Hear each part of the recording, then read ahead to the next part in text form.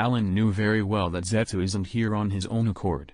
That's why he decided to interrogate him before doing anything else. Allan smiled slightly and said, "Don't be afraid, I don't eat, well, as long as they answer my questions, that is. So answer me, and you get to go." Zetsu saw Allan's smile and felt fear for the first time. Allan asked straight away, "Tell me, did that old ghost Uchiha Madara ask you to monitor me?" Hearing Allan saying Madara Uchiha, both sides of Zetsu were shocked. They were shocked that he knew Madara was alive, and furthermore that they were connected to him. This made them curious about Allan's identity. Zetsu said, "You actually know about Uchiha Madara, who are you?" Allan stepped on Zetsu's face and said, "Figure that out yourself, I'm the one asking the questions right now." This was the first time Zetsu was trampled under someone's feet, and it felt extremely humiliating. As a product of Kaguya's Otsutsuki's will, in a sense, Zetsu was Kaguya herself. Kaguya was someone who ate the chakra fruit and the first immortal in Naruto's world. She was equivalent to a god in the elemental nations. At this moment, Black Zetsu, who is Kaguya's will, was under Allan's foot and he couldn't do anything at all. Black Zetsu was furious, but he didn't have any ability to fight right now. At this moment, he replied, "Yes, Madara Uchiha asked us to monitor you." "Sure enough, it's that old ghost."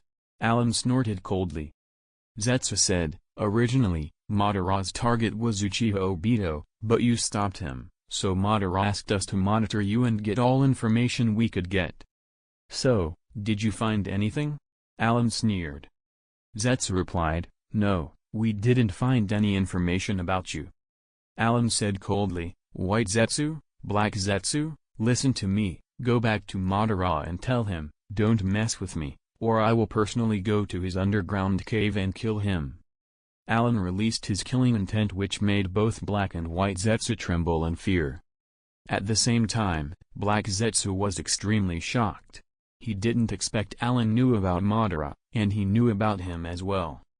Zetsu looked at Allan and asked, "Who the hell are you? You even know about us?" Allan sneered, "I know all your secrets, including your origin." "Impossible," Zetsu replied.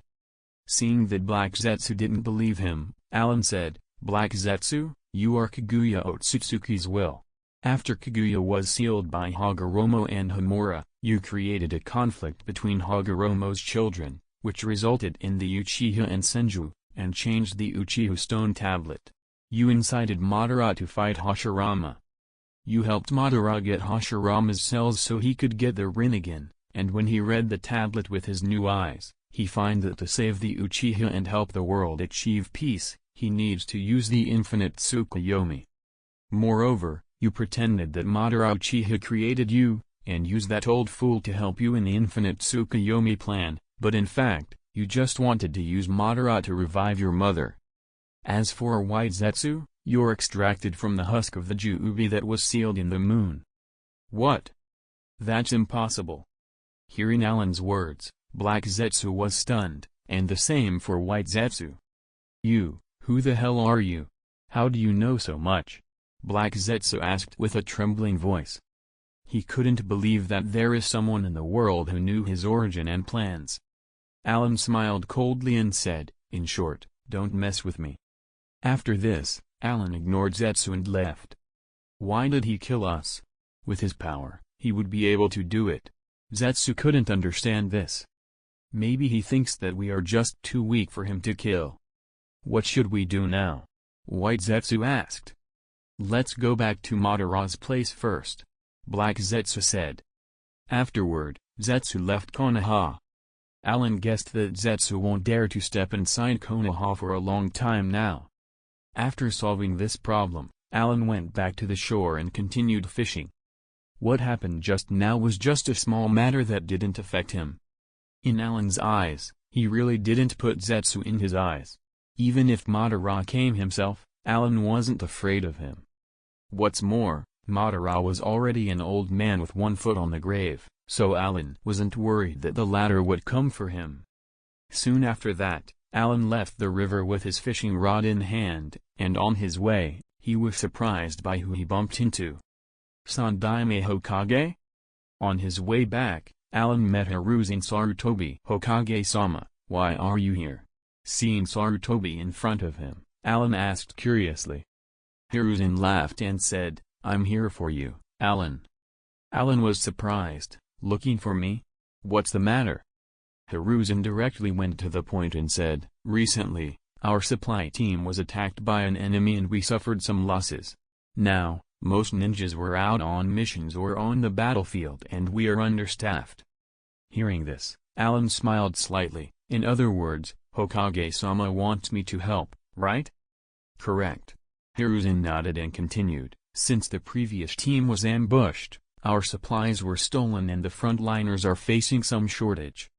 I'm currently preparing the supply and preparing a team to deliver them to the front line. There should be 15 members of the supply team. Uchiha Obito and Nohura should be part of the team and I want you to accompany the team as well. I just want you to help us deliver the supplies and lead the team. At this time, the system gave Allan a choice. Make a choice. 1. Accept Hiruzen's request and lead a team with the supplies to the front line. Reward, Senju Tobirama Sensor ability.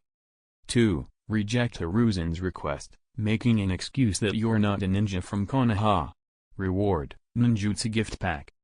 Even if it was just for the reward's sake, Allan agreed to lead the team. Okay, I will lead the team. Thank you. Sarutobi Hiruzen was grateful as he didn't expect Allan to accept so easily. It was a dangerous mission after all. Allan was taking a risk by agreeing to this mission. Sarutobi didn't know that Allan accepted so quickly because of the reward he would get. Well, he also had to do something for Konoha if he wanted to be considered in one of them. 2 days later, Hiruzen prepared a team to deliver the supplies. At the gate of Konoha, Hiruzen stood in front of Allan and said, the task of delivering these items will be in your hand, be careful on the road. Well, don't worry, I will send the supplies safely, Allan assured. Hiruzen nodded as he believed that Allan would get the job done. In addition to Allan, Uchiha Obito and Nohura were part of the team, along with 4 Anbu and the rest were Genins. One of the Anbu was an Anbu captain, while the other 3 were his teammates. The captain was a Jonin, and the others were either Chunin ranks or special Jonins. As the captain of the team, Allan had to ensure the safety of the team and the supplies. Most of the supplies were sealed in storage scrolls for easier transportation, but bulky items needed manpower to deliver. Only Allan, the Anbu captain, and his deputy didn't carry items. Their task was to lead the team forward and be alert to the danger around them and protect the others. After a few days, Allan and his party of 14 finally reached the border. At this time, the Anbu captain took out a map and said, going ahead, we should encounter a forest, after that forest should be the camp. Okay, let's go then, Allan said. The Anbu captain said again, the last team was attacked in the forest, we should be careful. Don't worry, I'm here, Allan assured them. Immediately after, Allan, along with his group entered the forest. The forest by the border was the main transportation route between Konoha and the camp. So it was common for ambushes to occur here. After Allan and the Anbu captain led the team into the forest, everyone seemed to be on guard. Suddenly, Allan made a stop gesture to the rest of the team. Everyone stopped instantly as the Anbu captain asked, Leader, did you find something? Allan looked ahead and said seriously, there are people in front of us, but I can't sense the exact number. Hearing this, the Anbu captain said, are they enemies? If that's the case, we should investigate. Allan shook his head and said, no, just let them come. Allan then squatted on the ground while touching the ground with 2 fingers. He sent chakra to the ground trying to sense the number and position of the enemies. Tobirama Senju could use his sensor ability to sense the number, strength, and even the chakra nature of his target easily. And since Allan got that same ability, he was the best sensor in the world. Allan quickly figured out the number of those ahead and said, there are 36 people ahead, about 200 meters away from us.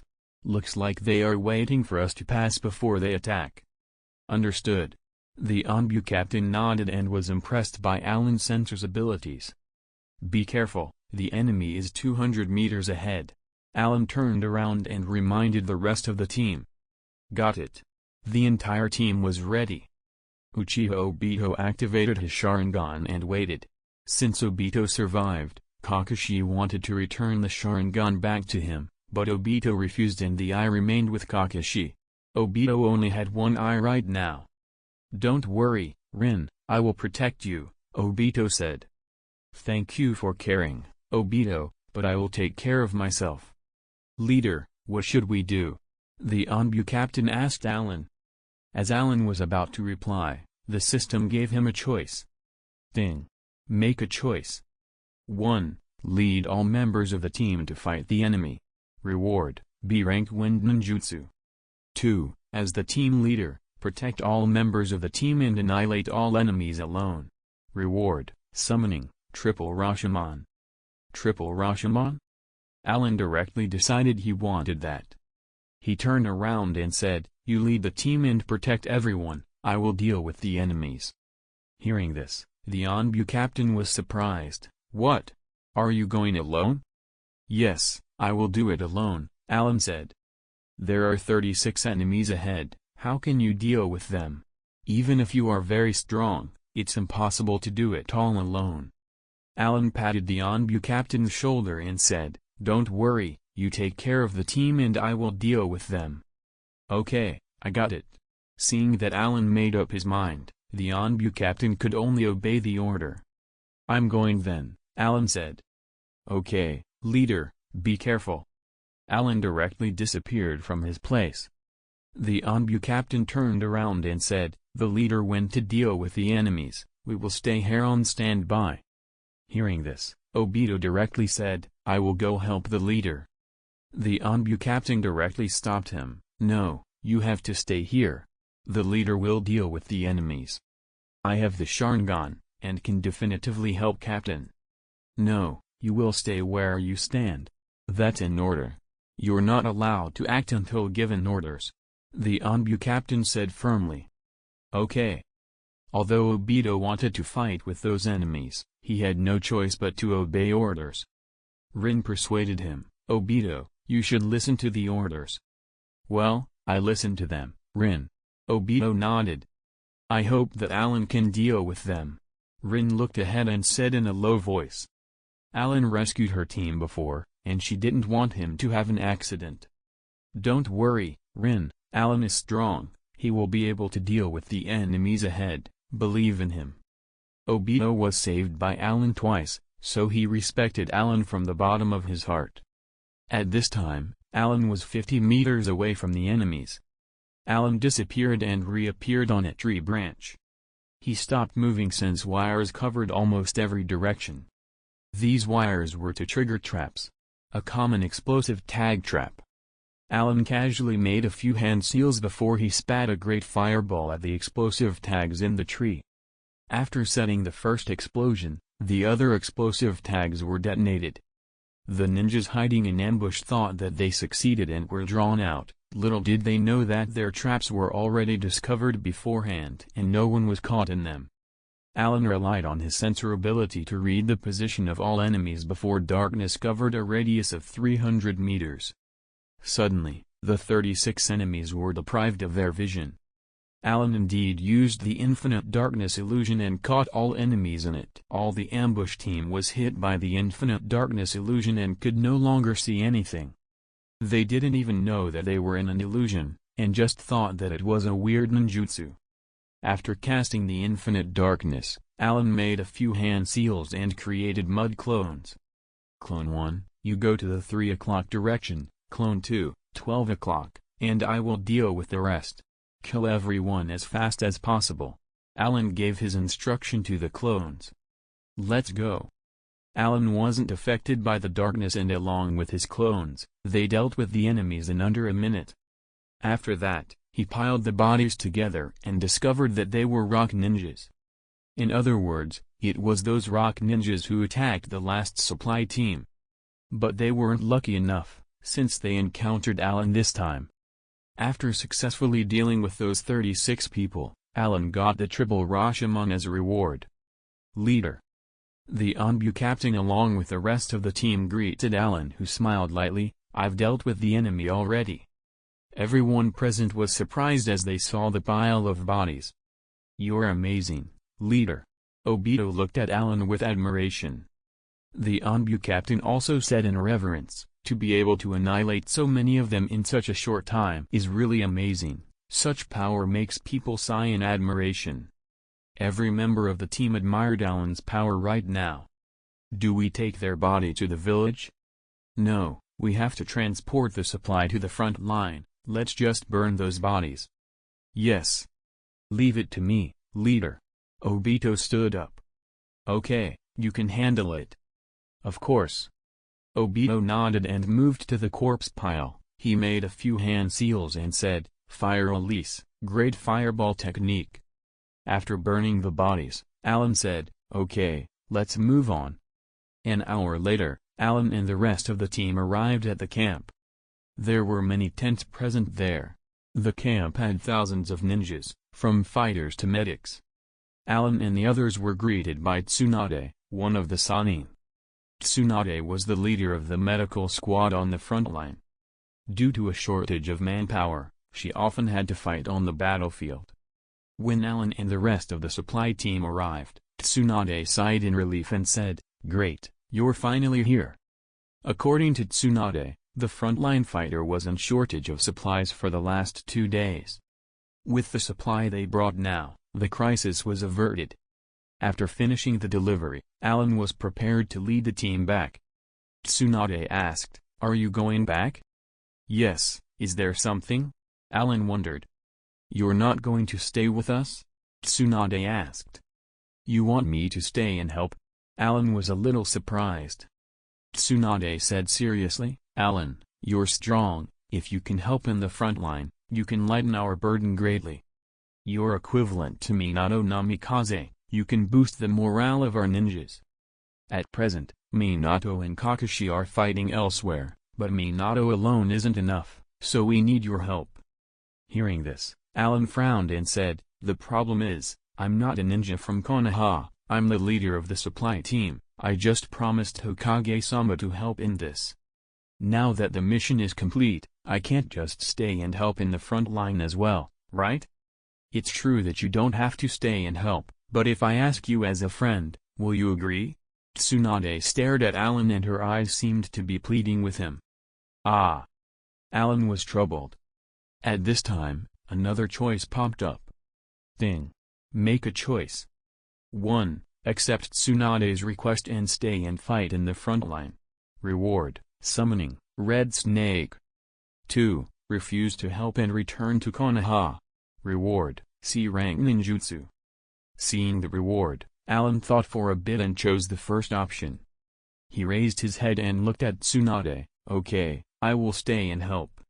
Hearing this, Tsunade smiled and said, Thank you. You're welcome. Allan smiled lightly. Allan wouldn't have agreed to Tsunade's request easily if the reward wasn't there. After all, fighting in a war is troublesome. After agreeing to Tsunade's request, Allan got his reward directly. Hearing that Allan wanted to stay, Obito directly said, I also want to stay here. I won't go back. Rin also said, I'm the same. Tsunade looked at them and said, I didn't ask you to stay because both of you aren't strong enough to be here. Obito replied, Tsunade-sama, although we're not as strong as Kakashi, we will work hard. We can definitively help, please let us stay and help. Tsunade, since they want to stay so much, just let them be, Allan said. Well, since you said so, then fine, Tsunade agreed in the end. And like that, Obito and Rin joined the front line. After that, Allan said to the rest of the team, you guys go back, I will stay here, along with Obito and Rin to help. Then, we're going back first, leader. The Onbu captain said. You guys go back. After agreeing to Tsunade's request, Alana and Obito were assigned their post on the battlefield. On a plain, hundreds of ninjas were fighting fiercely. They were Nanoha ninjas and the rock ninjas. At present, Konoha wasn't winning, therefore, Allan and Obito were deployed to this battlefield as reinforcement. Is this a battlefield? There are so many people. This is the first time Obito was on the front line and he looked really excited. On the other hand, Allan wasn't even a bit excited about this so-called ninja war. Obito, be careful, don't get careless. Understood. Obito nodded to Allan's reminder. Let's quickly deal with this, Allan said. Okay, let go. Obito took a kunai and activated his Sharingan. Soon, Obito was fighting a rock ninja. Allan also started getting ready for the fight. Fire release, great fireball technique. Allan directly spat a fireball at a rock ninja who didn't have time to dodge, instantly burning him. Wind release, great breakthrough technique. A gust of wind blew against another rock ninja sending him flying. Lightning release, false darkness. Another rock ninja was attacked. Allan kept using ninjutsu on the rock ninjas before Konoha's forces gradually gained the upper hand, forcing the rock ninjas to retreat. Who is that person? He is amazing, he single-handedly helped us turn the tide of the battle. A Konoha Jonin looked at Allan with admiration.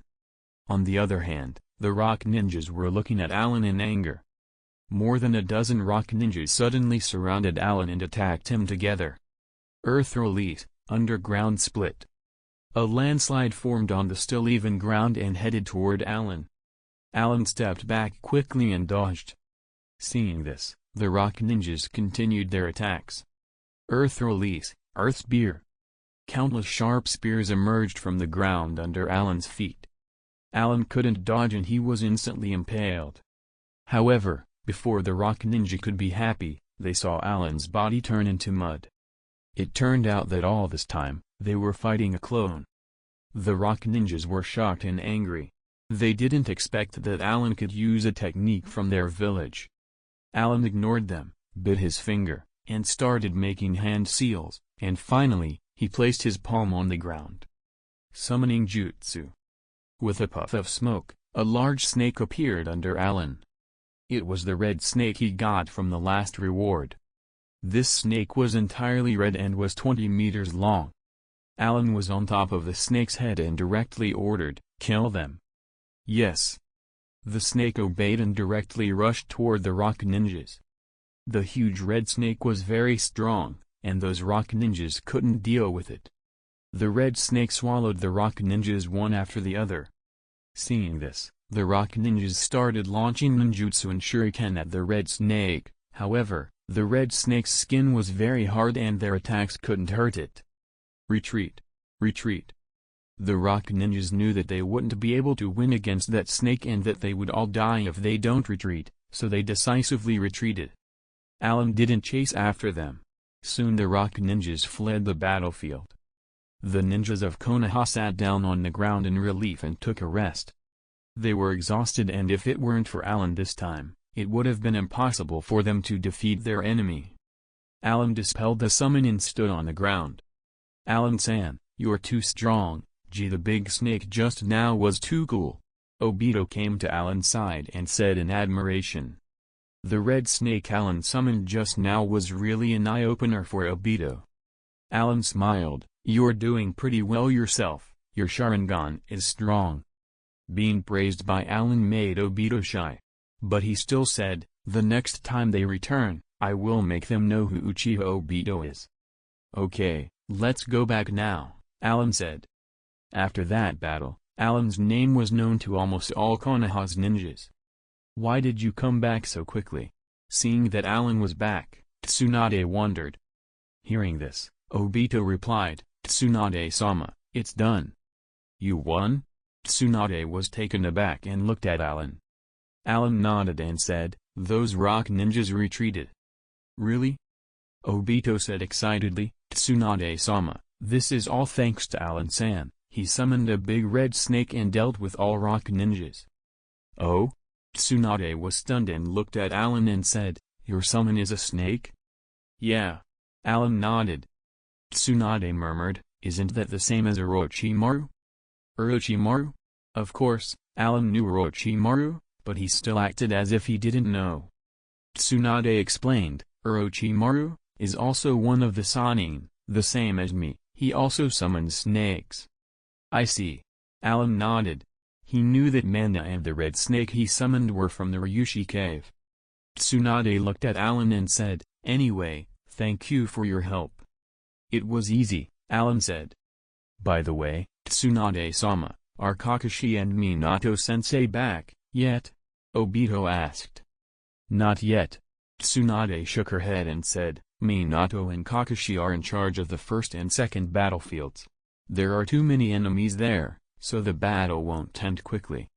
In that case, let's go and support them. Anyway, the battle here is over," Obito said. Hearing Obito's words, Tsunade glanced at him and said, "Uchiha kid, don't get too complacent, you may die on the battlefield at any time."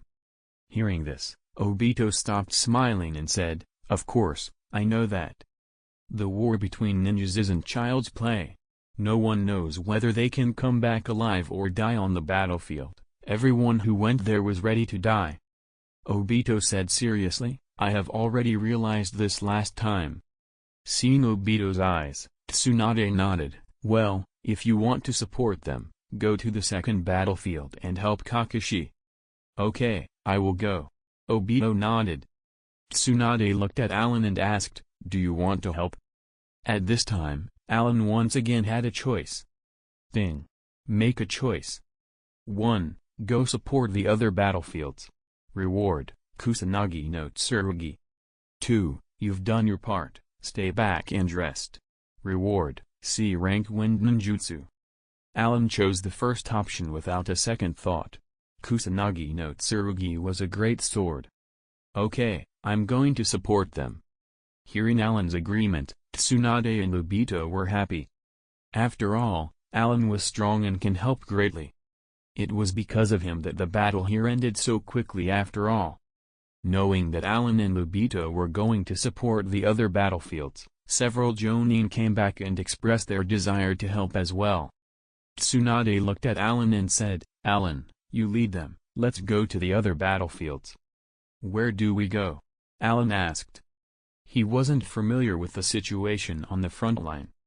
Tsunade said, "Minato is on the first battlefield, let's go to the second where Kakashi is.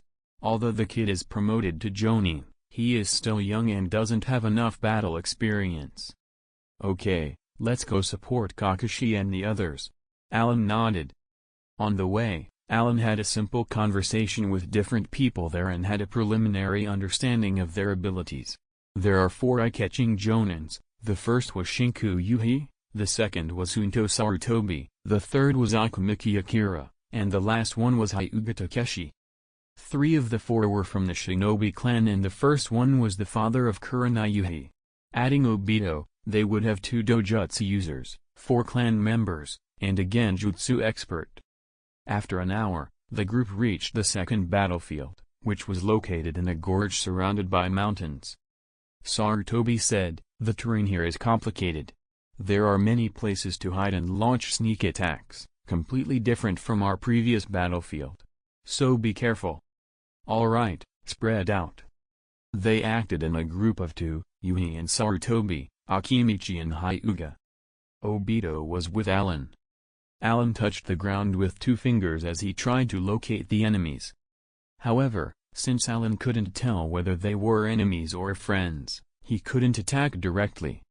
Allan was able to sense Kakashi's position. Since he trained with him, he was familiar with his chakra signature.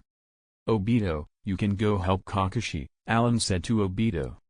"No problem, but I don't know where he is." "I have already located him." After telling Obito Kakashi's exact location, Allan watched him leave, then he started attacking every enemy he encounters. To determine if they were enemies or allies, all he had to do was look at their forehead protectors. Allan held the Kusanagi no Tsurugi in his hand as he attacks the rock ninjas. There are 11 Kusanagi swords in total, each had a different special effect. The Kusanagi sword Allan could emit flames. In a flash, Allan was already behind a rock ninja and waved his sword. The rock ninja noticed and reacted directly. Allan sneered and slashed his sword. The sword in the rock ninja's hand snapped in half as it met the kusanagi. The rock ninja didn't expect this and was stunned as Allan's sword fell on him. Flames suddenly appeared all over the rock ninja as he fell down to the ground dead. Allan was satisfied with the kusanagi's power. "Alright, let's continue." Allan's figure flashed around the battlefield as he took out enemies quickly. On the other side of the battlefield, Obito soon reached Kakashi, who was fiercely fighting two rock ninjas. They were both chunins, but they weren't weak. In a 2-on-1 fight, Kakashi wasn't faring well. Kakashi was a genius for a reason, and he could analyze his opponent's strengths and weaknesses quickly in the midst of battle. Also, Kakashi had his Sharingan given by Obito. Still, fighting 2-on-1 was tough. Kakashi blocked a strike again, but this time, the other ninja seized this opportunity to attack a blind spot. At this critical time, Obito reached Kakashi and helped block the sneak attack successfully. Obito blocked the sword of Cloud Ninja striking at Kakashi and kicked the Cloud Ninja away. Seeing this, the Cloud Ninja immediately retreated. Fire release, great fireball technique. Obito quickly spat a ball of fire at his opponent.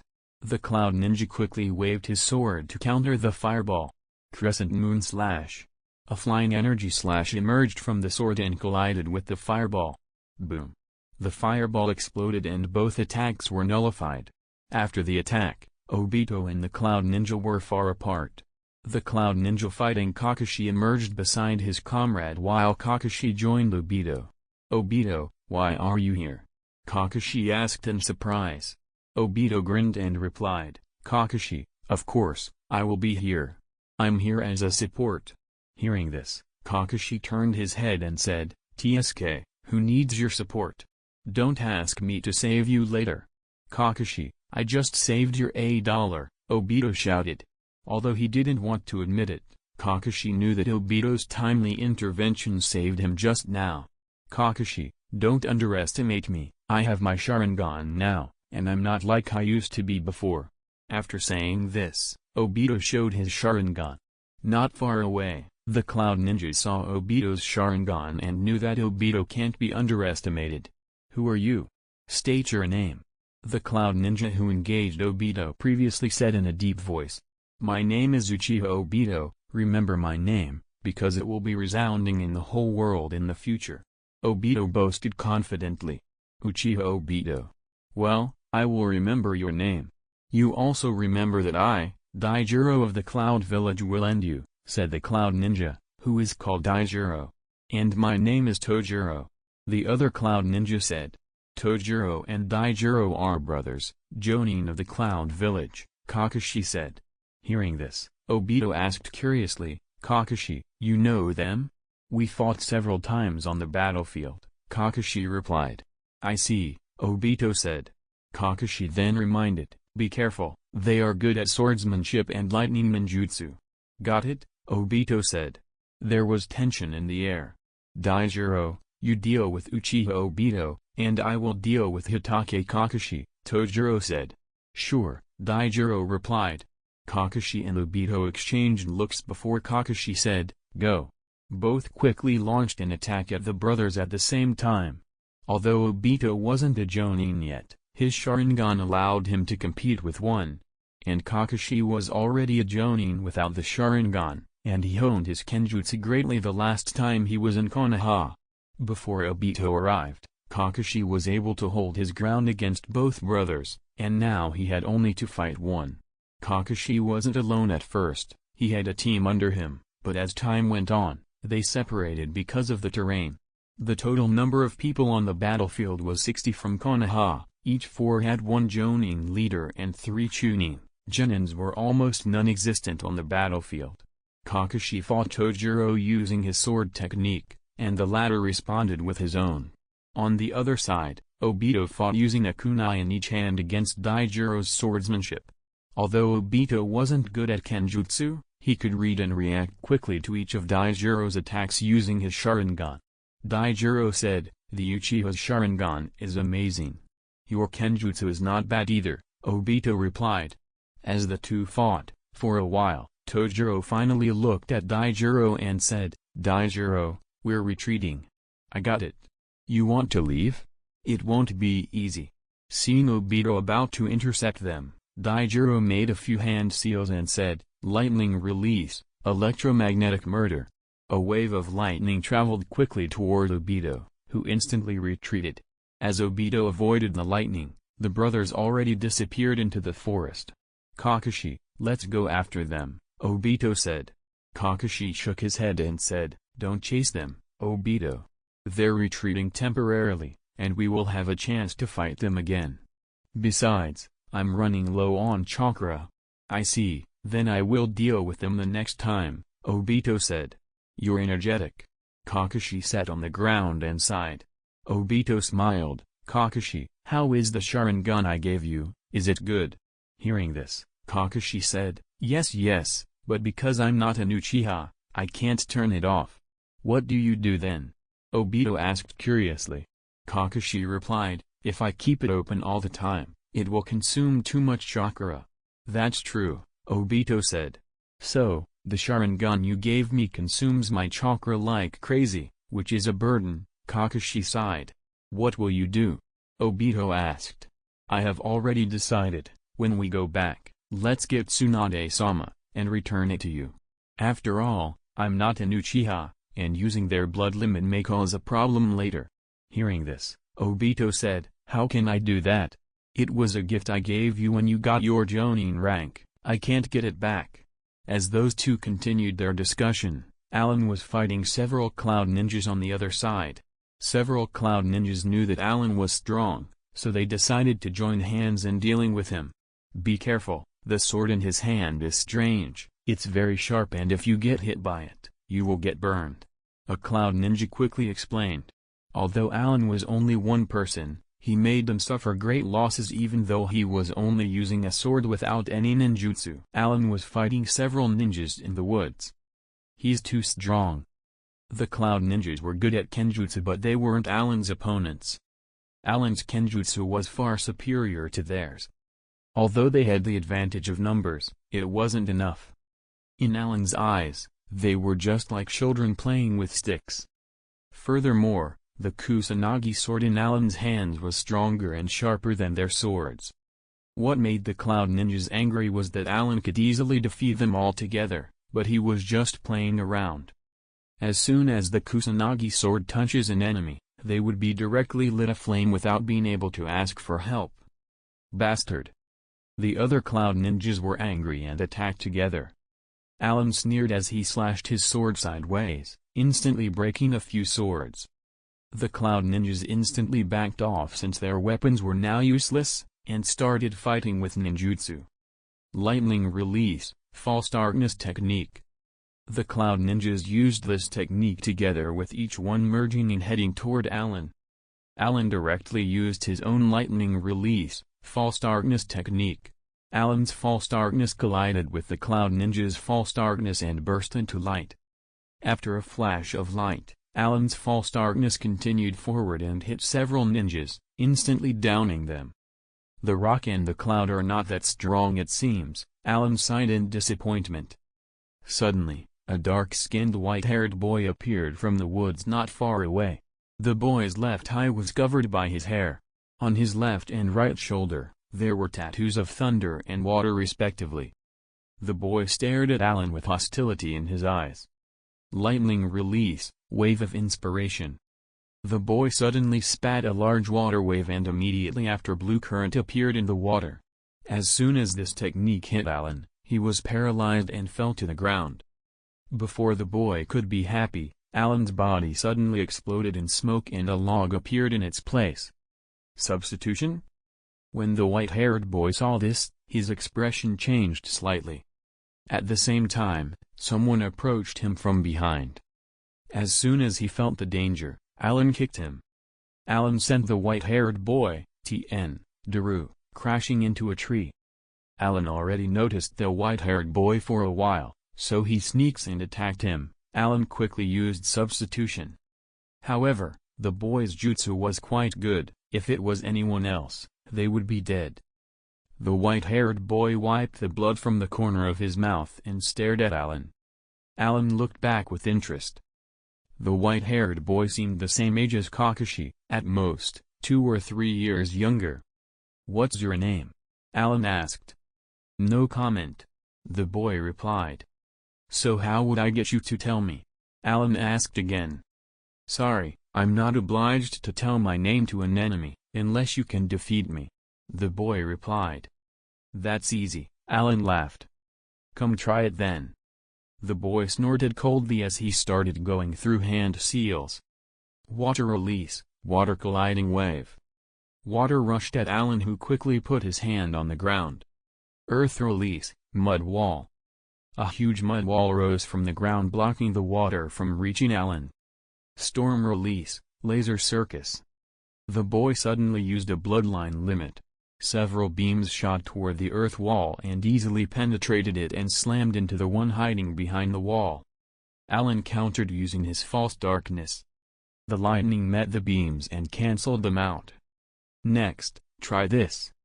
The boy formed a few hand seals and said, "Black Lightning Panther." True to its name, Black Lightning emerged and formed a panther that rushed toward Allan. Seeing this, Allan quickly made a Chidori and met the panther head-on. The boy was surprised that Allan had such a strong lightning jutsu. After dealing with the Black Lightning Panther, Allan said, "Well, it's time for me to attack." Allan knew that the boy was exhausted. The boy pulled a big sword from his back and clenched it tightly. Seeing this, Allan took out his kusanagi. "Let's start." Allan disappeared from his place suddenly. Fast. The boy was focused, and quickly put his sword in front of him to block a strike. Allan slashed heavily against the broadsword, which made the boy take a few steps back. Allan rushed again and attacked in a frenzy. Or so the white boy thought, but Allan was actually wielding his sword casually, without the slightest technique or aim. He just hit the broadsword each time. Finally, the boy couldn't hold into the sword anymore, and at this time, Allan kicked him. The boy struggled to get up, he was already injured. "You lost," Allan said. The boy was silent, he was indeed defeated. "My name is Daru." The white-haired boy who was defeated stated his name. Allan narrowed his eyes slightly as he looked at Daru. He already guessed his identity, TN, as did I, but he wasn't sure if Daru was so young back then. He was like Kakashi and isn't the ninja. Allan remembered him from the anime. "Why are you staring at me? Do you know me?" Allan shook his head. "Since you already defeated me, you can kill me." After saying this, Daru closed his eyes as if he was accepting death. Being defeated on the battlefield was equivalent to death. Allan appreciated Daru's mentality. The boy was ready to accept the consequences of war without complaints. At this time, Allan got a choice. Thing. Make a choice. 1. Kill Daru. Reward, 1 B rank lightning technique. 2. Spare Daru. Reward, Katen, Gokamekyaku, fire release, majestic flame destroyer. Allan decided to spare Daru, and it wasn't because of the reward, not at all. Daru was indeed a genius ninja, just like Kakashi. It would be a pity to kill him. After thinking for a bit, Allan said, "Daru, right? I will remember you. So, you can go this time. After all, you're a kid with the potential to be the Raikage one day. It would be a pity to kill you here. And you are a good kid, it's just we're currently enemies because of our positions in the war." Hearing those words, Daru couldn't believe his ears. Allan actually believed that he could become the Raikage one day. "You. What's your name?" Daru asked curiously. "My name is Allan, from Konoha," Allan said. "Since you're with Konoha, why are you sparing an enemy? Just because of my potential?" Daru said in confusion. Allan smiled and said, "Isn't that reason enough? I admire talents and I find it a pity that someone as talented as you has to die here." Daru said, "You're really a strange person. The higher the potential of the enemy, the greater the threat to you, right? If you let me go, I will grow stronger in the future. Wouldn't that be troublesome for Konoha? Wouldn't you regret it then? TN, the kid really wants to die badly." "I won't regret it, I will look forward to you getting stronger," Allan laughed. You're a very, very strange person. I don't know if you're an enemy or a friend. Daru was speechless. Okay, go ahead. If someone saw us, I won't be able to let you go, Allan said. Daru hesitated for a bit before saying, I will also remember you. I will definitively become stronger next time. At this moment, a young man appeared beside Daru. Daru, are you alright? The young man asked. B-senpai, you're here. I'm fine, only slightly injured, Daru said. TN, the author is really confusing me. He says that this is Blue B, the previous Jinchuriki of Gyuki, the Eight Tails, but in the Third War, the Jinchuriki was Killer B. Allan looked at Killer B, the Eight Tails Jinchuriki, and said, hee, it seems that finally, someone strong appeared. Killer B glanced around and saw several cloud ninjas dead before glancing at Allan. You killed several of my comrades and also injured Daru. You seem quite strong as well. I'm Killer B, say your name. My name is Allan, you better remember it, Allan said. Allan? You will soon die at my hands then, and I will avenge my comrades. Come on, let's see how strong a Jinchuriki is. Hearing this, B's face changed as he said seriously, you actually know that I'm the Eight Tails Jinchuriki? It seems that you investigated me. Stop this nonsense and let's fight. I'm really looking forward to how strong you are. You want to see the power of the Eight Tails? Then you need to defeat me first. Come on. Allan took out his kusanagi and B drew his swords. TN, this is getting annoying. Killer B uses 7 or 8 swords, and Blue B uses 1 katana or a nadachi and can't control the Eight Tails, while Killer B can. I don't want to change much, but the timeline is messed up. Suddenly, both disappeared, rushed toward each other, and started a close battle. B was as strong as an elite Jonin. Allan fought without relying on his space-related abilities. As they exchanged blows, B was surprised by Allan's power. He could tell that he would need the Eight Tails to fight Allan. It's no wonder he is confident. B understood why he wanted to try fighting the Baiju. In terms of swordsmanship, Allan and B were almost equal, but Allan's sword was better, which gave him the upper hand. After a while, B started using lightning ninjutsu, which was one of his strongest powers. He was easily ranked 5th in terms of ninjutsu in the Cloud Village. Allan responded by using lightning ninjutsu as well, which shocked B greatly as Allan's lightning ninjutsu was comparable to his own. B thought that Allan already reached the level of a cage, but he wasn't sure yet. What about now? Am I strong enough to see the power of the eight-tailed beast? Allan asked B. B replied, you're indeed strong, and deserve to see the power of the eight-tailed beast.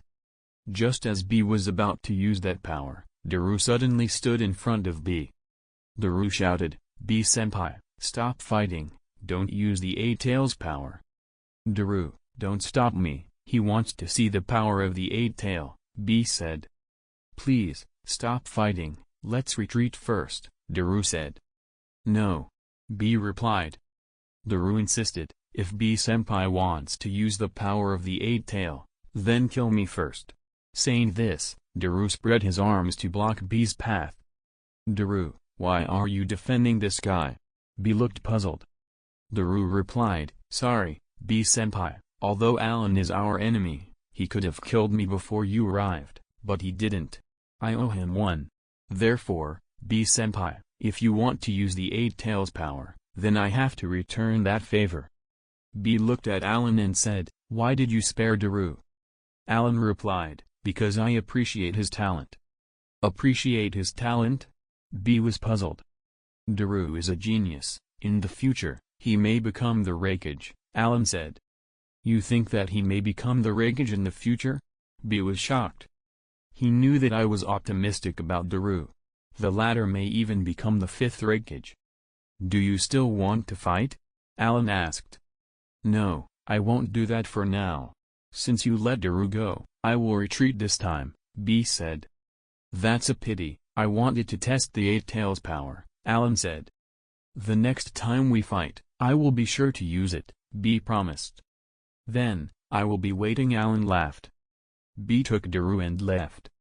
This is getting boring, let's see what Obito and Kakashi are doing. Allan shook his head and left. Soon, Allan met with Obito and Kakashi. Kakashi said as he saw Allan, I didn't expect you to come here too. I didn't want to. I was asked to do so. Allan shrugged. On the side, Obito said, have you finished your fight? Well, yeah. Obito was a little excited as he said, Kakashi and I teamed up and defeated the twins from the cloud, 2 Jonins. Yes, you both seem quite the team, with good coordination. Allan smiled lightly. Who has good coordination with this idiot? Kakashi turned his head a little as he blushed. Wow, Kakashi, why are you blushing? Are you that ashamed that I helped you fight? Obito complained. Who told you to be a late bloomer? Kakashi said. I'm no longer a late bloomer, okay? I already have opened my Sharingan. Obito replied heatedly. Yeah, but you will always be a late bloomer, Kakashi said. What? If that's the case, then let this late bloomer fight with you, the so-called genius, and see who wins, Obito said excitedly. Let's fight then, who is afraid of you? Kakashi replied. The two took some distance and were ready to fight.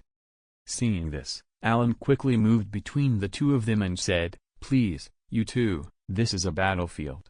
If the enemy sees this, they will think that there is an internal strife in our forces.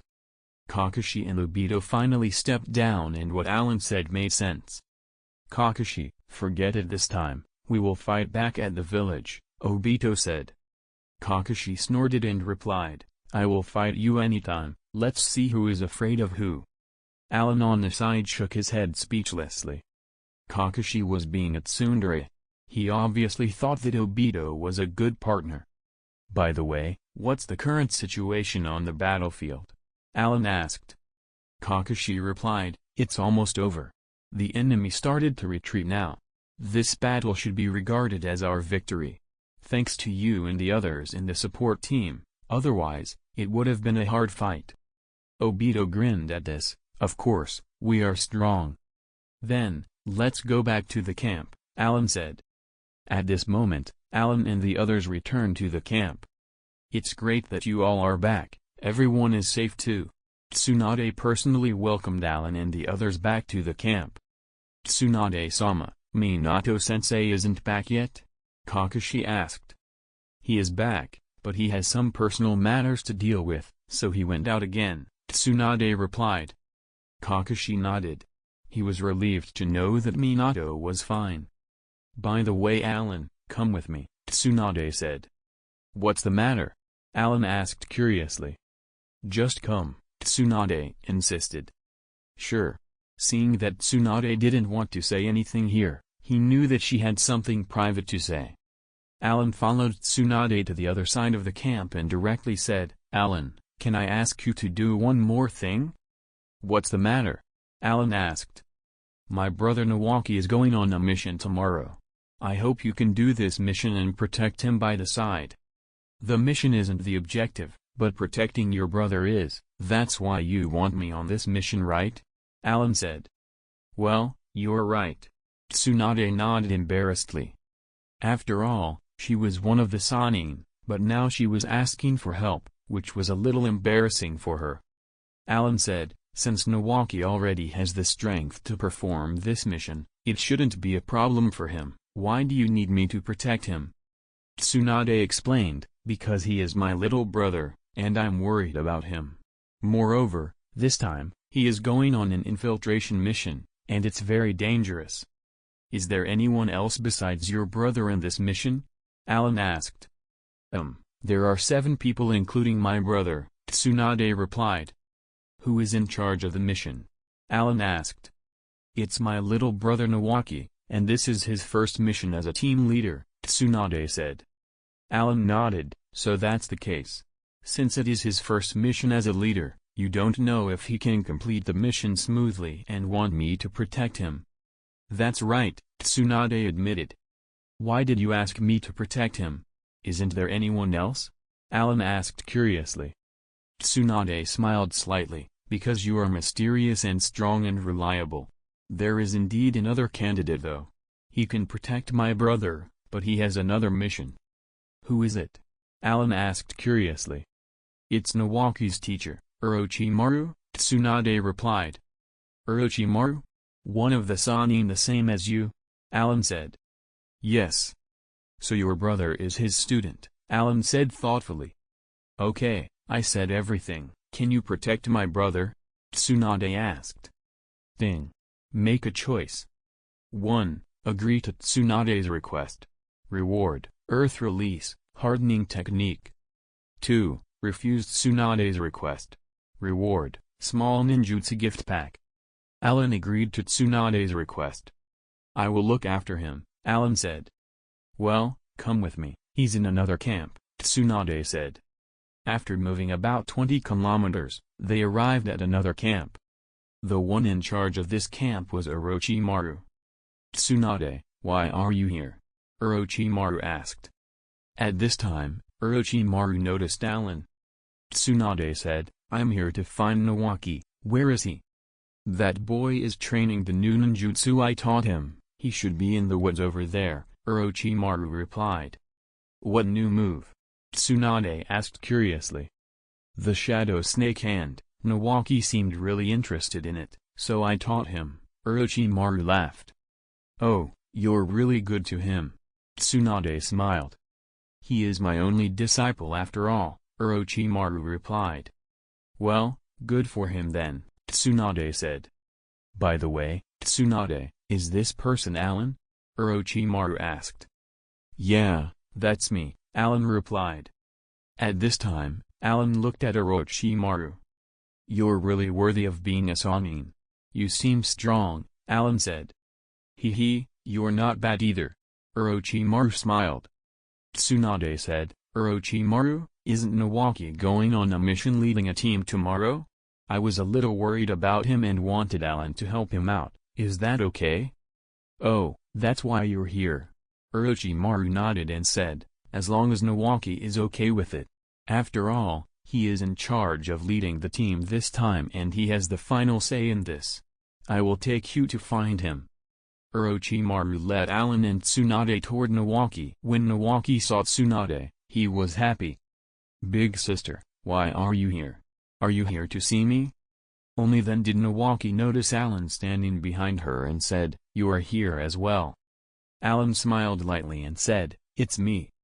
Tsunade said, Nawaki, Allan will go with you on your mission tomorrow, is that okay? Nawaki was puzzled and said, Big sis, why do you want him to go with me? Are you afraid that I'm not strong enough to complete the mission? No Nawaki, I'm just trying to help you complete the mission smoothly. Allan is very strong, he can help you. Nawaki shook his head and said, don't try and fool me. You brought him here to protect me because you're worried. Nawaki. Tsunade was at loss for words. Big sis, I don't need anyone's help. Tomorrow's mission is my first mission as a leader, I can handle it myself, Nawaki said. Nawaki. Tsunade was embarrassed, she really wanted to help her little brother. At this time, Orochimaru interrupted, Nawaki-kun, don't make this so awkward. Tsunade-hime did this because she is worried about you, just listen to her. Well, since you say so, Orochimaru-sensei, then I will agree, Nawaki sighed. Good then, let Allan accompany you to your mission tomorrow. Tsunade smiled. Okay. Nawaki nodded. Allan, you can stay here then, I will go back first. Tsunade patted Allan's shoulder. Well, see you around, Allan replied. After Tsunade left, Orochimaru said, Allan, I heard that you're really strong.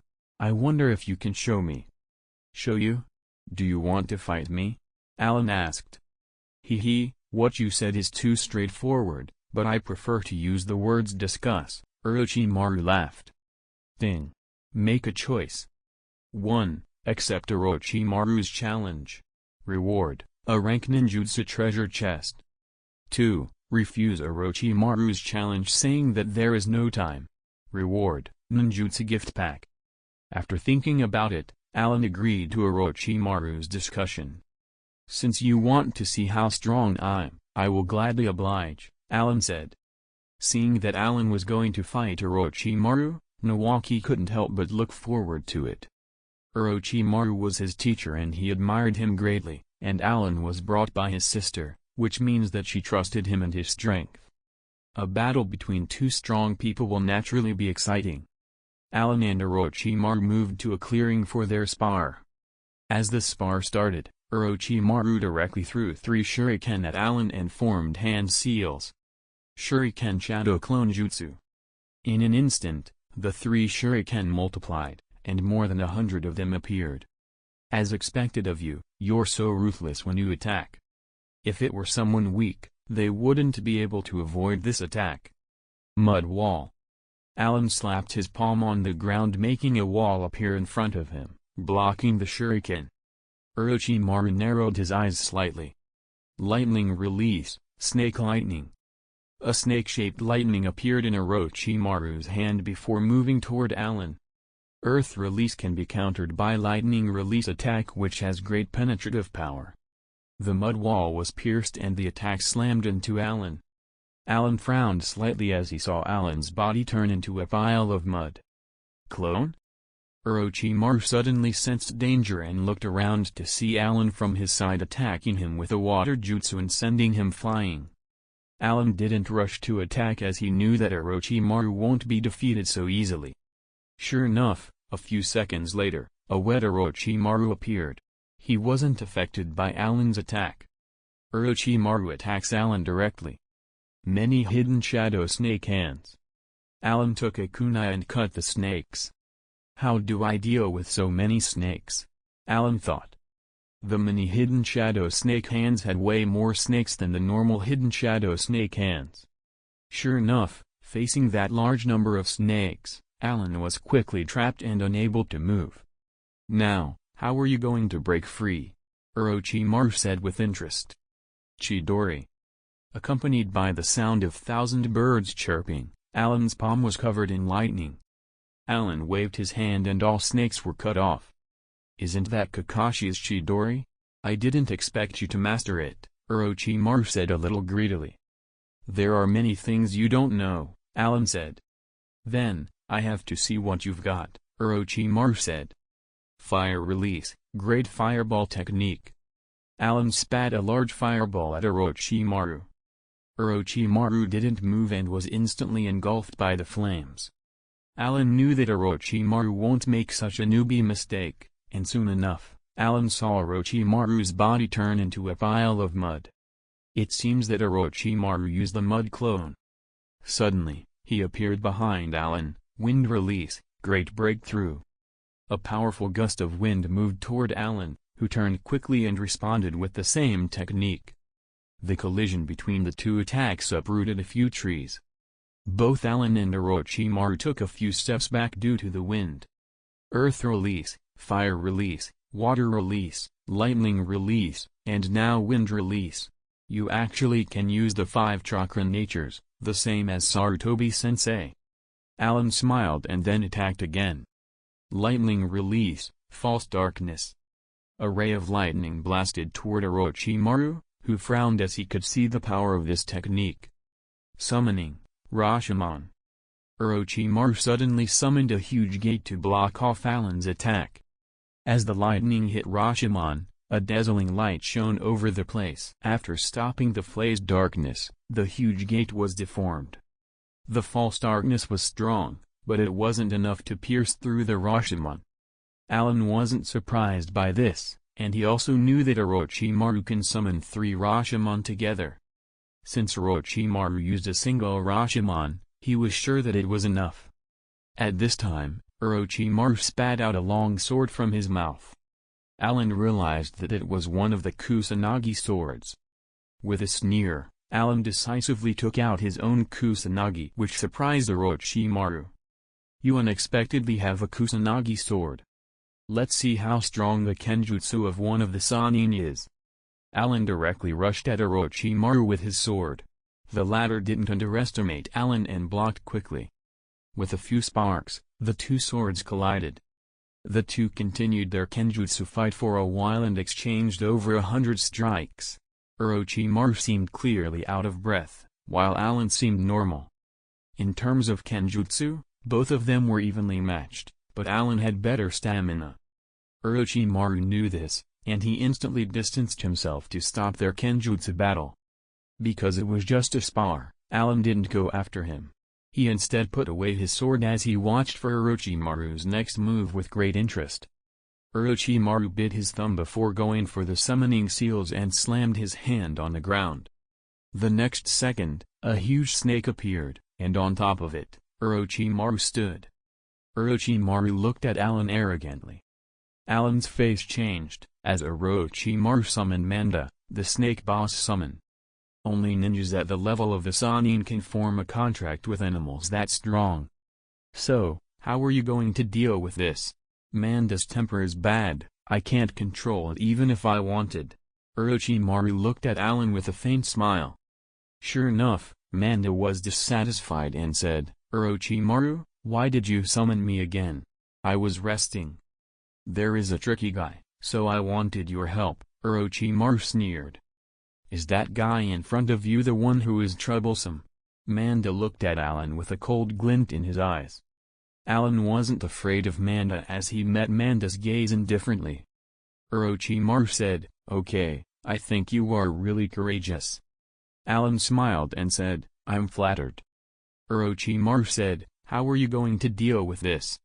Every problem has a solution, Allan laughed. He didn't seem to take Manda seriously, which obviously angered the overgrown snake as it attacked Allan. Although the snake was huge, it was extremely fast and flexible. Facing this attack, Allan used the body flicker to dodge. Fire release, great fireball technique. After dodging a few times, Allan spat a large fireball from his mouth at Manda. Manda was huge, so it was easy to hit it even with a slow attack like the fireball. Manda wasn't huge, except for slight burns on his skin. Obviously, the great fireball wasn't effective against his thick skin. Well, try this then. Allan sneered as he made a few hand seals. Suddenly, he spat a small fire that seemed to grow once it touched the ground. Fire release, majestic flame destroyer. The flame kept on the ground as it seemed to be strong enough to destroy a large portion of the forest. What? Orochimaru was very surprised as this was the first time he saw such a technique. Manda couldn't move fast enough to escape, and soon enough, his body was completely engulfed in the flames. Allan was already 100 meters away admiring his handiwork. At this time, Allan suddenly noticed a huge black shadow inside the flames and noticed that only a layer of skin remained there. He instantly knew that Manda shed his skin to escape the fire. Boy, it's over. Manda escaped unharmed and stared at Allan with killing intent. Allan's attack angered him greatly. Seeing that the fire release attack didn't deal with Manda, Allan was too lazy to deal with him physically, so he bit his thumb and went through a few seals. Looking at this, Orochimaru said, Do you want to use summoning as well? What will you summon? Summoning. Suddenly, a big red snake appeared below Allan. This snake was the same size as Manda but in red. Orochimaru looked at this and said, unexpectedly, your summon is also from the Ryuchi cave. Garaga, this is ridiculous. You have become a human-summoned animal. Garaga said, Humph, as if you weren't summoned by a human. Manda said, Now that we are here, let's decide who's stronger. Garaga said back, Come then, I'm not afraid of you. It's not like we didn't fight before. The battle between the two snake bosses was about to start. The battle caused by Garaga and Manda destroyed half of the forest. The two summons were from the Ryuchi cave and their powers were far apart from each other. Manda, I'm going to kill you. From now on, the Ryuchi cave will be under me. Humph, Garaga, as long as I'm still here, you will have nothing in the Ryuchi cave. Apparently, Manda was in control of the Ryuchi cave, and since both of them were close in power, they wanted the power to control the Ryuchi cave for themselves. Orochimaru and Allan thought that the fight between Manda and Garaga was unexpected. They were only sparring, not fighting to the death. But the two snakes wanted a fight to the death. At this time, Orochimaru looked at Allan and said, Well, it seems that the fight can't be decided for now. let's stop and spar again when there is time. Seeing that Orochimaru offered to stop the fight, Allan accepted this and said, "Okay, then I will look forward to our next fight." The two dispelled the summons at the same time. Since both snakes wanted to fight for the Ryuchi cave, they can fight there. It had nothing to do with Allan and Orochimaru. After the spar ended, Allan received his reward from the system. An A-rank ninjutsu treasure chest. Open the treasure chest. Ding. You opened a treasure chest and obtained Rasengan, TN. I'm sure he received one before. 1. Rasengan? Allan wasn't that satisfied with this, but it was still an A-rank ninjutsu. The potential of the Rasengan was great since it can be upgraded by adding nature manipulation. After this spar, Allan gained an understanding of Orochimaru's power. Allan fought without using most of his skills and mostly used ninjutsu. Even without the space ability he had, he was slightly inferior or even as strong as one of the Sannin. Given time, he would be able to surpass even the Sannin. It was almost dusk, and Allan wanted to go back. As he was leaving, he saw Nawaki looking at him with stars in his eyes. Nawaki witnessed the fight just now even if it was only the first half. Nawaki looked at Allan and said, "I didn't expect you to be able to fight sensei like that. No wonder Big Sis asked you to protect me." Allan smiled lightly. "Neither I nor Orochimaru fought with full force, so we don't know who is stronger." Nawaki said, "There is no need to decide the winner, since everyone is from Konoha, winning or losing doesn't mean much." Allan nodded, "Well, you make sense."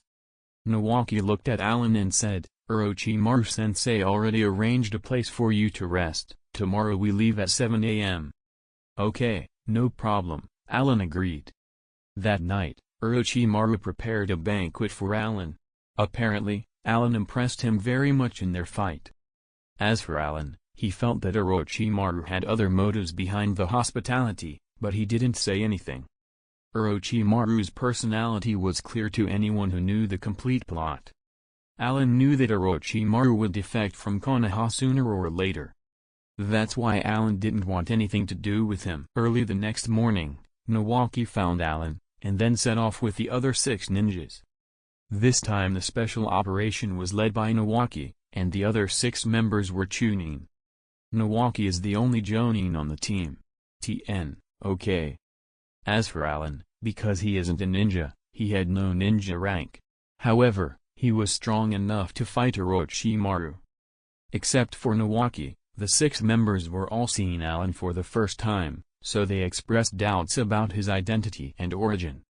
As the captain, Nawaki simply introduced Allan to them but concealed that Allan was called by his sister Tsunade to protect him.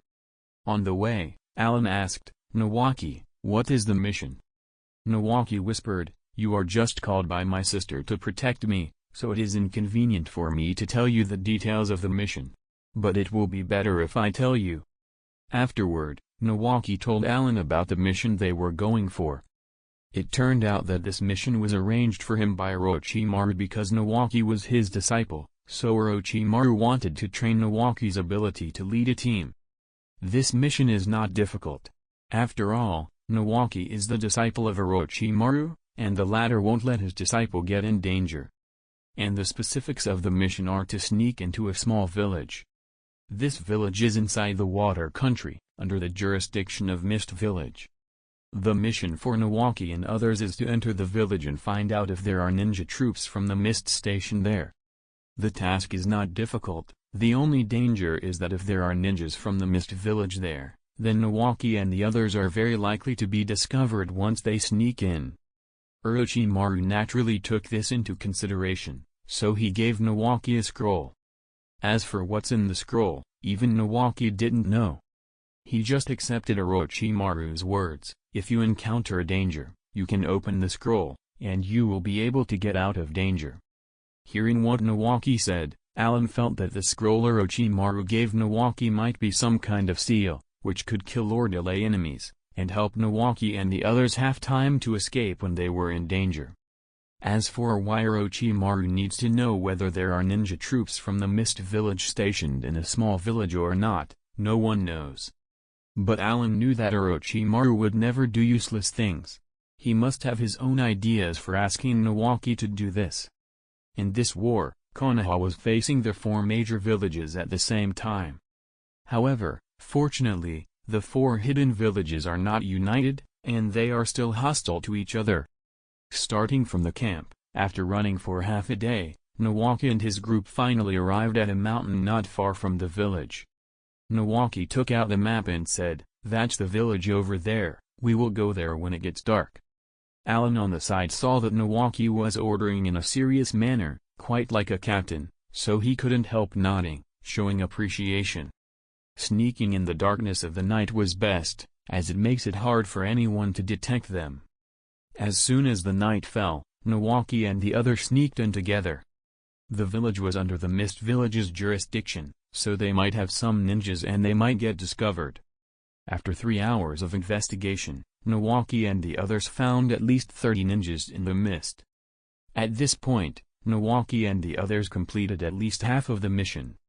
Now, they only needed to leave and return back to report to Orochimaru. However, on the way back, one of the Chunin in the team triggered a trap in the forest and was instantly killed. Seeing one of his team members die, Nawaki was stunned, like the other team members for a moment, before grief filled their hearts. Especially one of the Chunin, who was close to the one who died. He was sad before the sadness turned to anger as he clenched his fists. But Allan felt something was wrong and said to Nawaki, "Let's go, the enemy will be here soon." But Nawaki shook his head and said, "No, let's stay. I want to avenge him, so let's go take out the enemy." The other 5 hesitated. They were in enemy territory, and the number of enemies was larger than theirs. It's obviously not wise to fight with those circumstances. However, in this moment of anger, Nawaki didn't consider this point. After Allan used his senses, he said to Nawaki, "There are 30 enemies, and they are all elites. If you fight head-on, the entire team will die here. So, we should leave quickly." Hearing this, except Nawaki, the other 5 all thought about retreating, but a ninja must listen to his orders. Nawaki was the captain, and they must obey his orders. Since Nawaki didn't order a retreat, they will face the enemy with him. Disobeying the orders of your superior is considered treason. Nawaki clenched his fists and said, "This is the first time I'm leading a team. I didn't expect a comrade to die. This is my responsibility. Now I have to face the enemy to avenge my team. Orochimaru-sensei expects me to be responsible. I decided to stay here, you all go back quickly. I will delay them as much as I can." Hearing Nawaki's words, the other 5 hesitated. On one hand, they had to obey their orders, on the other hand, they didn't want to see Nawaki left behind and fall into the enemy's hands. At this moment, Allan said, "Nawaki, I'm sorry." In the next second, before Nawaki could react, Allan hit the back of his neck, rendering him unconscious.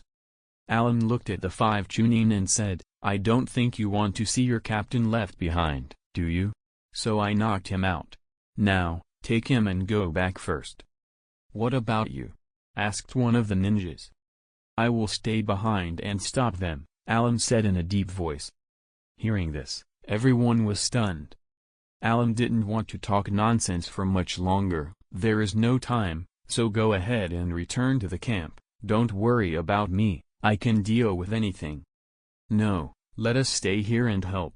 Seeing Allan's loyalty, the Chunin was deeply moved and decided to fight together.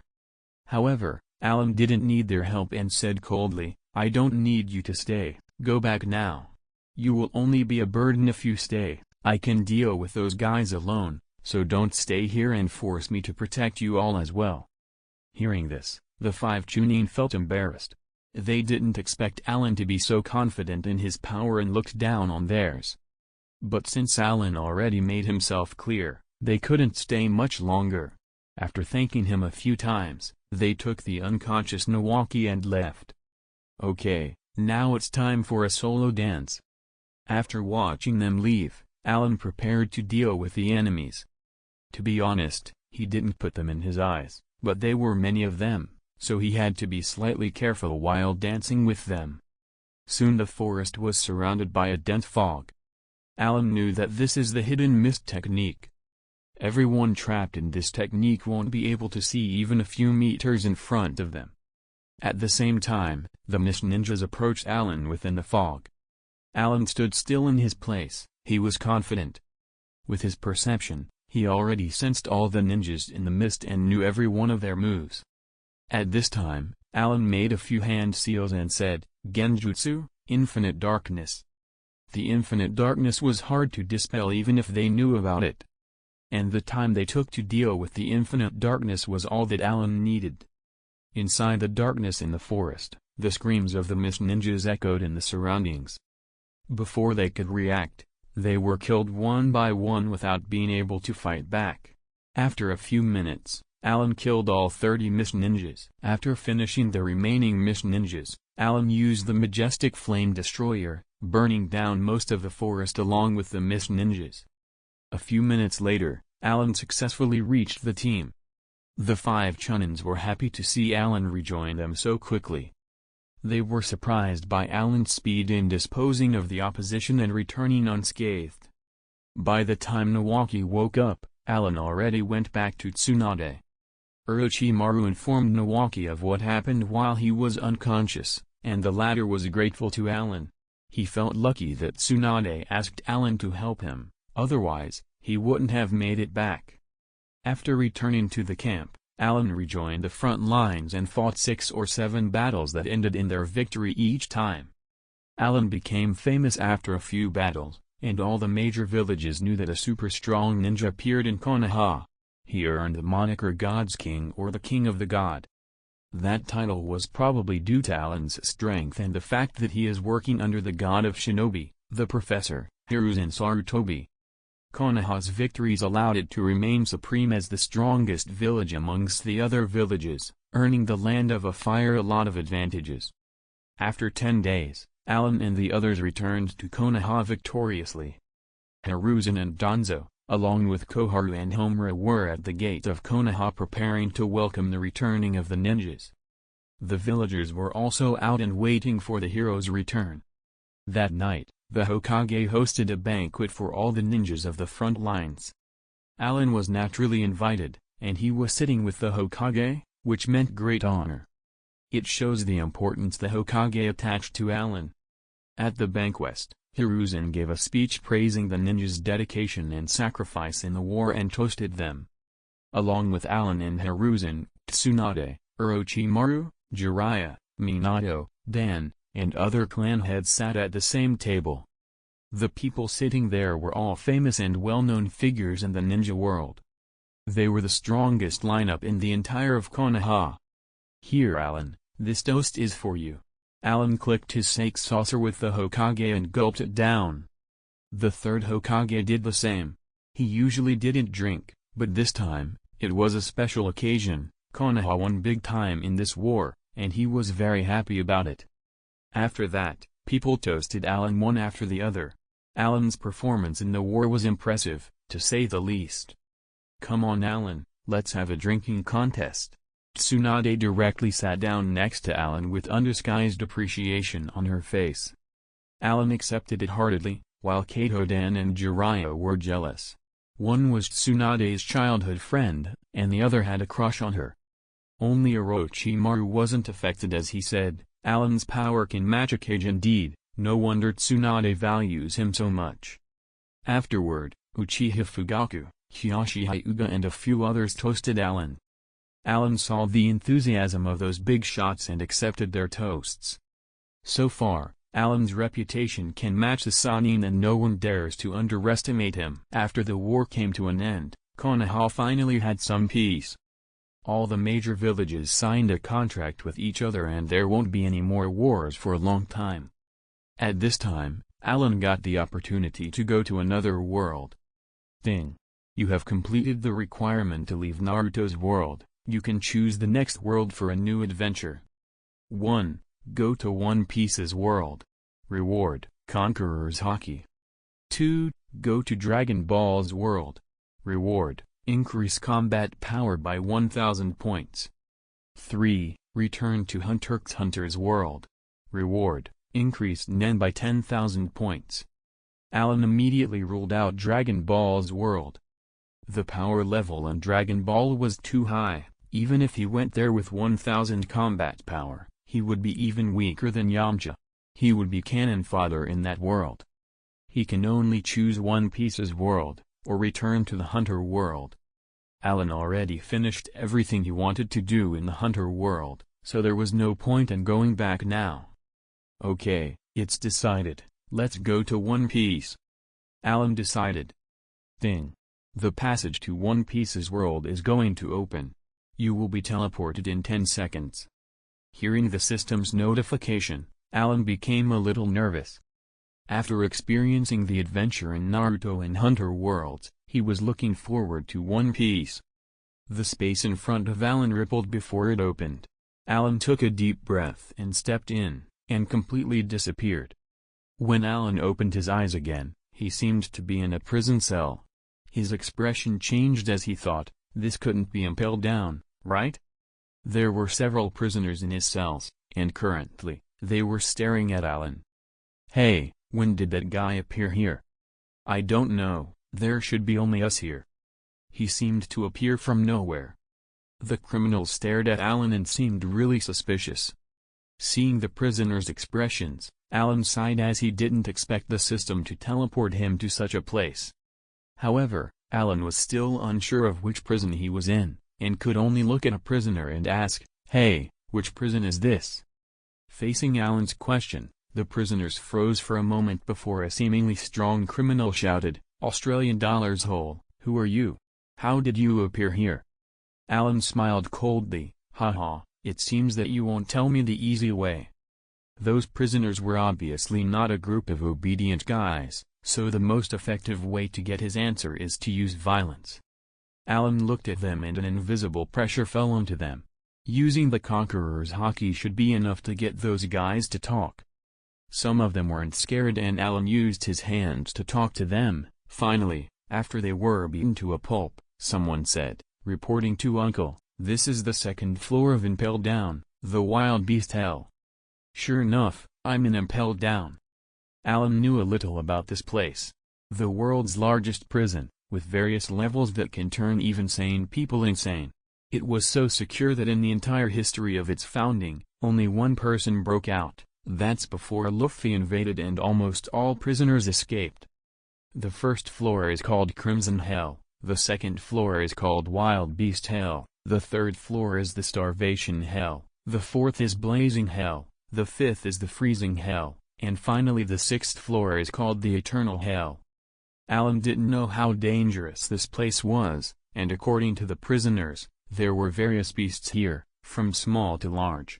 If someone wasn't strong enough to wander around, he would be eaten alive. Inside the second floor of the Impel Down, Allan saw some ferocious beasts passing by the cell from time to time. These beasts were kept here to guard the prisoners on the second floor. They were like soldiers patrolling around. Once they see someone outside of the cell, they would attack him immediately. As lunchtime approached, some jailers were seen pushing carts and stopping in front of the cells one by one distributing food to each prisoner. The prisoners extended their hands from behind the bars to get their food, but the jailers were looking at the prisoners in disdain and disgust as if they weren't even humans. Of course, since the prisoners were here, they must have done some horrible things outside. Each cell held about 10 prisoners, but the guard only gave them 3 or 4 potions. In Allan's cell, the prisoners didn't dare take the food and directly looked at each other before giving him the food respectfully. "Master, here is lunch, please enjoy." Allan glanced at the food and waved his hand, "I will not eat food that is frozen." "But master, if you don't eat, you will starve and you have to wait for 8 hours for the next time they give us food again," a prisoner reminded. "Take it away, I won't eat it," Allan insisted. "Okay sir, since you don't want it, then we can eat it. After all, we don't want to die of hunger." Although everyone didn't get to eat much, at least they ate something. Allan was already planning to leave Impel Down, however, it wasn't an easy task because they were currently deep underwater. Thing. Make a choice. 1. Escape from Impel Down. Reward, Paramecia World Tree Fruit. 2. Wait to be released. Reward, Saber-tooth Fruit. Without thinking, Allan immediately chose the first option. If he wanted to wait to be released, he would have to wait for Luffy, and Allan didn't know the current timeline. Allan was sure that the jailers didn't know about his existence. Therefore, he can leave without them noticing, and create as much chaos as possible to increase his chances to escape. At this moment, Allan suddenly looked at a corner. He saw someone squatting down. It was a prisoner, but Allan was familiar with this prisoner. It was actually Mr. 3. Mr. 3 was someone under Crocodile. He has the ability of the candle fruit. Allan was surprised that Mr. 3 was only imprisoned on the second floor, as he wasn't that weak, but with this, Allan now knew that Luffy already defeated Crocodile and freed Alabasta. Allan thought for a bit and planned to get Mr. 3 to help him escape. Thinking about this, Allan walked over and asked, "Are you Mr. 3? Mr. 3 looked at Allan in surprise as he didn't expect anyone to know him. "Who are you?" asked Mr. 3. He was sleeping the entire time and didn't know about Allan. Allan was a little speechless and said, "Mr. 3, I'm planning on escaping from this prison, are you willing to help?" Mr. 3 was surprised by this and replied, "That's impossible, this prison is known to be inescapable. No one can escape, you should give up." That was true for most people, but for Allan, it was possible. The most difficult thing in this prison was facing Magellan, who was as strong as a vice-admiral. For Allan, the luckiest thing that happened was him being on the second level of Impel Down, so his chance to escape was greater. It would have been hard if he was imprisoned in the 6th level. Since Allan was just randomly teleported here, no one in Impel Down knows him. Allan's legs and hands were free, and apart from being inside the cell, he was free. Allan looked at Mr. 3 and said, "I'm going out now, you can decide whether you want to follow or not." After saying this, Allan looked at the other prisoners and said, "Listen well, I'm leaving, if you listen obediently, I can consider taking you out." "Really? Are you really willing to take us out?" After hearing this, the prisoners were filled with hope, not like Mr. 3, who was afraid. This had to do with Mr. 3's personality. He was extremely cautious and didn't want to take risks. Furthermore, he knows about the horror of this place. The other prisoners were willing to gamble, and if there was even a small chance to escape, they were willing to go. Seeing that they agreed so readily, Allan smiled, "Then I promise to take you away, but you should remain obedient." The prisoners nodded and promised to completely obey Allan's words and regarded him as the boss. Soon, Allan told them the way to leave Impel Down, which is to release all the prisoners to create chaos in the prison. The first problem for Allan now is that he was trapped in a cell. First, he needed to get out. Every cell door was made of sea stone, so no devil fruit user could get past it. But that alone was easy for Allan. The real trouble was Magellan, since the other wardens were nothing to Allan. It would be troublesome if Magellan was involved in Allan's escape. Allan was currently on the second floor of Impel Down. The power of the prisoners wasn't that high. Generally speaking, it was impossible for them to escape. In Allan's opinion, only the prisoners on the 5th and 6th floors can attract Magellan's attention. As for the other 4 floors, normal wardens were enough. Moreover, the first thought that the wardens will have when someone escapes is to suppress him first and then report to Magellan. This means, if someone from the 2nd floor actually escaped, Magellan won't be informed directly, and that's what Allan actually planned to do. When the wardens realized that they can't deal with the prisoners, they would inform Magellan. Let's create chaos. Allan smiled coldly with a plan in mind. In Allan's cell, there are 10 prisoners including Mr. 3, and each of them were handcuffed. Mr. 3's handcuffs were made of sea stone, which suppresses his ability. Allan said, "Mr. 3, if I remove the handcuffs, are willing to follow me?" Hearing this, Mr. 3 was a little tempted as he asked, "Can you get rid of the sea stone handcuffs on my hands?" "Of course, I can," Allan assured. Mr. 3 pondered for a bit before he nodded and said, "Well, if you can do it, I will follow you." "Then it's decided." Allan smiled. He got a lot of uses for Mr. 3's ability.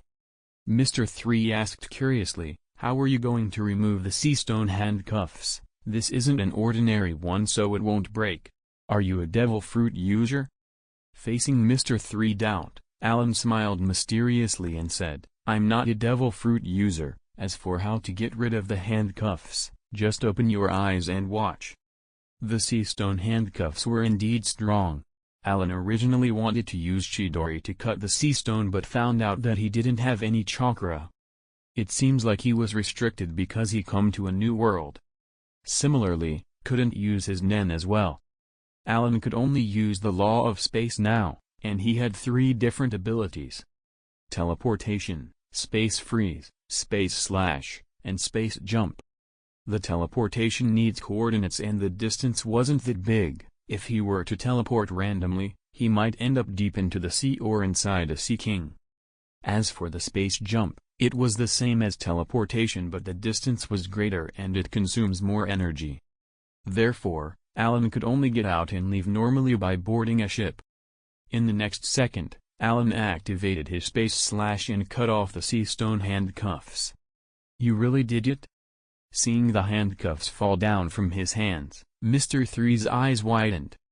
Allan was calm, as he knew the power the space slash had. Unless the sea stone had some greater law than space, it would be still cut open. "How on earth did you do it?" Mr. 3 asked. He couldn't see what Allan did, all he saw was a downward movement from Allan's arm and the handcuffs fell down.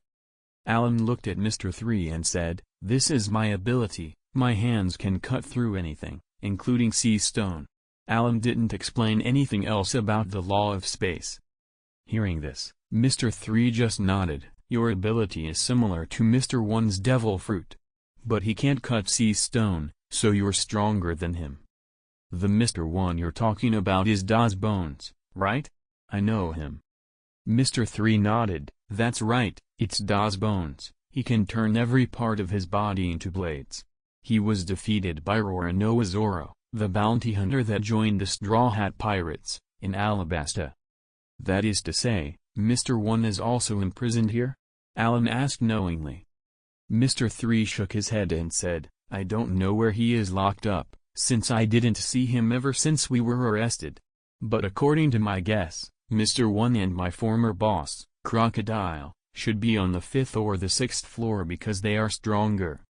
"Well, let's get them out," Allan laughed. Upon hearing that Allan intended to rescue Mr. 1 and Crocodile, Mr. 3 was puzzled. "Excuse me, why do you want to save them?" In Mr. 3's opinion, both Mr. 1 and Crocodile were notorious pirates, especially Crocodile, a former member of the 7 warlords. Despite being dismissed by the Marine headquarters, he was dangerous and should not be underestimated. Now, Allan was proposing to rescue such a dangerous person, which was difficult for Mr. 3 to understand. "We're saving them to increase our combat power during the escape," Allan explained. "The more people we have on our side, the better our chances. After all, this is the so-called impregnable city." Mr. 3 nodded in understanding. "That's true. Mr. 1 and Crocodile are both strong. With their help, our chances increase. Plus, there are many powerhouses imprisoned on the 5th and 6th floors, like Mr. 2. They're all former colleagues of mine from Baroque Works. If we rescue them together, we might actually be able to leave the Impel down." At this point, the other pirates in the cell asked Allan to help them open their handcuffs. Mr. 3 offered to use his ability as a wax fruit user to make keys and unlock their restraints. "Oh, I see. I will leave it to you then," Allan said. As a user of the wax fruit, Mr. 3 had the ability to melt his body like wax and change its shape at will, creating various tools and weapons. This ability would be particularly useful in their escape, especially when facing lock-based obstacles. "Wow, I thought we'd be stuck in here forever," one pirate exclaimed in relief. "Thanks to our boss, Allan, we've managed to escape from that cell. But don't get too excited just yet. There's still a long way to go before we fully escape impelled down. Those guards will be here soon. Allan turned to the group of pirates and said, "Quiet down, you guys." The pirates immediately fell silent and stood still, like soldiers following orders. Allan then asked Mr. 3, "While we have a moment before the guards arrive, can you use your ability to create more keys to open the doors of the other cells?" "Of course," Mr. 3 replied. He quickly made a large number of keys. Allan handed these keys to a dozen or so pirates and said, "Use these keys to open the doors of the other cells and release as many prisoners as possible. Not just on the second floor, but also on the third, fourth, fifth, and sixth floors. Every door must be opened. We need to cause a big disturbance."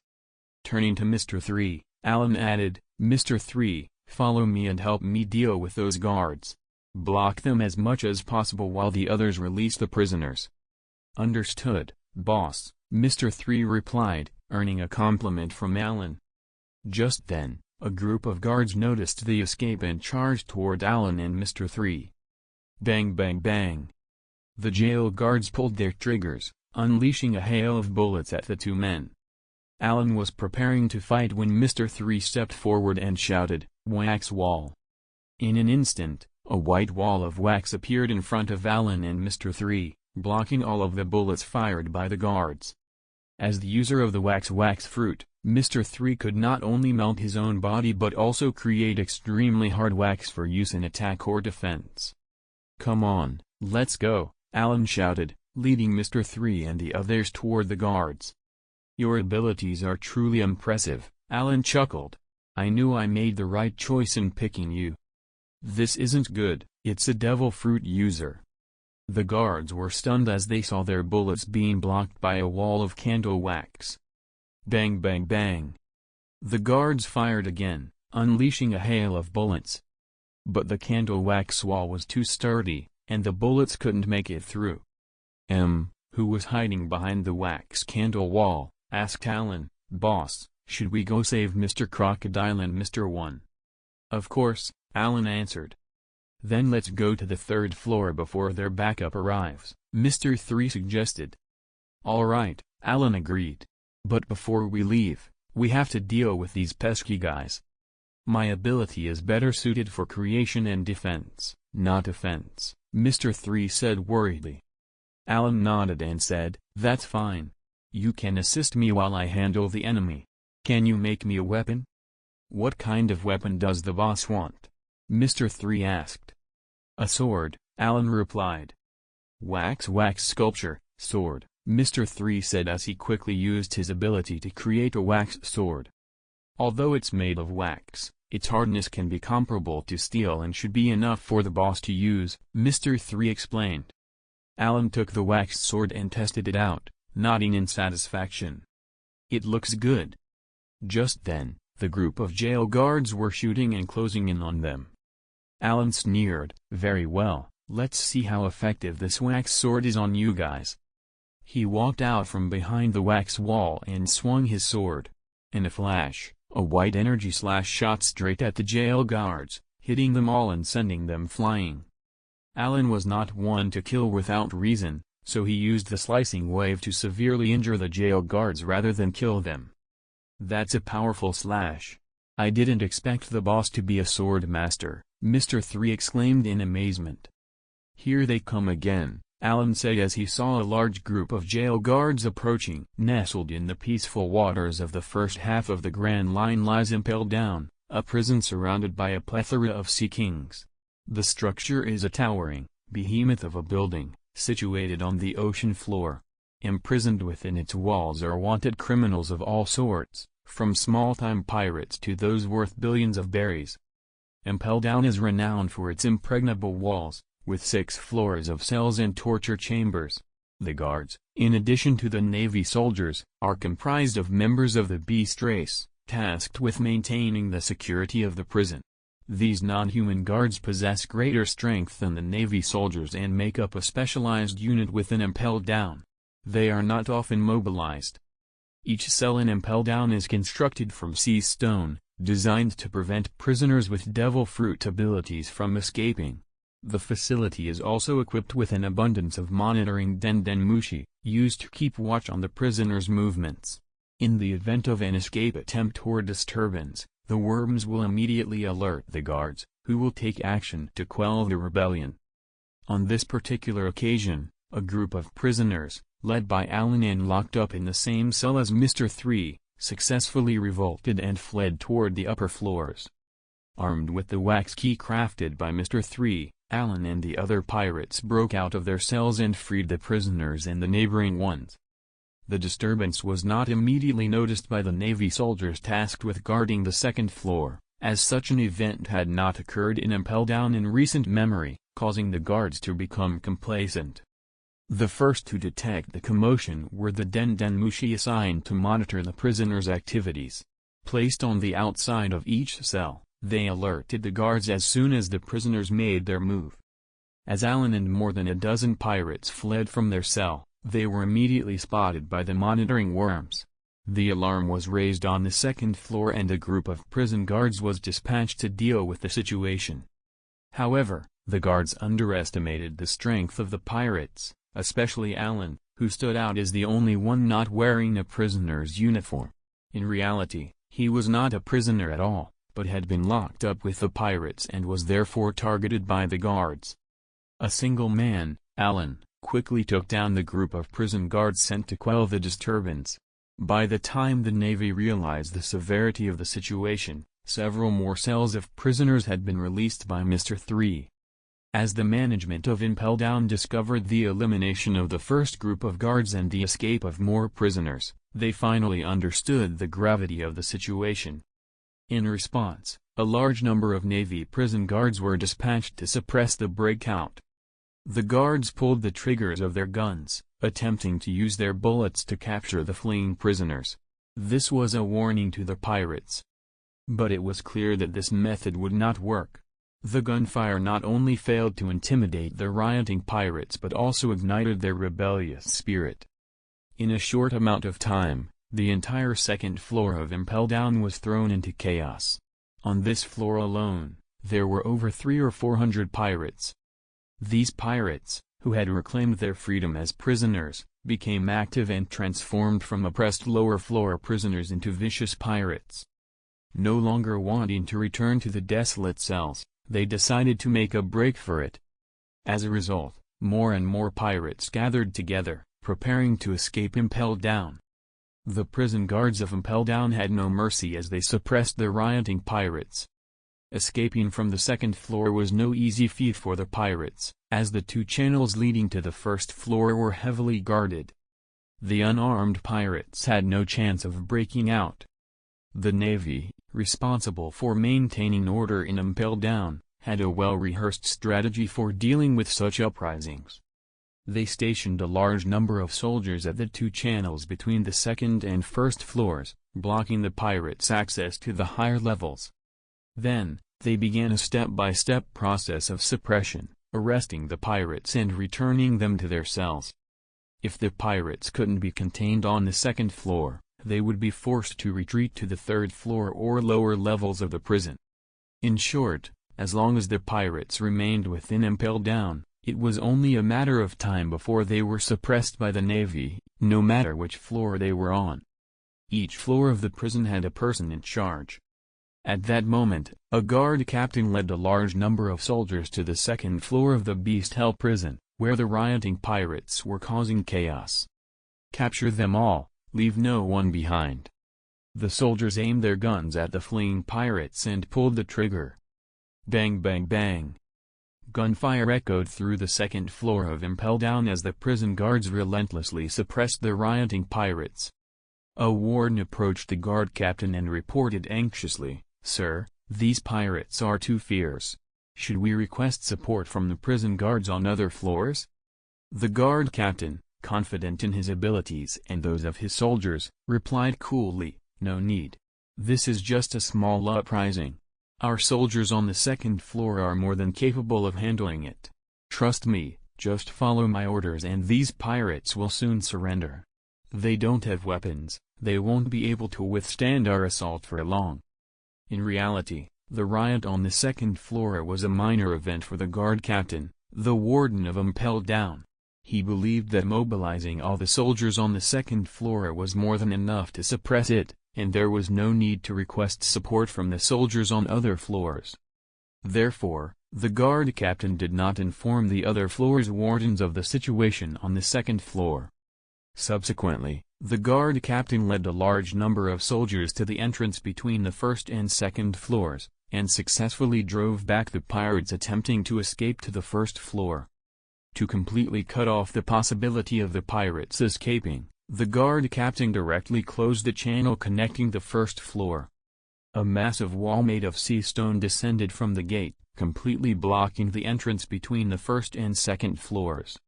At the same time, the guard captain sent another 100 prison guards to guard the entrance between the second and third floors, preventing the pirates from causing a new riot by escaping to the third floor.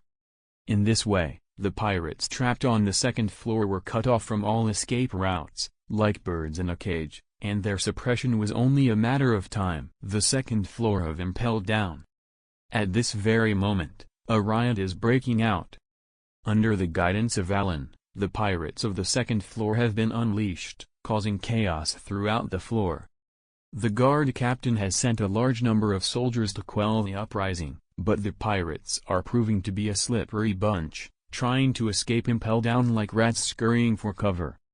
Unfortunately for them, the passage to the first floor has been sealed off and guarded by soldiers, so the only way for the escaped prisoners to go is to the third floor.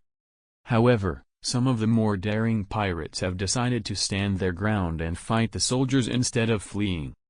These prisoners were already infamous for their hot tempers and vicious natures, having committed all sorts of crimes on the high seas before being caught by the Marines and thrown into the prison of Impel Down. The Marine headquarters has classified the pirates according to their original bounties and the crimes they have committed, imprisoning them from the first to the sixth floor of Impel Down. Generally, pirates with bounties over 100 million are sure to be locked up on the sixth floor, also known as the Eternal Hell, located at the very bottom of Impel Down. However, even some well-known pirates with lower bounties may find themselves on the sixth floor if their threats warrant it. Therefore, the prisoners imprisoned on the sixth floor are almost all notorious or well-known pirates with high bounties and strong abilities, posing a great threat to the Marines. Essentially, once imprisoned on the sixth floor, it is the equivalent of being thrown into a death cell and never being able to leave. Pirates with bounties above 50 million will be imprisoned on the fifth floor. Pirates with bounties below 50 million are generally imprisoned on the fourth floor or below. The pirates imprisoned on the second floor, where the riot is taking place, generally have bounties ranging from 10 million to 20 million berries. For example, Mr. 3's bounty is 24 million berries, which is considered a relatively high level among the pirates on the second floor. If the bounty reaches 30 million berries, the pirate will be imprisoned on the third floor, starvation hell. At this time, the only floor in Impel Down experiencing a riot was the second floor. In the face of the pirates' fierce resistance, the soldiers could only use their weapons in self-defense. The jailers unhesitatingly aimed their guns at the pirates and pulled the triggers, trying to shoot them dead. The second floor of Impel Down, known as the Wild Beast Hell, is dangerous because it houses many monstrous beasts, such as ice wolves, vultures, man-faced lions, and venomous scorpions, all of which are extremely ferocious beasts. The pirates' rebellion naturally caught the attention of the fierce beasts. To them, these pirates are just food. The Marine soldiers, who often discipline the beasts, are not actively attacked by them. Currently, the pirates must not only fight against the Marine soldiers sent to suppress them but also against the fierce beasts. Some of the more dangerous beasts are even avoided by the vicious pirates, as they are too powerful to face head-on without weapons. If injured, the pirates face two potential outcomes: being eaten by the beasts as food, or being captured by the Marines and returned to a life of imprisonment. Neither option is desirable for the pirates. Mr. 3, can you use your fruit ability to make some weapons for them? Otherwise, they'll eventually be caught and taken away. Allan decides to help the pirates, as maintaining a chaotic situation is necessary for leaving Impelled Down. The pirates are the best at creating chaos. Mr. 3, also known as the Melting Fruit ability user or Candle Man, can use candles to create various shapes and tools, including weapons. Upon hearing Allan's request, Mr. 3 readily agreed to help. However, creating a sufficient number of weapons for the pirates all at once was no easy feat. Using his fruit ability, Mr. 3 crafted hundreds of weapons including axes, knives, swords, guns, and sticks, a diverse range that showcased Mr. 3's proficiency in using his fruit. The pirates, now armed with Mr. 3's creations, felt a surge in morale as they engaged in battle against the marine soldiers and fierce beasts. Each one was in high spirits, fighting desperately. Seeing this, Allan wore a satisfied smile. "Well done, Mr. 3. Upon receiving praise from Allan, Mr. 3 wryly smiled. "Boss, I'm feeling a bit exhausted right now. Can I take a break?" "Of course, no problem," Allan replied, understanding that creating hundreds of weapons for the pirates must have taken a toll on Mr. 3's physical and mental energy. "You can follow behind me for now. I'll handle things from here." Just then, a group of marine soldiers armed with guns charged against Allan and Mr. 3. "Out of my way." With a powerful swing of his sword, Allan unleashed a slashing wave that sent dozens of marines flying. His strength was truly monstrous. After defeating several soldiers, Allan finally drew the attention of the guard captain. The guard captain led a group of 50 soldiers to surround Allan, along with Mr. 3. The guard captain immediately recognized Mr. 3 and angrily shouted, "It's you causing trouble." Mr. 3, who also knew the guard captain, replied calmly, "I'm just following orders from my boss." The guard captain scoffed at the mention of the mysterious boss and retorted, "Crocodile? What a joke. He's currently imprisoned on the 6th level, Impelled Down's eternal hell. How could he give you orders?" But Mr. 3 just sneered and revealed, "Crocodile is just my former boss. I'm no longer under his command. My boss now is someone else." Intrigued, the guard captain asked, "Who is it?" Mr. 3 looked at Allan and ominously replied, "The person standing right next to me." The guard captain's gaze narrowed as he scrutinized Allan, trying to figure out his identity. It was clear that Allan was not a typical prisoner in Impelled Down, as he was not wearing prisoner's clothes. Who was this mysterious figure standing before them? The tension in the air was palpable as the two sides faced off, ready for a showdown. "Could it be that you're an outsider? Did you release those pirates?" The guard captain's expression changed. But then he thought it was impossible. Impelled Down is located in the calm belt, built on the ocean floor, surrounded by sea kings, and is known as the Impregnable. Normally, no one can enter without permission, unless they are part of the Marines. However, Allan is now standing with Mr. 3, and he is clearly not part of the Marines. This made the guard captain even more puzzled. He's not a prisoner and he's not part of the Marines, so who is he? In the face of the guard captain's doubts, Allan chuckled and said, "My name is Allan. As for how I got in here, it's a long story and you probably wouldn't believe me. In any case, I want to leave Impelled Down now. If you let me go, I can assure you that this won't escalate into a bigger issue." The guard captain snorted in response, "Impelled Down is not a place where you can come and go as you please. Plus, you've injured so many of our soldiers. Regardless, as the guard captain, I can't possibly let you leave." Allan frowned, "So there's no room for negotiation?" "That's right. The Marines will never compromise with pirates." The guard captain's voice was firm, showing his strong sense of justice and contempt for pirates. Allan saw this and said firmly, "Let me make it clear, I'm not a pirate." The guard captain sneered, "Don't try to deny it. You've taken Mr. 3 as your subordinate, so you're clearly a fellow pirate. The Marines will never let you go." At the same time, the option to connect to the server became available. Thing. Make a choice. 1. Confront the guard captain. Reward: Mado Golden Wolf Sword. 2. Temporarily retreat. Reward, Ordinary Iron Sword. Without a doubt, Allan's choice was to defeat the guard captain. Escape was not an option, so he had to fight. Guard captain, if you've got the guts, come and catch me. I'll stay and fight. In the face of Allan's challenge, the guard captain's face turned cold and he suddenly launched an attack. Slash. The guard captain drew his katana and, in a flash, swung it towards Allan. He was fast, as if he had suddenly vanished from his original spot. But only Allan could see that the guard captain had not vanished, but was charging towards him at an extremely fast speed. The distance of more than 10 meters was crossed by the guard captain in the blink of an eye. Facing the guard captain's attack, Allan was well prepared. He only heard a clang as he swung his sword to block the guard captain's katana. The guard captain's expression didn't change as he continued to launch attacks, swinging his katana and repeatedly hacking at Allan from all angles. His attacks were continuous and fierce, as if he was putting all his strength into trying to take Allan down in one go. Clang clang clang clang clang clang. After a lengthy duel, Allan's sword finally snapped in half due to the intense collision with the guard captain's blade. The guard captain's katana, on the other hand, remained untouched and shone with a sharp gleam. It was clear that the guard captain's weapon was a superior, high-quality sword compared to Allan's, which was made from wax by Mr. 3 and couldn't withstand the same level of force. The guard captain sneered at Allan, "Without a sword, you're finished now." Allan merely chuckled in response, "We'll see about that."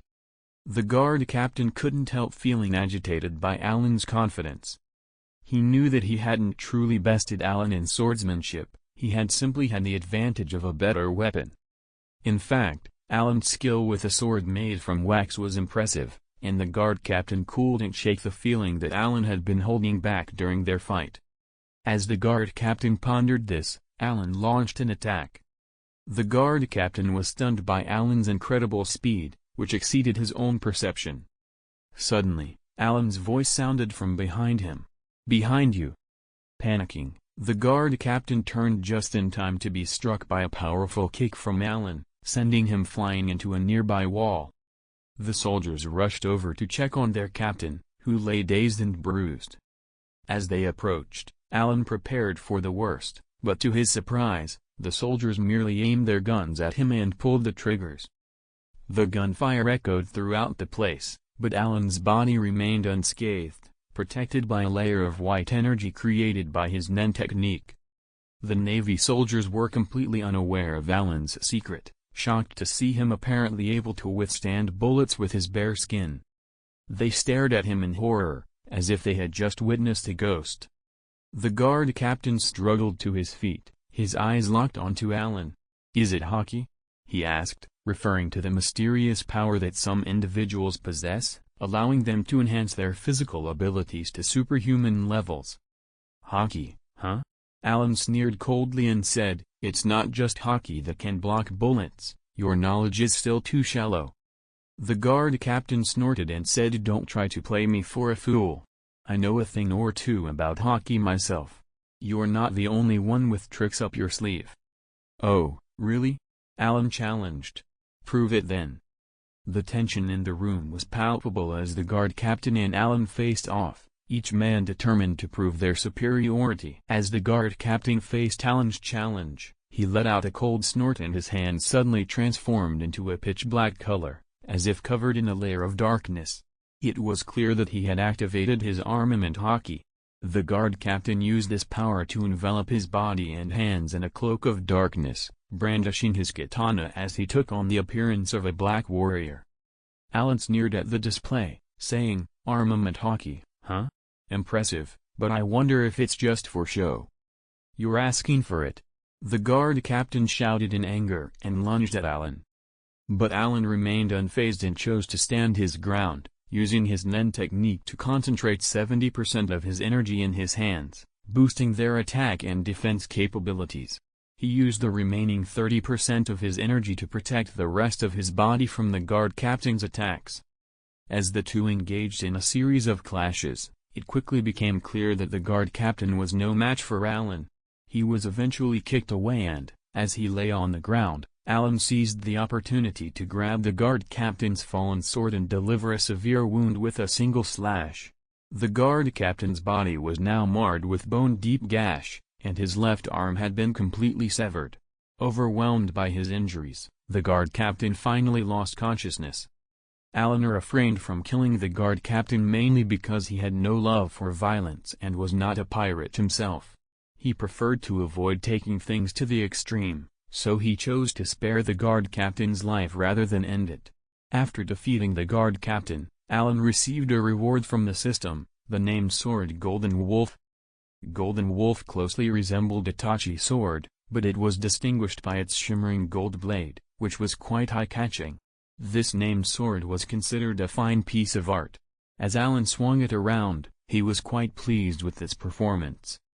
The Marines were taken aback by Allan's strength as he had inflicted serious injuries on the guard captain, a guard captain. They were also enraged that Allan had disregarded them as if they were nothing. Damn it, catch him. He dared to hurt the guard captain. We can't let him get away with it. In response, the Marines raised their guns and pulled the triggers. Allan snorted in contempt and said, "Perfect, I'll use you all to test the power of Golden Wolf." With a swift slash, Allan sent out a wave of golden energy that knocked out all the soldiers in front of him. Nice power. Allan grinned in satisfaction. Mr. 3 approached and asked, "Where did you get this sword?" Allan couldn't exactly explain how he obtained it, as it was a reward he received after completing a choice from the system. He tried to brush the question off with a vague excuse. Fortunately, Mr. 3 didn't seem to be dwelling on it and changed the subject, asking, "What's the plan now? Do we go up or down?" Allan considered for a moment before saying, "We stick to the original plan and go rescue Crocodile and Mr. 1. "Alright," Mr. 3 didn't object. Just then, another group of Marine prison guards charged toward them. "Get out of my way," Allan shouted, slicing through them with a single swipe of his sword. The golden, blinding slash sent them all flying, heavily injured and defeated in an instant. Allan snarled, "If you've got the guts, call Magellan over. Do you shrimp soldiers and crab generals think you can catch me? That's just a foolish dream." Magellan, the head of the prison at Impel Down, was the strongest Marine in the area. He was the one responsible for suppressing all the pirates in Impel Down, and no one could stand up to him.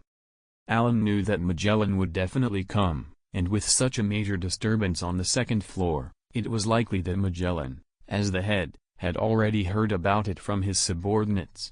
He could be on his way here right now. But Allan wasn't afraid, rather, he seemed excited at the prospect of facing off against Magellan. However, Allan didn't want to meet him so soon.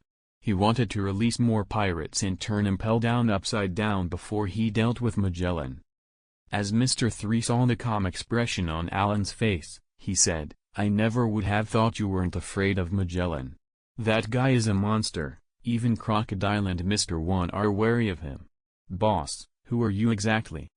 Allan chuckled softly, "Well, all I can say is that I'm not a pirate, and I don't have much fame to speak of."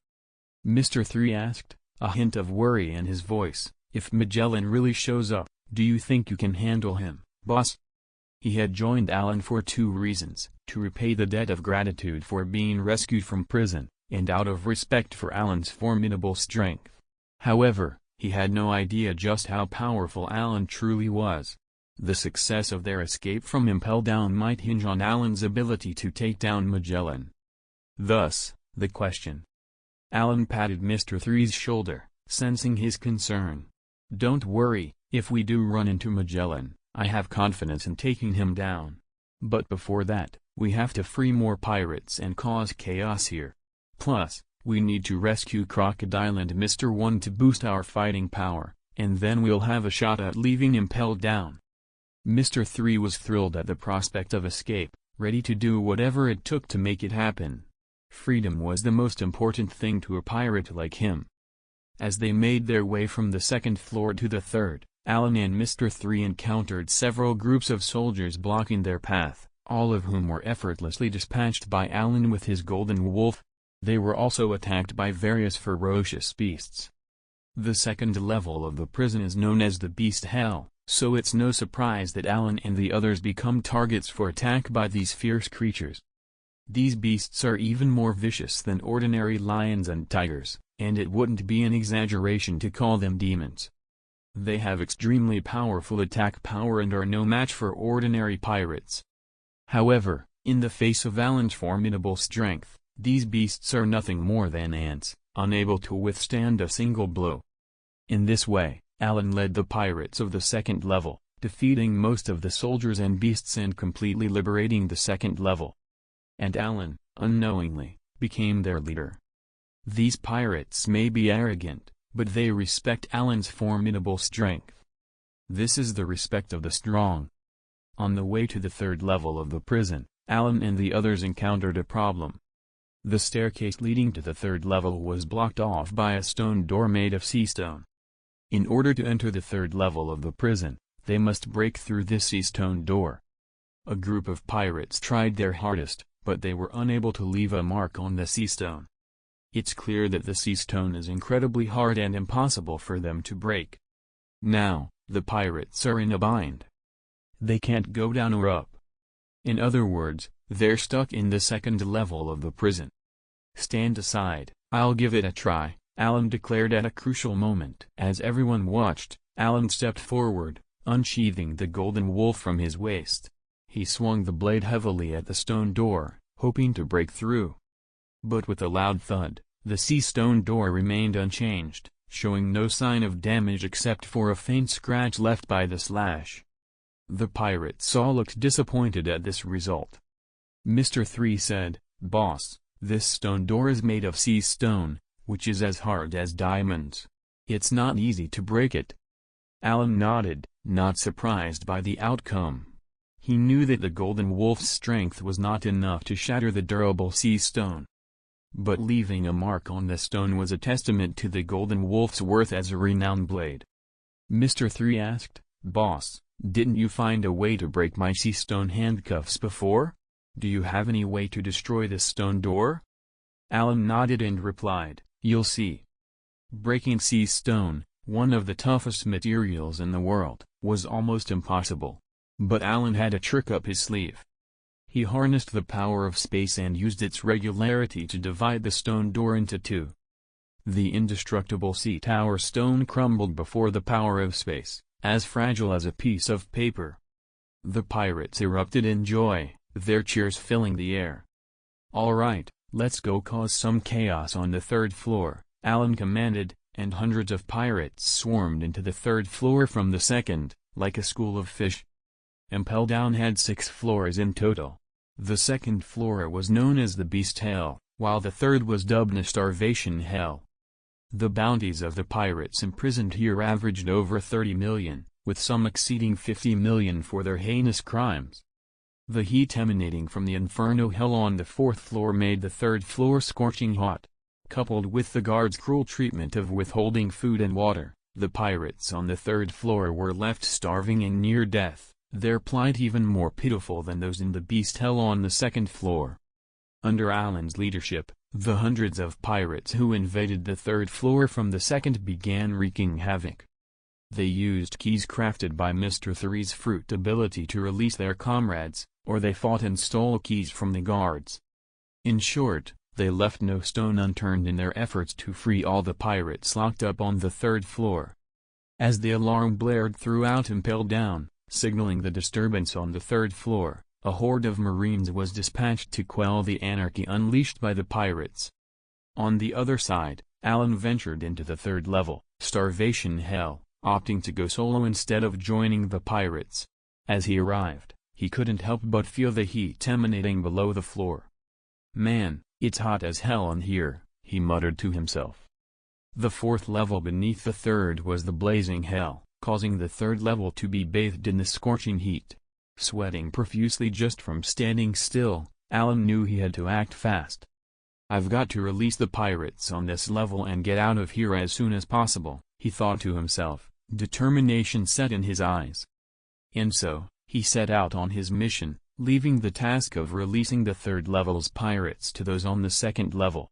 His goal was to fend off the soldiers that had come to suppress the rebellion. It wasn't long before Allan encountered a group of soldiers numbering in the 20s. Seeing that he wasn't wearing prisoner's attire, they didn't attack immediately.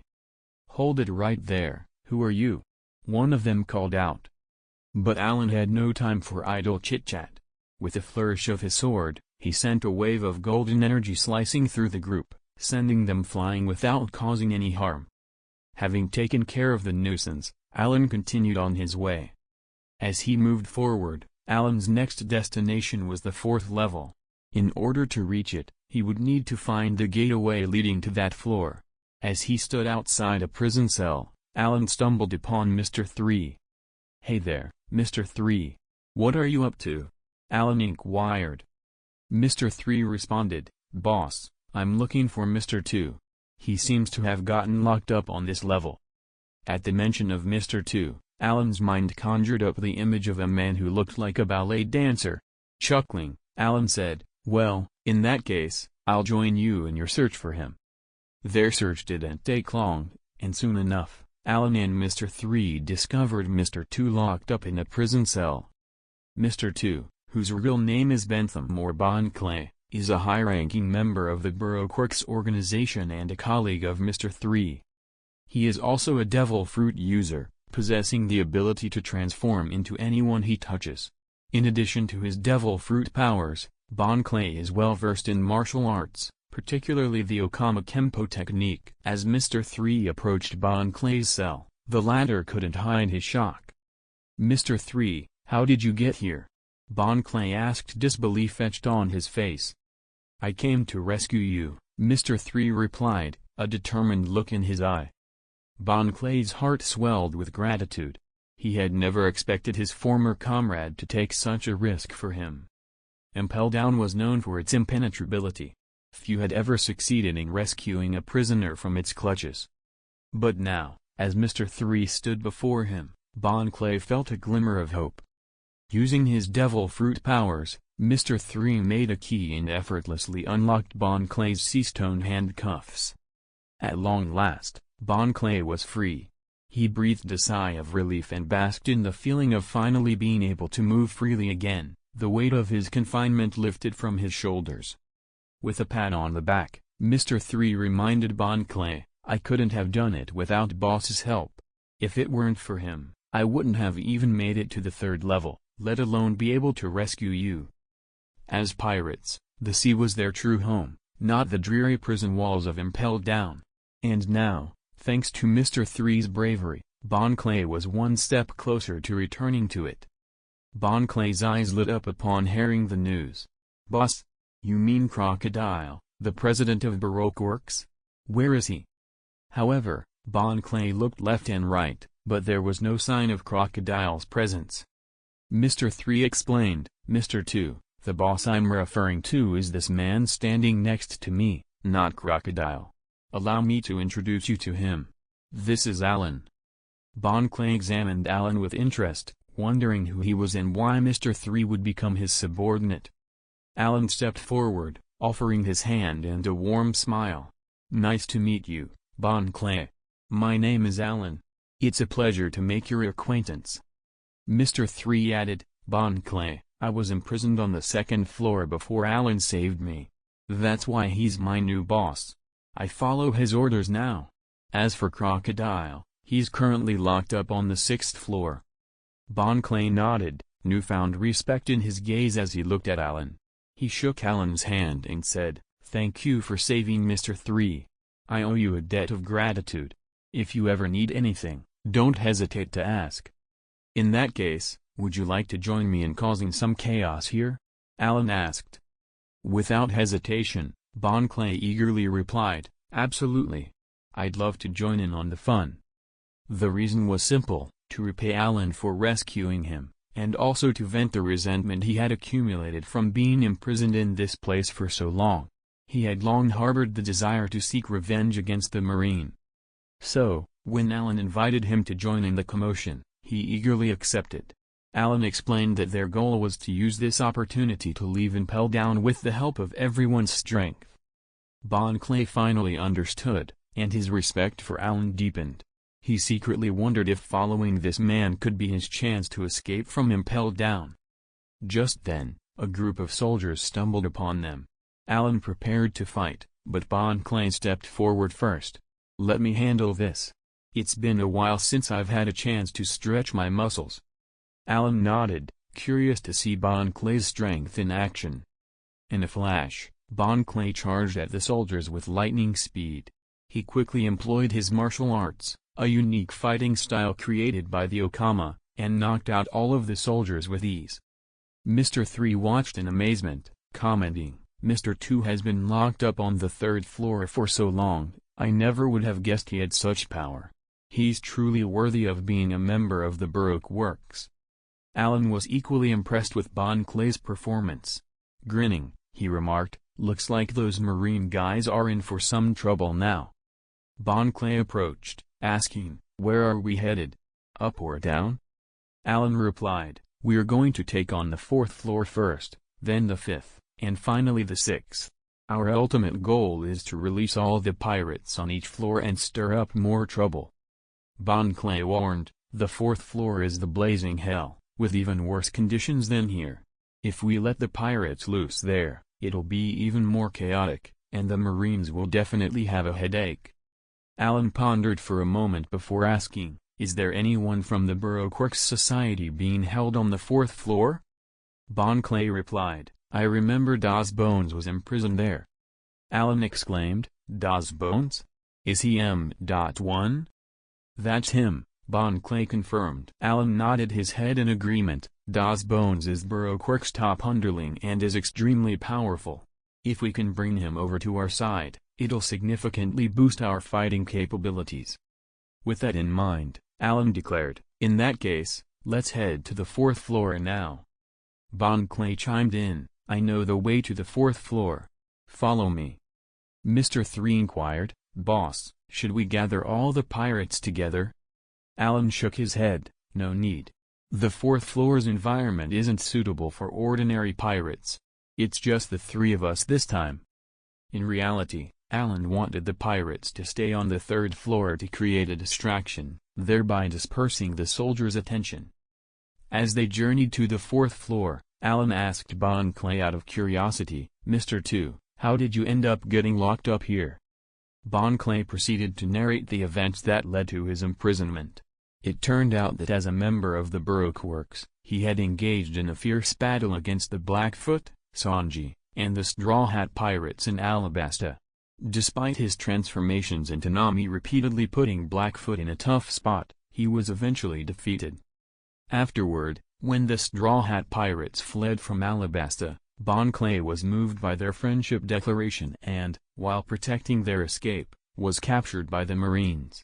He was sent to Impel Down and was subsequently imprisoned in the Starvation Hell, the 3rd floor of Impel Down. Not long after, Bon Clay led the group to the middle of the 3rd floor of Impel Down. Allan asked, curious about their destination, "What are we doing here?" "There's an exhaust port here that connects to the 4th floor," Bon Clay explained. "We can enter through it." Allan followed Bon Clay's finger and saw the exhaust port, which was releasing a stream of hot air. He frowned. The hot air coming out of this exhaust port must be from the 4th floor. No wonder it's so hot on the 3rd floor. Bon Clay nodded. "There are several exhaust ports like this. This is just one of them." Mr. 3 looked nervous. "Do we really have to go through this creepy place?" "It's the quickest and most convenient way to enter the 4th floor," Bon Clay replied. Allan nodded. "Then let's go through the exhaust port." But Bon Clay warned them, "Be careful when you enter. The 4th floor of Impel Down is known as the Blazing Hell. The entire floor is extremely hot, like a giant iron pot filled with boiling lava and a sea of fire. If you don't land in the right place, it won't be just a simple burn." "Got it?" Allan said. Mr. 3 added, "Just to be safe, I'll create some armor." He used his fruit ability to create candle armor for himself, which provided high defense but would not protect him against the high temperature and could hinder his movement.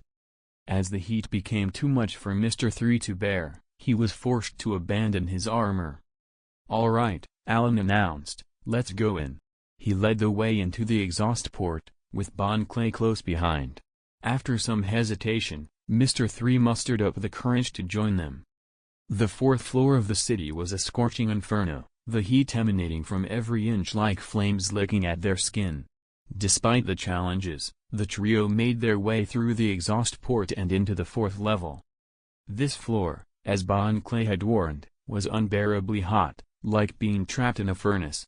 The pirates imprisoned here were subjected to constant torture, their bodies and wills tested by the unrelenting heat. It was a true blazing hell, and only those with great willpower could hope to survive its trials. Those imprisoned on the fourth floor were some of the strongest pirates around, with bounties of over 50 million. They were able to withstand the brutal conditions, but even they would be pushed to their limits. "We must hurry," Bon Clay urged. "Magellan's office is on this floor." Allan's eyes narrowed at the mention of the infamous warden's name. He had long wanted to meet the man, but now was not the time. Their mission was to rescue the pirates on this floor and stir up as much chaos as possible. As Allan considered his options, an idea struck him. "Bon Clay, do your abilities allow you to mimic the appearance of other people?" he inquired. Bon Clay shot him a quizzical look but didn't question how Allan knew of his powers. Instead, he simply nodded, "Yes, I have the power of the imitation devil fruit." "Well then, why don't you transform into Magellan and order the soldiers to release all the pirates from their cells? Just come up with a believable excuse," Allan suggested. Bon Clay nodded in agreement. "That's a great plan. My imitation fruit not only allows me to perfectly mimic someone's appearance but also their voice. Even if the Marines are suspicious, they won't suspect that I am a fake Magellan." And so, Bon Clay transformed into a spot-on imitation of Magellan. But as he did so, he couldn't help but grimace. "There's just one problem," he said with a wry smile. "The clothes?" Allan guessed. Bon Clay sighed in frustration. "The issue is with the clothes. I can transform into the appearance of other people, but I can't change what I'm wearing. It's not like I can just become Magellan without his signature outfit and expect to pass as the real deal. I'll be flagged as a suspicious character in an instant." "That is a bit of a problem," Allan remarked, frowning in thought. At present, Bon Clay had successfully taken on the appearance of Magellan, but he was still clad in his prisoner's garb. It was unlikely that the warden-chief of Impel Down would be seen in such attire. If Bon Clay were to try and impersonate Magellan while dressed like this, it would be obvious to even the most dim-witted of Marine officers that something was amiss. Allan let out a sigh and said, "Looks like our plan is a no-go." If Bon Clay were to simply transform into the appearance of Magellan without the corresponding outfit, there was no way he could fool the soldiers. Thus, they had to abandon the transformation plan. Bon Clay bitterly chuckled and changed his appearance once more. Mr. 3 inquired, "Now what do we do? If we don't act quickly, we'll be caught." At this moment, the three of them were hiding near the exhaust port on the fourth floor. The area was relatively hot and thus unguarded. Meanwhile, the pirates on the third floor were causing a disturbance, and nobody had noticed that Allan and the others had slipped away to the fourth floor. However, their actions had not gone unnoticed by the higher-ups in Impel Down. It was only a matter of time before they were discovered. Allan pondered for a moment before saying, "Since our Magellan disguise won't work, we'll have to move on to Plan B." "What's Plan B?" Bon Clay and Mr. 3 asked in unison. Allan gestured for them to come closer and whispered, "I'll draw the attention of the soldiers while the two of you rescue the imprisoned pirates and find the staircase to the fifth floor. After causing a commotion on the fourth floor, I'll head to the fifth floor as fast as I can." "Understood." Mr. 3 nodded. Bon Clay, on the other hand, was worried as he asked, "Are you sure it's okay for you to go alone? Magellan's office is on the fourth floor. If you go and attract the attention of the soldiers, you might run into him." "Magellan? I've been wanting to meet him for a while now," Allan said confidently, eager for the chance to face him. Mr. 3 chuckled, "Don't worry, Mr. 2. The boss can even break through a sea stone. Have some faith in his strength." Bon Clay was shocked at this revelation. He can even break through a sea stone? I've never heard of such a thing. Alright, let's split up and take action. Time is of the essence and we can't afford to waste any more of it, Allan said. Meanwhile, in a monitoring room on the 4th floor, a high-ranking official addressed his subordinates. Pay close attention. There has been a revolt on the 2nd and 3rd floors. If there are any abnormalities on the 4th floor, report it immediately. Understood. We will keep a close watch, the subordinates replied in unison. In the office of the prison warden on the 4th floor, Magellan was writhing in pain from stomach cramps. Warden Magellan, are you sure you're okay? Domino asked in concern. As Magellan, the prison chief warden spoke with a slightly weak voice from inside the toilet, it's nothing, just a stomachache. I'll just use the bathroom a few more times and get rid of it. But Domino, worried and helpless, replied, Chief, something is happening in the prison now. You should go and check it out. Despite being the prison chief warden, he was not taking the situation seriously at this crucial moment. I told you, Magellan brushed off the concern. Don't bother me with small matters. The pirates cause trouble all the time. It's nothing new. Just send more jailers to deal with them. Each floor has a guard captain, if there's any problem just go to them. As the chief warden of Impel Down, I'm very busy. I don't have time to deal with the petty issues of ordinary pirates. If there isn't a riot on the 6th floor, there wouldn't be a problem. Leave it to the other guard captains to handle. Sarcastically, Domino commented, you're busy going to the bathroom and taking a dump, right? Magellan's voice boomed once more, yes, go find Hannibal. Have him take some people to deal with the pirates. He's the chief warden, if he doesn't do it, then who will? Domino reassured, you don't have to say it, Hannibal has already taken care of it. Magellan confidently concluded, well then, no problem. Domino furrowed her brow, her expression grave. This isn't going to be easy. There was a full-blown revolt on the 2nd and 3rd floors. The 2nd floor pirates all fled to the 3rd floor, which is now packed with at least 300 or 400 of them. Suppressing them won't be a simple task. After a while, Magellan emerged from the bathroom. Chief Magellan, are you alright? Domino asked, concern etched on her face. Yes, I'm much better now, Magellan replied, taking a seat at his desk. Then please come with me to quell the rebellion, Domenico requested. Magellan, the head of Impel Down, was the most formidable presence here. With him leading the charge, those pirates wouldn't stand a chance. Domino, Magellan began, his tone serious. You mentioned that there was a revolt on the 2nd and 3rd floors. But who let them out? You know that each cell is made of sea stone, it would take more than brute force to break out. There must be someone pulling the strings behind all of this. Domino nodded, impressed. Chief Magellan, as usual, you see right through to the heart of the matter.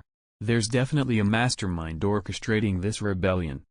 Magellan signaled for Domino to continue, and she obliged. After reviewing the security footage, it became evident that the unrest originated on the 2nd floor of Impel Down. The initial group of prisoners to break free was housed in cell 303.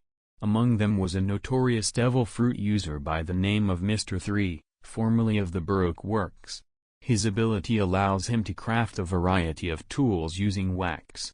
It's likely that all the escapees were able to flee due to Mr. 3's power, as he likely used it to make keys and unlock their cells. There was also a mysterious and suspicious accomplice who fled alongside the others from cell 303. Magellan furrowed his brow in confusion. You say there's an inmate of suspicious origin? Pray tell, who is this individual? Domino's eyes narrowed, her tone conveying a hint of unease. We don't know yet. This person is not donned in the standard prison garb, and there is no record of their arrest in Impel Down. To put it simply, they are not a registered prisoner within our confines. And their identity is most perplexing. Magellan rubbed at his chin in thought. If they aren't a prisoner, how did they end up within our walls? And why were they released from cell 303? Domino shook her head, the gesture one of frustration. We've reviewed the surveillance footage at the entrance. But the methods used to gain access to Impel Down elude us. Even the cameras could not reveal how they entered. Magellan's gaze turned speculative. Could it be that they infiltrated our ranks, disguised as a Navy soldier? Domino scoffed, unlikely. Every Navy soldier goes through a thorough search before entering Impel Down. That possibility can be ruled out. Magellan nodded in agreement. Indeed. This inmate remains a mystery. Domino's voice took on a serious note. Though we may not know their identity, we can be certain that their rebellion on the second and third levels is directly tied to this person. It's highly probable that they instigated the inmate's escape. Furthermore, the Navy personnel and guards on the second level, including the chief guard Saul Death, have all been subdued. What? Even Saul Death was defeated? Magellan exclaimed, his expression contorting from shock. He knew all too well that each level's guard was an appointed Navy captain, their strength rivaling that of pirates with bounties in the 100,000 berries. Yet, now one of these formidable individuals had been defeated by an enigmatic inmate.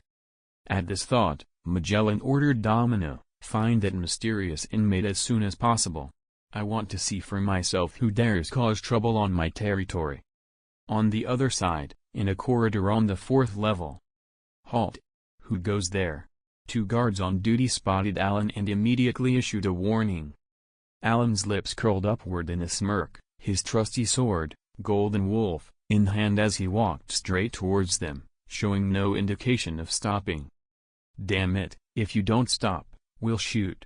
The guards aimed their guns at Allan, issuing another warning. Allan paid them no heed, continuing to advance. Bang bang. The guards pulled the trigger without hesitation. But their bullets failed to hit the target.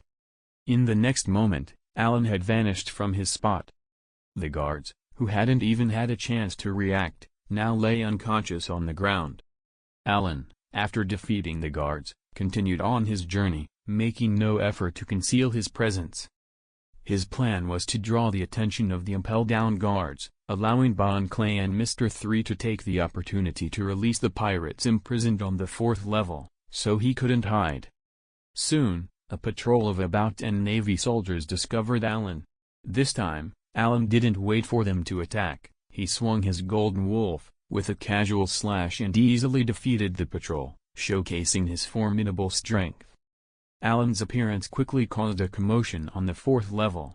Alarm sirens rang out, and nearby guards rushed toward him.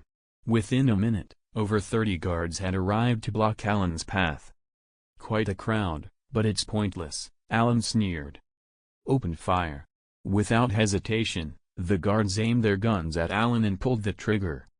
In an instant, dozens of bullets flew toward him. Bang bang bang bang.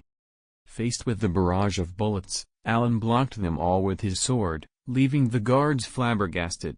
They couldn't believe that Allan could block bullets with just one sword, his speed and reflexes were nothing short of superhuman. It's my turn. After blocking the bullets, Allan followed up with a powerful slash. In an instant, a golden light shone, as a golden shockwave swept over the guards. The guards were nothing more than ordinary soldiers, and there wasn't a single formidable opponent among them.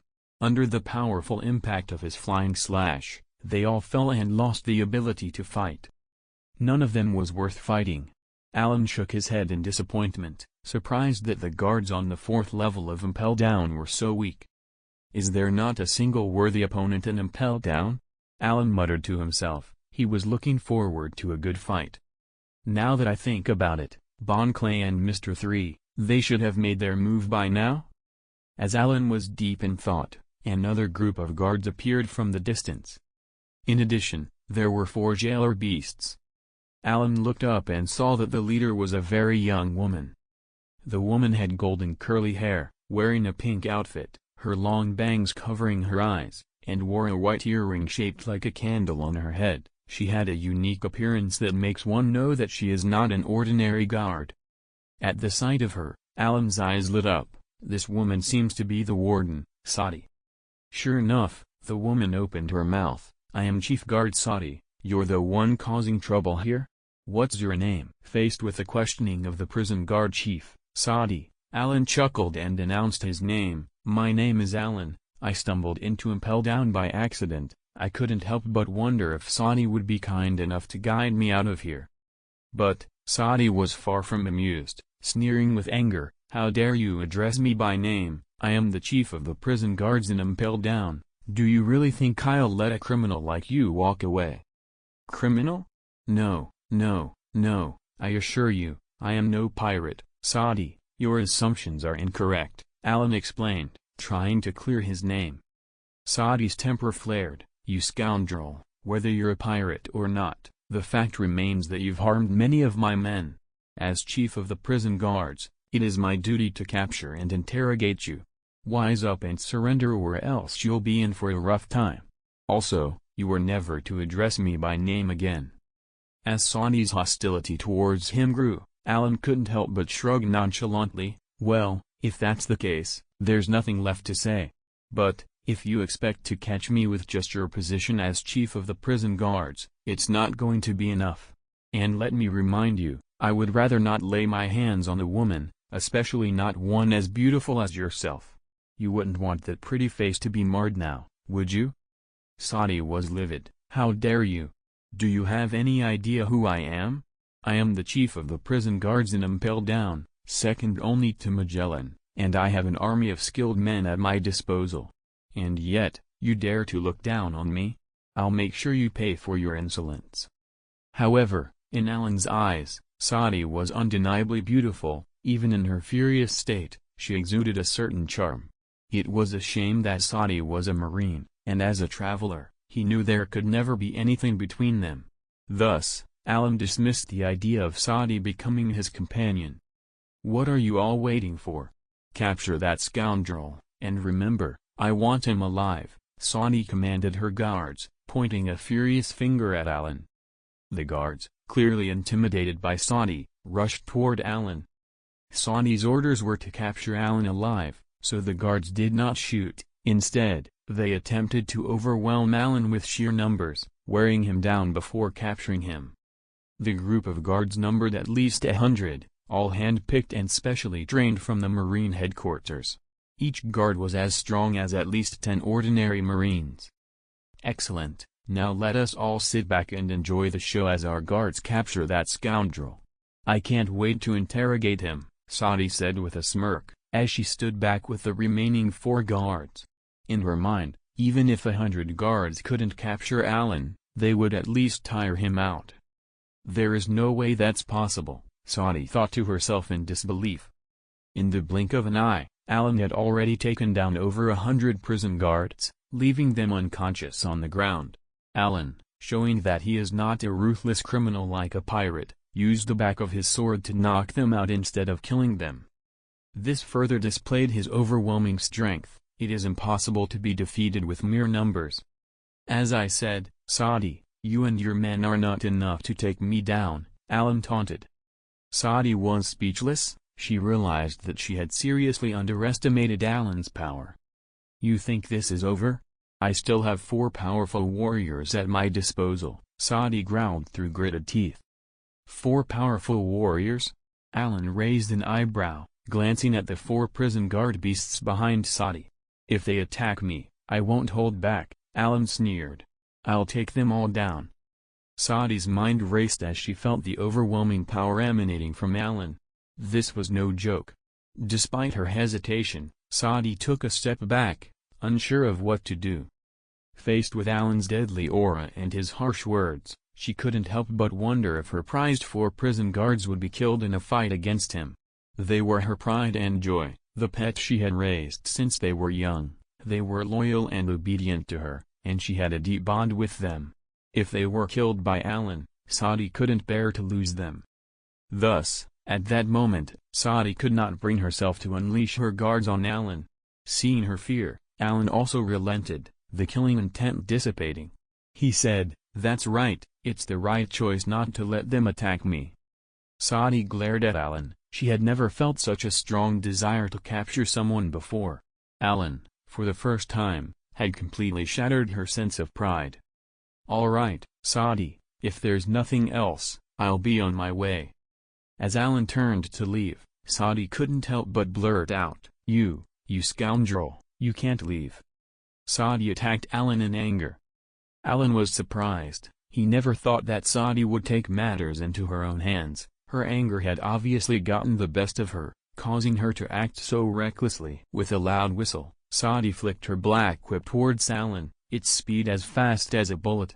But to Saadi's surprise, the whip passed right through Allan's body, as he had vanished into thin air. "What?" Saadi exclaimed, unable to believe that Allan had dodged her fierce strike. "What just happened? Did that guy see through my attack, or did he just luck out and avoid it?" Saadi thought as she launched another attack. With another whistle, the black whip struck out again like a venomous serpent, but this time Allan did not dodge. He quickly grabbed hold of the whip. "Shit," Saadi exclaimed, unable to believe that not only had she missed, but Allan now held her own weapon. A sudden feeling of danger washed over Saadi, and in the next second, Allan yanked the whip with great force, pulling Saadi towards him. Wow, such strength! Saadi thought as she lost her grip on the whip, crashing onto the ground and narrowly avoiding being pulled face to face with Allan. She quickly retreated, pulling away from Allan, and moved to the side of her 4 beasts guards, clearly shaken and terrified of Allan's strength, which far exceeded her expectations. Now, she was regretting her decision to provoke him. "Though I said I don't hit women, you did attack me first, Saadi. I can't just let this slide. It's time for a lesson for a woman who doesn't know her place," Allan said as he approached her. "Protect me. Quickly," Saadi cried out in fear as Allan closed in. As Allan advanced, the 4 jailer guards finally stirred. The first guard, Minotaurus, had the appearance of a large bull and wields a large spiked club. The second guard, Minor Rhinoceros, was a blue rhinoceros, armed with 2 small spiked clubs. The third guard, Minnow Koala, had the appearance of a koala. The fourth guard, Minnow Zebra, resembling a zebra, had red curly hair and wielded a mace with spikes all around the iron ball at the end of the rod. These 4 guards were not only physically massive but all awakened fruit users. And so, these creatures, be it in terms of strength, defense, or recovery, were incredibly formidable and could only be described as monsters. Their distinguishing feature was their runny noses, while they appeared to be both cute and unkempt at the same time. But there was no denying that they were a formidable force that couldn't be overlooked and impelled down. At Saadi's command, the 4 prison guard beasts launched their attack on Allan. Allan had long been curious about their abilities, and as they approached, he unsheathed his sword, the Golden Wolf, to meet their charge. The first to reach Allan was the jailer beast, Minotaurus, wielding a large spiked club as it swung down towards Allan's head.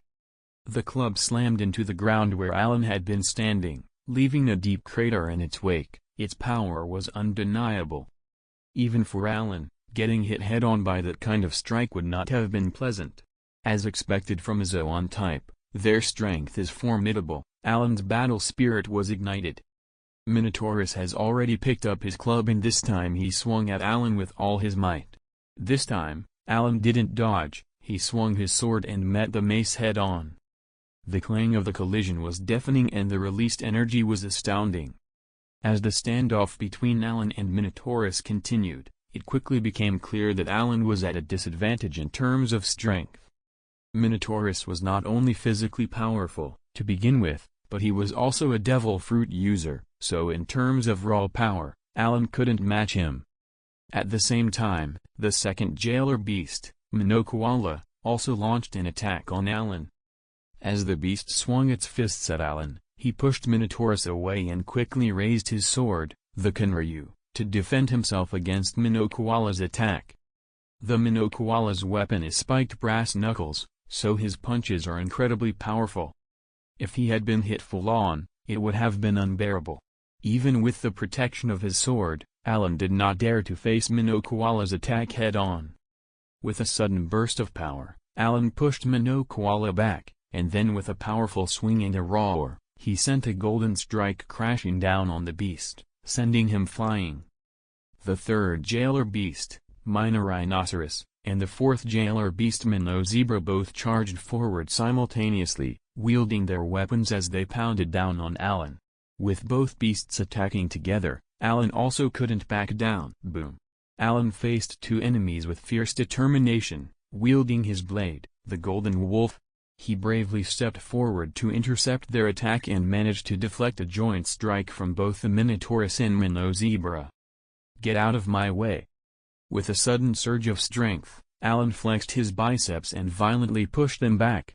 In a split second, he grasped the hilt of his blade and swung with all his might. A dazzling golden light burst from the blade as Allan unleashed an unstoppable blow. Wham! The golden blade carried an unrivaled aura, instantly sending Minotaurus and Minnow Zebra flying several dozen meters away, leaving visible wounds on their bodies. Meanwhile, Bon Clay and Mr. 3 had taken advantage of the chaos and freed all the pirates on the fourth floor. The soldiers were no match for the two, as most of the elite guards had been redirected to deal with Allan and had been defeated. Allan's bravery made it possible for Bon Clay and Mr. 3 to rescue the fourth floor pirates with ease. The fourth floor held no more than 100 pirates, but each of them was once a notorious pirate in the sea, with bounties ranging from around 50 to 100,000. They were released by Bon Clay and Mr. 3, and their primal savagery was on full display. "Haha, I've finally been released. I'll beat those Marines to a pulp, otherwise, I won't be able to calm my anger. Yeah, I'm going to slaughter that damn Magellan." The freed pirates revealed their menacing expressions as they prepared to wreak havoc. And little Saudi, Domino, Jailer Beast, those bastard officials, they all need to be taught a lesson. The fourth-level pirates were released. They were all shouting to seek revenge from the high-level officials of Impelled Down. They have been imprisoned on the fourth level, some for as long as 10 years, some for a few months, so they have suffered greatly from torture and wear and tear, so they hate the naval forces of the Advancement City. Therefore, the first thing to escape was to settle accounts with them.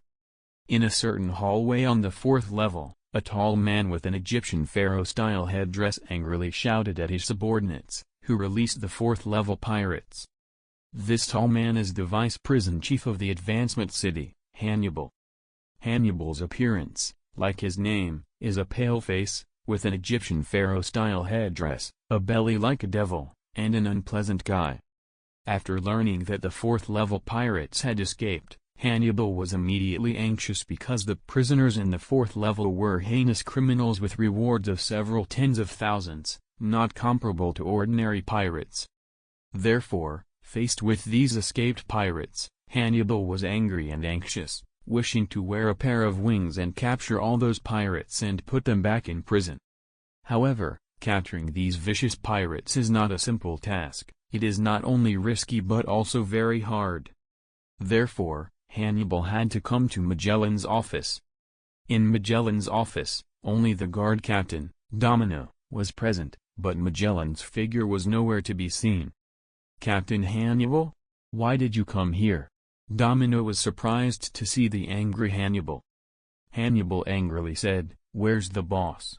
I have something to report." The boss is not convenient right now, he is having diarrhea," Domino replied helplessly.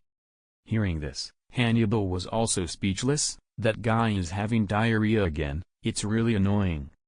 "So, Captain Hannibal, what's the matter?" Domino asked. Hannibal said, "The pirates in the fourth level of the jail have all escaped, and they are causing a commotion now." "Ah, even the pirates in the fourth level have escaped, how did this happen?" Domino was worried because the pirates on the fourth level were very dangerous criminals. "Right, where is Saudi?" Hannibal asked. "Saudi is with the jailers to find that mysterious man," Domino replied. "Mysterious man?" "Yes, the guy who appeared with the beasts from the second level of the beast hell and the pirates Mr. 3, the second and third levels have riots, which seem to be related to that person. According to the surveillance video, he seems to have come to the fourth level now." Hearing this, Hannibal frowned and said, "So, the reason the fourth level pirates escaped is because of that guy causing trouble?" Domino nodded, "Yeah, It must be related to that mysterious person. Do you know who he is?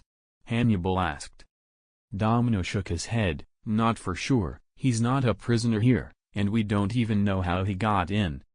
Hannibal exclaimed, that's so mysterious. Could it be that he just appeared out of nowhere? Domino replied, the only thing we can confirm is that this mysterious person is very powerful and has already defeated many prison guards and officials. We need to catch him soon. Hannibal thought for a moment, since Sadi has already led the guards to look for him, I'll take my men to suppress the pirate rebellion first. If Magellan finishes his business, tell him to come to help us. I got it. You go ahead, Domino replied. And so, Hannibal led a large group of Navy soldiers to suppress the pirate rebellion on the 4th floor. On the other hand, Allan is fighting the 4 jail beasts single-handedly. These 4 jail beasts, as the result of eating devil fruits, have formidable defensive abilities and rapid recovery rates. Even after being wounded by Allan's sword, the Golden Wolf, they quickly recover and become even stronger in battle. However, their strength still falls far short of Allan's. Allan's level far surpasses these jail beasts. With just one serious attack, he can inflict a heavy wound on one of them. However, he is now facing a combined attack from the 4 jail beasts, so it is not an easy task to defeat or even kill them all at once. In fact, Allan's fighting spirit ignited slightly by this, but he has not yet taken any serious action. Serious action means using his true strength. To deal with these 4 big guys, this sword is enough. With these words, Allan cuts with a blade. The golden cutting wave directly strikes them.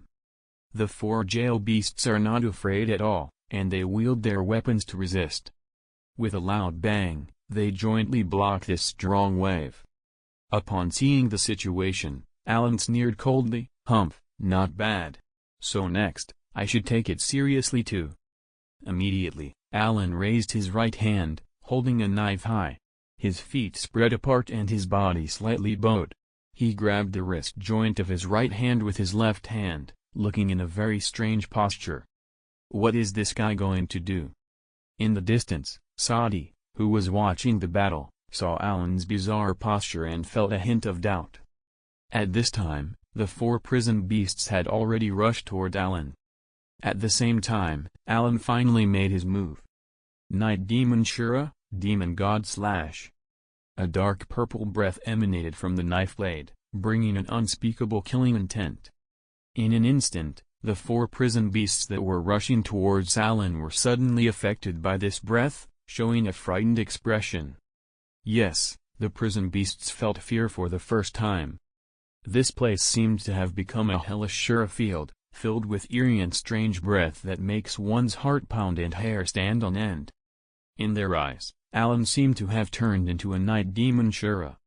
Yes, at this moment, Allan had become a Shura, wielding the Shura blade. With a demon god's manner, he launched a brutal slash at the 4 prison beasts that were stunned in place due to fear. Swish, swish, swish. In the blink of an eye, 4 wounds, each half a meter long, appeared on the prison beasts. With this heavy blow, the 4 prison beasts lost the ability to continue fighting. Despite their remarkable regenerative abilities, they couldn't regenerate such a wound. Sadi, who saw this scene, was somewhat in disbelief. After all, these 4 jailer beasts were all awakened Zoan devil fruit users. In terms of strength, defense, and physical recovery abilities, they are considered monster-level beasts, and to defeat them all at the same time, in her opinion, is almost impossible. However, now, the impossible has become a reality. The 4 prison beasts are completely unable to continue fighting and now only Sadi remained. Allan cast his gaze at Sadi and walked towards her step by step. Sadi, at this time, did not know if she was scared or paralyzed by his killing intent, and actually stayed in place without moving, staring, with a frightened expression, and her face seemed to be writing "Don't come over." Looking at Sadi, who was unable to move because of the killing intent, Allan pointed the knife at her and said, "Well, what should we do now? Should I kill you or let you go?" Monster! Don't kill me. Saadi tearfully said she was really scared. Under the pressure of Allan's killing intent, Saadi's will has completely disintegrated and she didn't dare to fight anymore. Looking at the crying Saadi, Allan mysteriously smiled. Not kill you? Sure, but I have a condition. Hearing this, Saadi hesitated and asked, what condition? Allan didn't waste any time and directly said, I need you to be my servant, and then prepare a ship so I can leave Impelled Down. This is impossible, Saadi said, showing that it was difficult to accomplish. Can't do it? Then I'm sorry, Allan said, making a move to cut down with his sword. Seeing this, Saadi quickly said, no, don't kill me, I will do it. Allan sneered coldly, very well, then you go prepare, remember not to play any tricks. I understand, Saadi nodded and left. Not long after Saadi left, Allan saw a large group of Marines pursuing 7 or 8 pirates in prisoner uniforms and coming in his direction. The 7 or 8 pirates fought and retreated, quite disheveled. And the soldiers and the Marines were very brave, led by a tall man wearing a pharaoh's hat. As Allan opened his eyes, he quickly recognized the man wearing a fez as the vice warden of Impelled Down, Hannibal. At the moment, Hannibal was leading hundreds of Marines in pursuit of 7 or 8 pirates. Seeing the scene, Allan's lips curled into a smile. It seems Bon Clay and Mr. 3 have already succeeded in freeing those guys. Those pirates who were being chased by Hannibal were naturally prisoners who were previously imprisoned on the 4th level. However, Allan did not see Bon Clay and Mr. 3. That is to say, they were still in another hallway on the 4th level. I will go find them. Just as Allan was about to leave, a prompt suddenly popped up. Ding. Make a choice. 1. Defeat the Vice Warden of Impelled Down, Hannibal. Reward, Armament Hockey. 2. Ignore Hannibal and leave directly. Reward, 1 mysterious chest. Allan, who had originally planned to go straight to find Bon Clay and Mr. 3, decisively chose the first option from the prompt, as the reward was still worth his effort. At this moment, Hannibal also noticed Allan not far away from him. However, he was currently capturing those 7 or 8 pirates, so he did not have the time to pay attention to Allan. Those 7 or 8 pirates were not weak, but because they had been imprisoned for a long time, they were physically weak and were no match for Hannibal. Hannibal effortlessly sent his opponents flying with a display of formidable strength. Meanwhile, Allan drew his blade. Allan, armed with his sword, Golden Wolf, hacked down. The golden slash wave shot forth like a golden arrow, barreling straight toward Hannibal with lightning speed. Recognizing the threat, Hannibal dared not underestimate it, immediately swinging his double-bladed naginata in defense with both hands. The powerful slash wave pushed Hannibal back several meters, and the unleashed power also overwhelmed the Marines behind him. Thanks to Allan's swift action, the pirates who had been beaten by Hannibal were luckily not captured.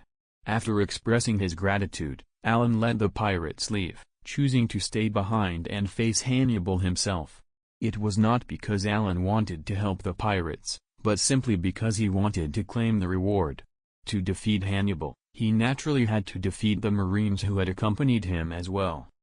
At the moment, Hannibal had no leisure to chase after the escaping pirates. He gazed intently at Allan. "Who are you?"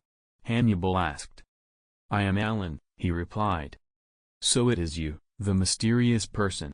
It was because of you that the pirates caused a commotion," Hannibal said. "I simply want to leave this place, and take a few people with me," Allan said coldly. "Foolish thinking. I will capture you," Hannibal declared. Upon hearing the challenge, Allan sneered. "You? No way. You don't have what it takes." This dismissive attitude from Allan incensed Hannibal, who gritted his teeth and snarled, "How dare you underestimate me? You're going to know the true terror of Hannibal." Allan had intentionally provoked Hannibal with his words, and it was clear that he had succeeded. Enraged, Hannibal brandished his double-bladed naginata and charged toward Allan with ferocity, like a demon. Allan chuckled coldly and drew his sword, the Golden Wolf, ready to face the challenge. As the deputy warden of Impel Down, Hannibal was indeed a formidable opponent.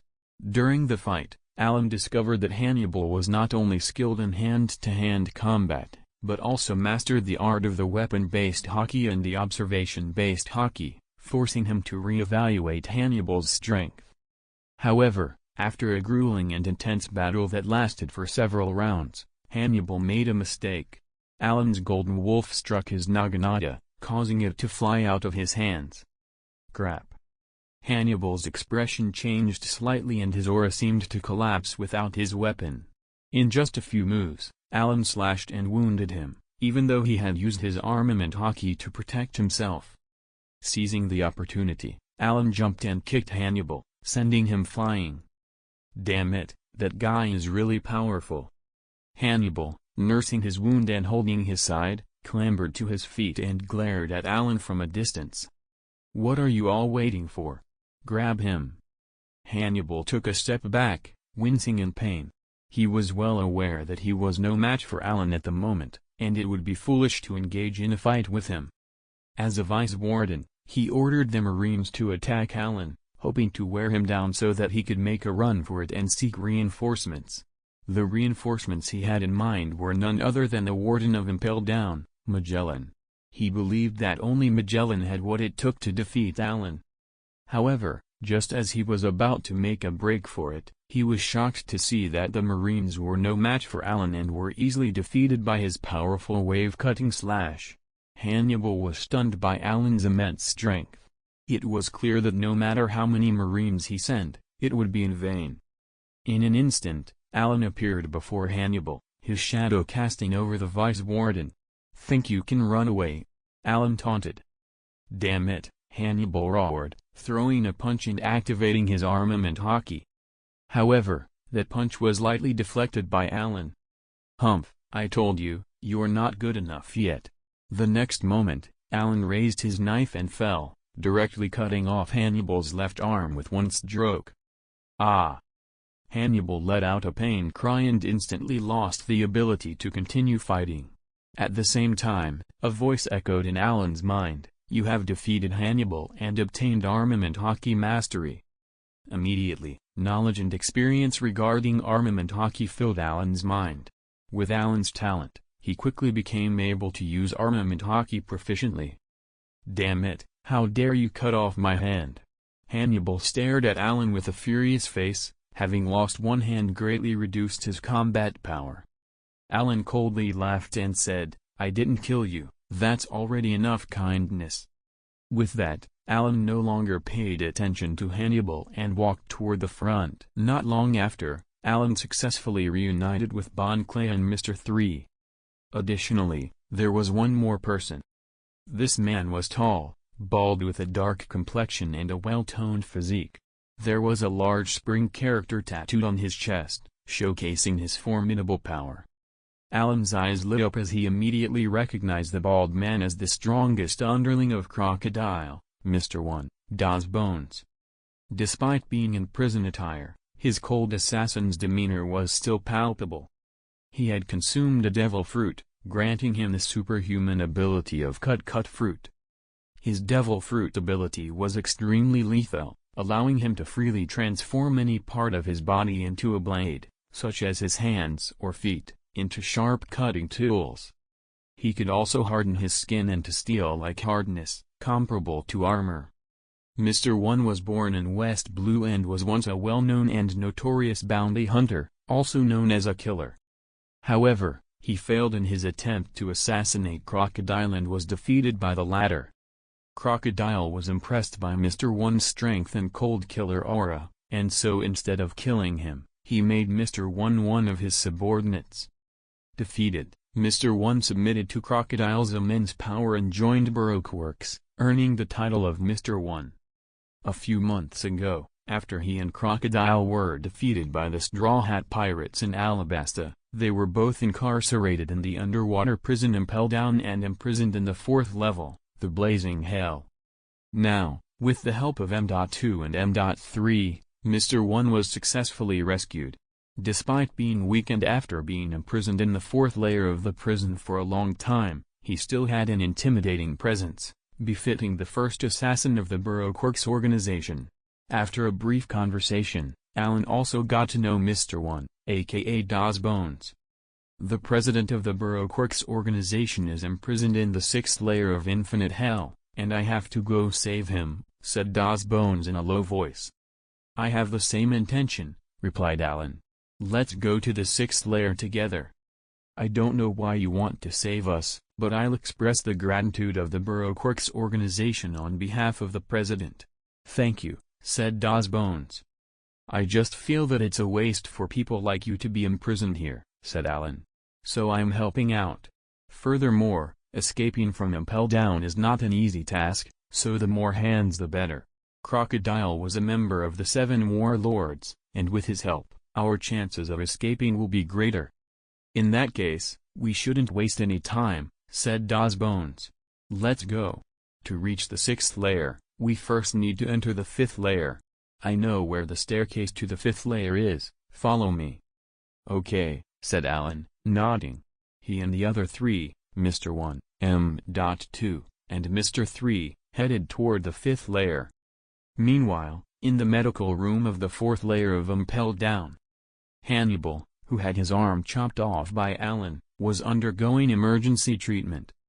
Damn it, Allan, that bastard. I won't let him get away with it. He actually cut off my arm. Oh, it hurts. Dr. Leno, do you have any anesthesia?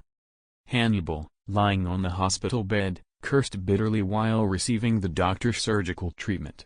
He was obviously very unhappy with his current situation.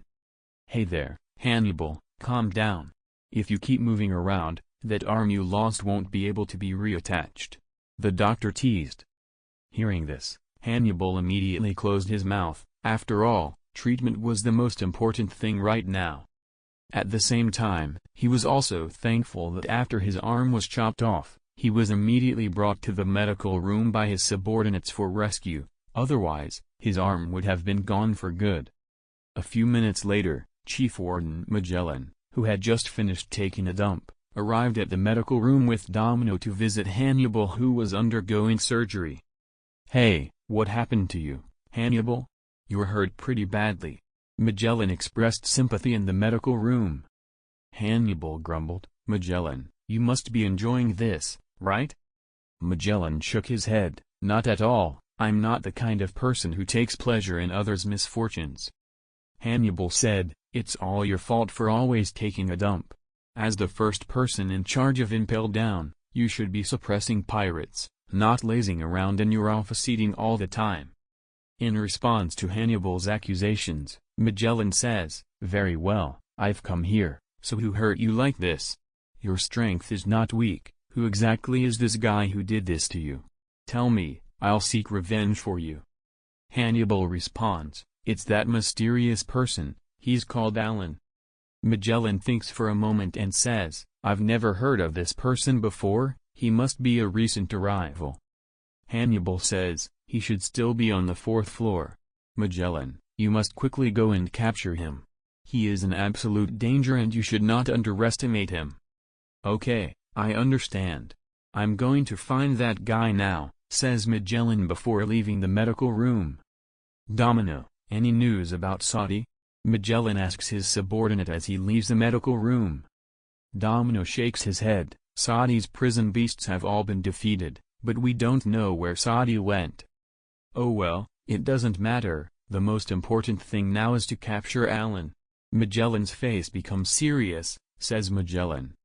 The governor is finally taking action, Domino says with anticipation. TN, I was wrong about the guard captain on the 2nd floor, it wasn't Saul Death. As Allan and his group were on their way to the stairs leading to the 5th floor, they encountered a group of Marines in a corridor on the 4th floor. The leader of the group was a very short person. Huh, a little kid? Commented Allan and his companions. I am Saul Death, the chief jailer, the young man continued. Mr. 2, standing next to Allan, waved his hand dismissively and said, Hey, small fry, get out of our way. We don't have time to waste here. Damn it, don't call me small fry, Saul Death retorted angrily.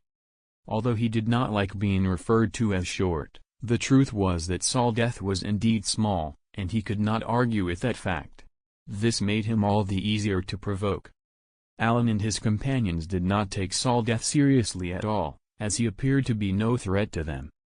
"Get out of the way, small fry, or we won't be so friendly anymore," Mr. Datu said with a menacing expression, which, to be honest, was rather comical. "How dare you mock me? I'll catch all of you," Saldeth shouted in anger.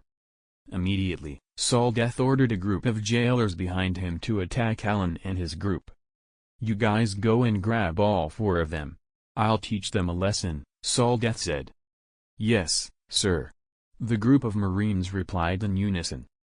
About 20 Marines charged at Allan and his group, but this small number of soldiers was not enough to intimidate Allan and his companions.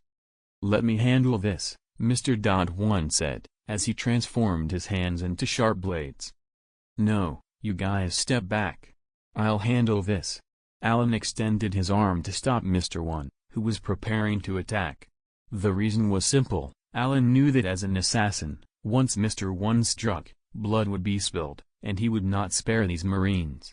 But Allan didn't want to see these soldiers killed. After all, they were not all bad people. Mr. 1, who was about to strike, could only step back a few meters with Mr. 2 and Mr. 3 as Allan unleashed an immense pressure from his body. The charging Marines were instantly overwhelmed and fell to the ground, unconscious. How is this possible?"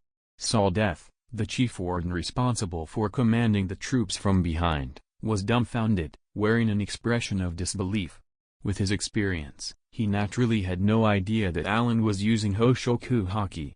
But he couldn't be blamed for his lack of knowledge. After all, Hoshoku Haki was not something that ordinary people could master. Only 1 in a million people possessed such talent. Therefore, Saldeth was also seeing Hoshoku Haki for the first time. "Let's go. We're leaving."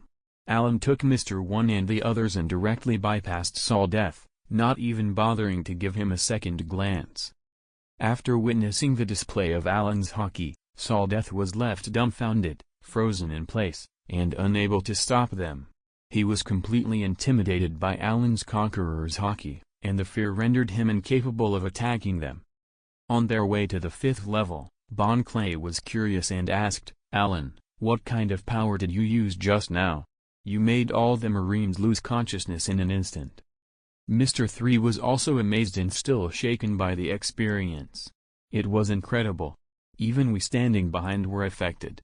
What was that exactly?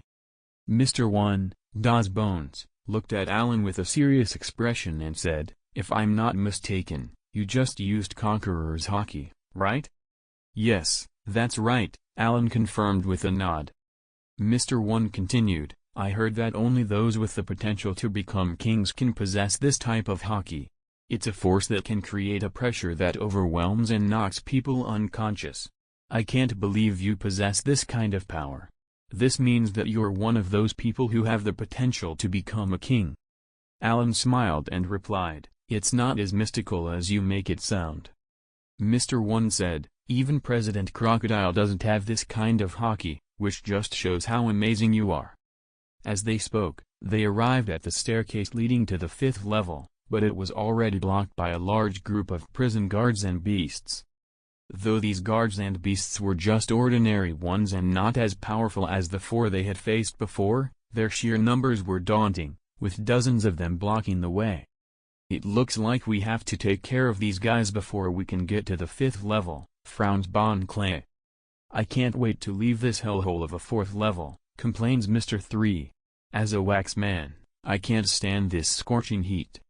"You think you are the only one suffering?" retorts Mr. 1, Das Bones, in a deep voice. "I was imprisoned on this 4th level, and I was constantly tormented by the searing heat every moment of every day. If there's anyone who wants to leave this level the most, it's me." "Then it's your turn this time," said Allan. "Very well, leave it to us," replies Mr. 2, Bon Clay, showing his willingness to fight. Mr. 1, Mr. 2, and Mr. 3 charged towards the guards and beasts, engaging them in a fierce battle. Allan stood back, taking the opportunity to regain his strength and prepare for the fight to come. He remains vigilant for any sign of other Marines, as Impel Down is their territory, and they could appear at any moment. After a fierce battle, Mr. 1, Mr. 2, and Mr. 3 successfully took down the prison guards, demonstrating their impressive abilities. They then proceeded to the 5th level of Impel Down through the staircase, which was the opposite of the scorching 4th level. It was extremely cold, living up to its name as the freezing hell. Indeed, this place is worthy of its name. M3 shivered, hugging his arms. Mr. 2 added, I heard that the prisoners held on this level are all infamous pirates worth over 100 million berry, second only to those in the infinite hell on the 6th level. Well then, let's release them all, Allan sneered. The group sprang into action. As the temperature on this level was below freezing, it was essentially a massive freezer, and there were fewer surveillance devices and patrolling guards. However, despite being a prison, the area was still enormous, with a forest where many fierce beasts known as the Wolves unit lived. These beasts were even more ferocious than those on the 2nd level and fully adapted to the cold environment. We've got company, Allan suddenly spoke up. In front of them appeared 10 beasts resembling wolves but larger in size. I believe those are the Wolves unit that inhabits the 5th level.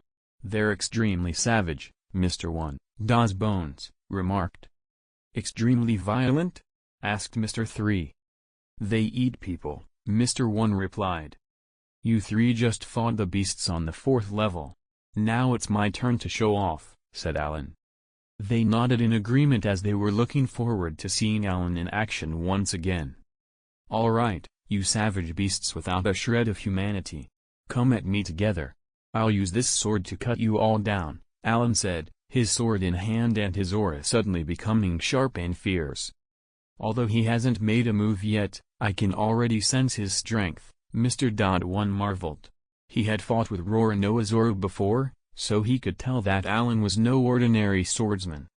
One sword style, Golden Wolf Slash. Swoosh.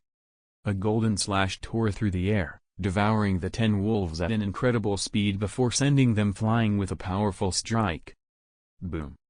The enormous impact of the strike inflicted heavy damage on all 10 wolves, leaving them lying on the ground, gasping for breath and unable to get up.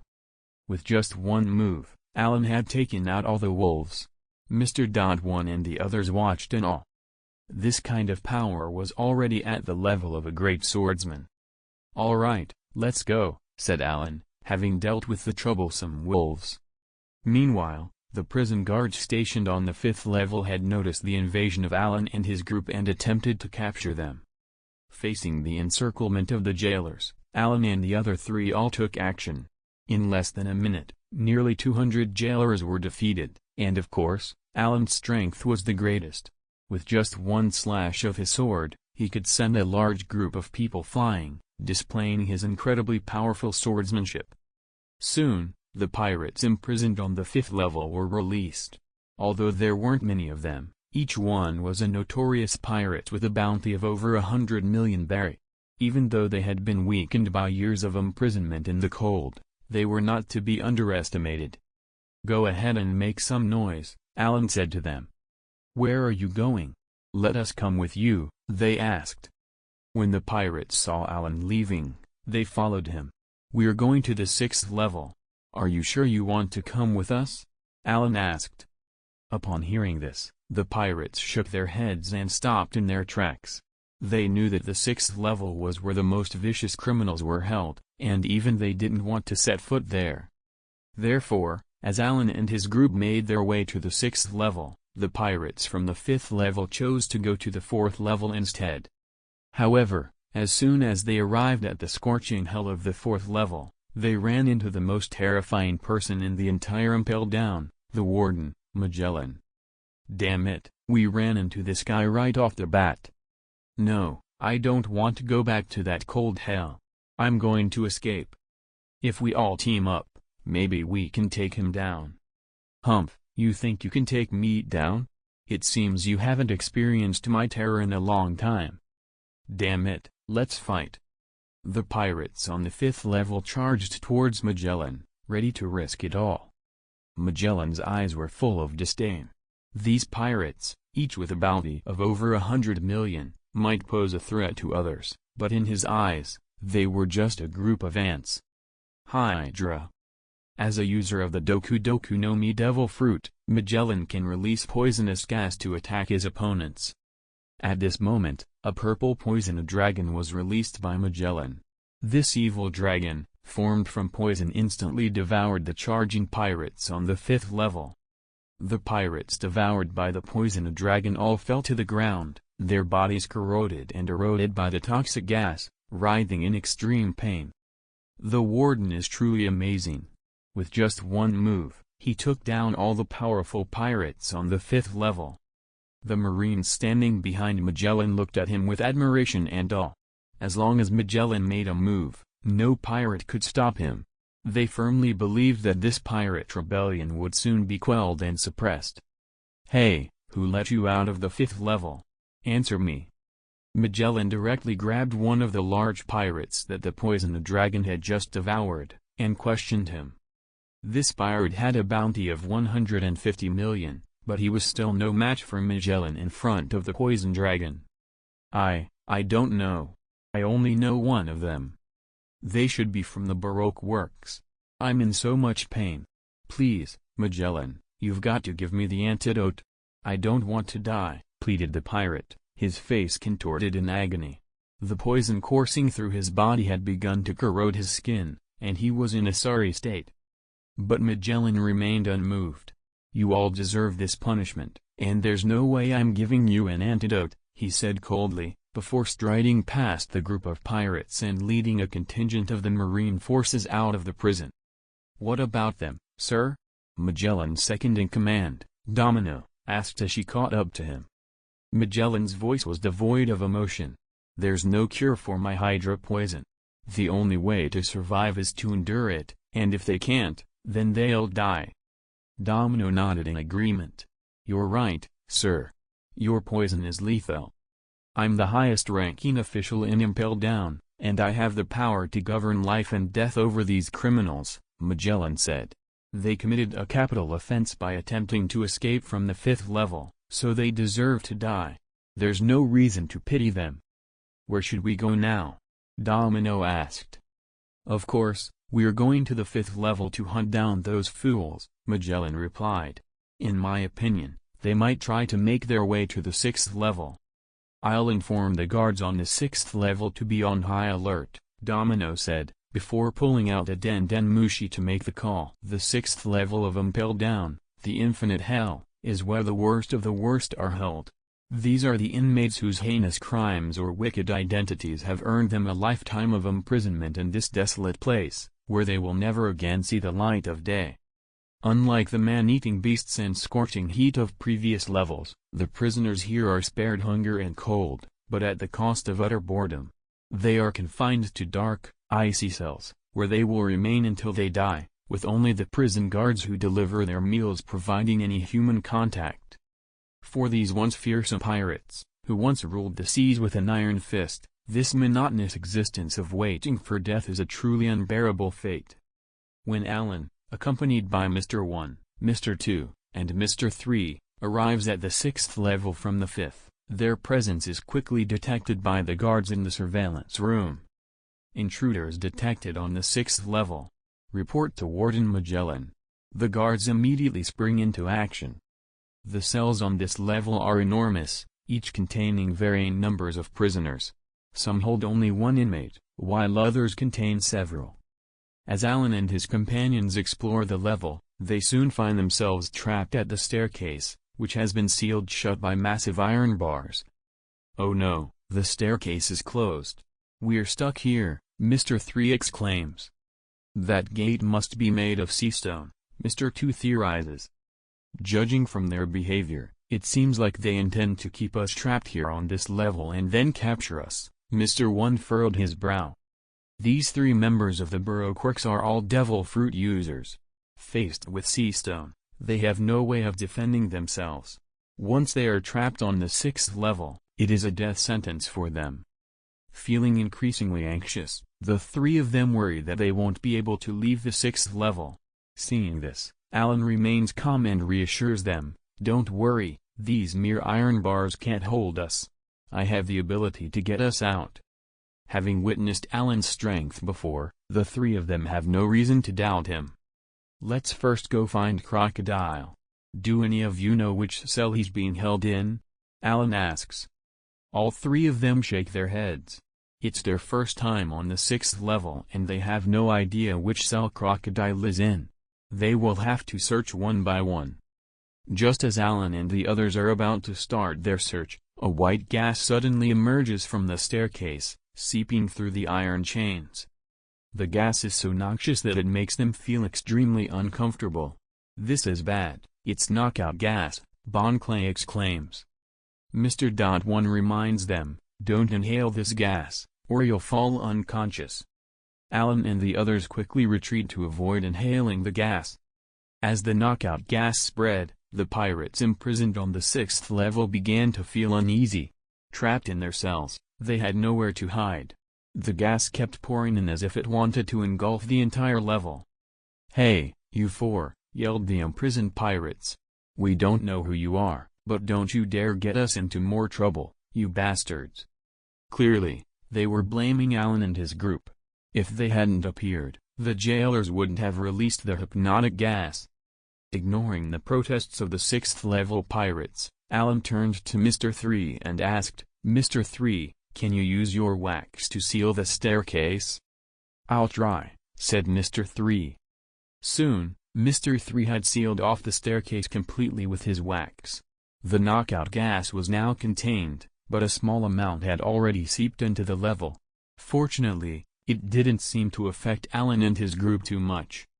"Good job," said Allan. Mr. 3 let out a bitter laugh, unable to share Allan's optimism. "We might have blocked the gas, but now we're even more trapped. It'll be even harder for us to escape." At this, Mr. 1 and Mr. 2 became agitated. It was indeed a problem. However, Allan seemed unfazed and calmly said, "Don't worry, there must be other exits or passages to leave from, otherwise how did those jailers get in to capture us?" "You make a good point," Bon Clay agreed, and with that, the three of them finally breathed a sigh of relief. "Let's go find Crocodile now," Allan suggested. "I believe the jailers won't be coming down so soon. After all, the stairway has been blocked off, so they should be coming in through other means. Once we find Crocodile, we can leave through the same way the jailers came in." "Should we also free the others?" Mr. 3 asked. "I originally planned to free them, but they didn't seem too pleased with our arrival earlier, so let's just release Crocodile and leave the others behind," Allan replied. Upon hearing Allan's decision, none of the others objected. After all, except for Crocodile, the pirates on the 6th floor had no relation to them, so whether or not they were rescued was inconsequential. Furthermore, the pirates had displayed rude behavior towards them earlier, so there was no telling if they would even be appreciated if they were freed. Hence, it was better to just leave them behind. After a few minutes, Allan and the others arrived in front of a prison cell. "Crocodile?" They looked through the cold iron door and saw a man with neatly slicked back hair and a scar across his face, wearing the white striped prison uniform and chained up with iron chains inside. There was no mistake, this man was the former member of the 7 warlords of the sea, Crocodile.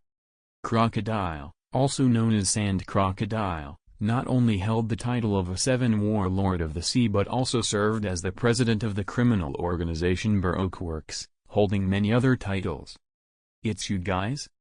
Crocodile, who was chained up with the huge sea stone chains, lifted his head in surprise at the appearance of Mr. 1, Mr. 2, and Mr. 3. "What's going on? Why are you here?" Crocodile, the president, felt somewhat overjoyed at the arrival of the 3 Baroque Works members. "President Crocodile, we came to rescue you," said Mr. 1, his voice deep and respectful. At the news, Crocodile was first surprised, then laughed heartily. "Haha, that's great. I never expected my subordinates to come to my rescue. It seems that I can still sail the seas." Mr. 3 used his ability to create a wax candle key, easily opened the huge iron door, and then proceeded to unlock all of the iron chains that held Crocodile captive.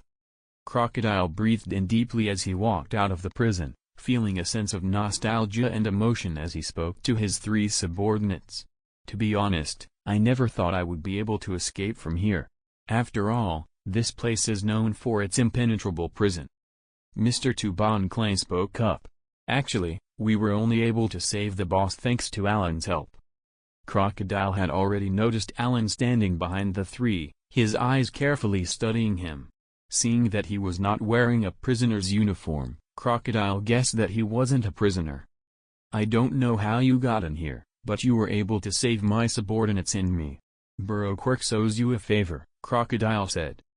Allan replied, I've heard of your name for a long time. Seeing you today, you truly are extraordinary. Your name is Allan, right? Crocodile said. Although I've never heard of your name, being able to lead my subordinates to the 6th level to rescue me means you must be quite skilled. How about we work together? Allan responded with a faint smile. Let's wait until we escape. I believe Magellan will be here soon. Magellan? That guy is certainly a tough opponent, but I'm not afraid of him, Crocodile said confidently. Of course, he was not arrogant or underestimating Magellan, but he did have the ability to confront him. Let's go quickly, Mr. 3 said. Wait a minute, there is one more person, let's save him too, Crocodile said. Oh? Chairman, do you have someone you know who is also imprisoned here? Everyone was surprised, even Allan was curious. He's an acquaintance, Crocodile replied. Afterward, they arrived at another cell. Through the huge iron door, they saw a strange guy imprisoned inside. He had blue skin, a wide and fat body, 2 big teeth in his jaw, a short beard, and a lightning-like scar at the corner of his left eye, which looked absolutely different from a normal person. Chairman, who is he? Mr. 2 asked. He's Jinbei, the Knight of the Sea, one of the 7 warlords of the sea, just like me, Crocodile replied. What, he's Jinbei? So he's a fishman. Except for Allan, Mr. 1, Mr. 2, and Mr. 3 all saw the Knight of the Sea Jinbei for the first time, but his illustrious reputation was already well known to all. Seeing the real person in front of them, they were naturally quite surprised. Why is Jinbei also imprisoned here? Mr. 1 asked. Even Crocodile was curious about this. Crocodile? At this moment, Jinbei also looked at Crocodile standing outside the cell, wondering how a human like him had managed to escape. Jinbei, long time no see. I'm also curious about why you've been locked up here, Crocodile said. I haven't done anything wrong, Jinbei replied, clearly not wanting to say more. Crocodile smiled and didn't ask further. He turned to Mr. 3 and said, release him. With Mr. 3's help, Jinbei regained his freedom. Hey, Crocodile, why did you save me? Jinbei asked as they left the cell. Hey, we are both Shishibukai. A person like you shouldn't be locked up here. Besides, I can't stand the smug faces of those Marines. They have no right to imprison us here, Crocodile replied. Crocodile's words indirectly answered why he saved Jinbei.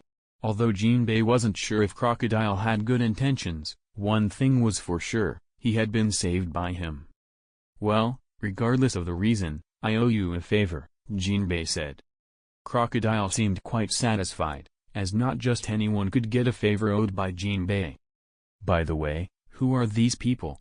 Jinbei looked at Mr. 1, Mr. 2, Mr. 3, and finally Allan, who was the only one not wearing a prisoner's outfit among them.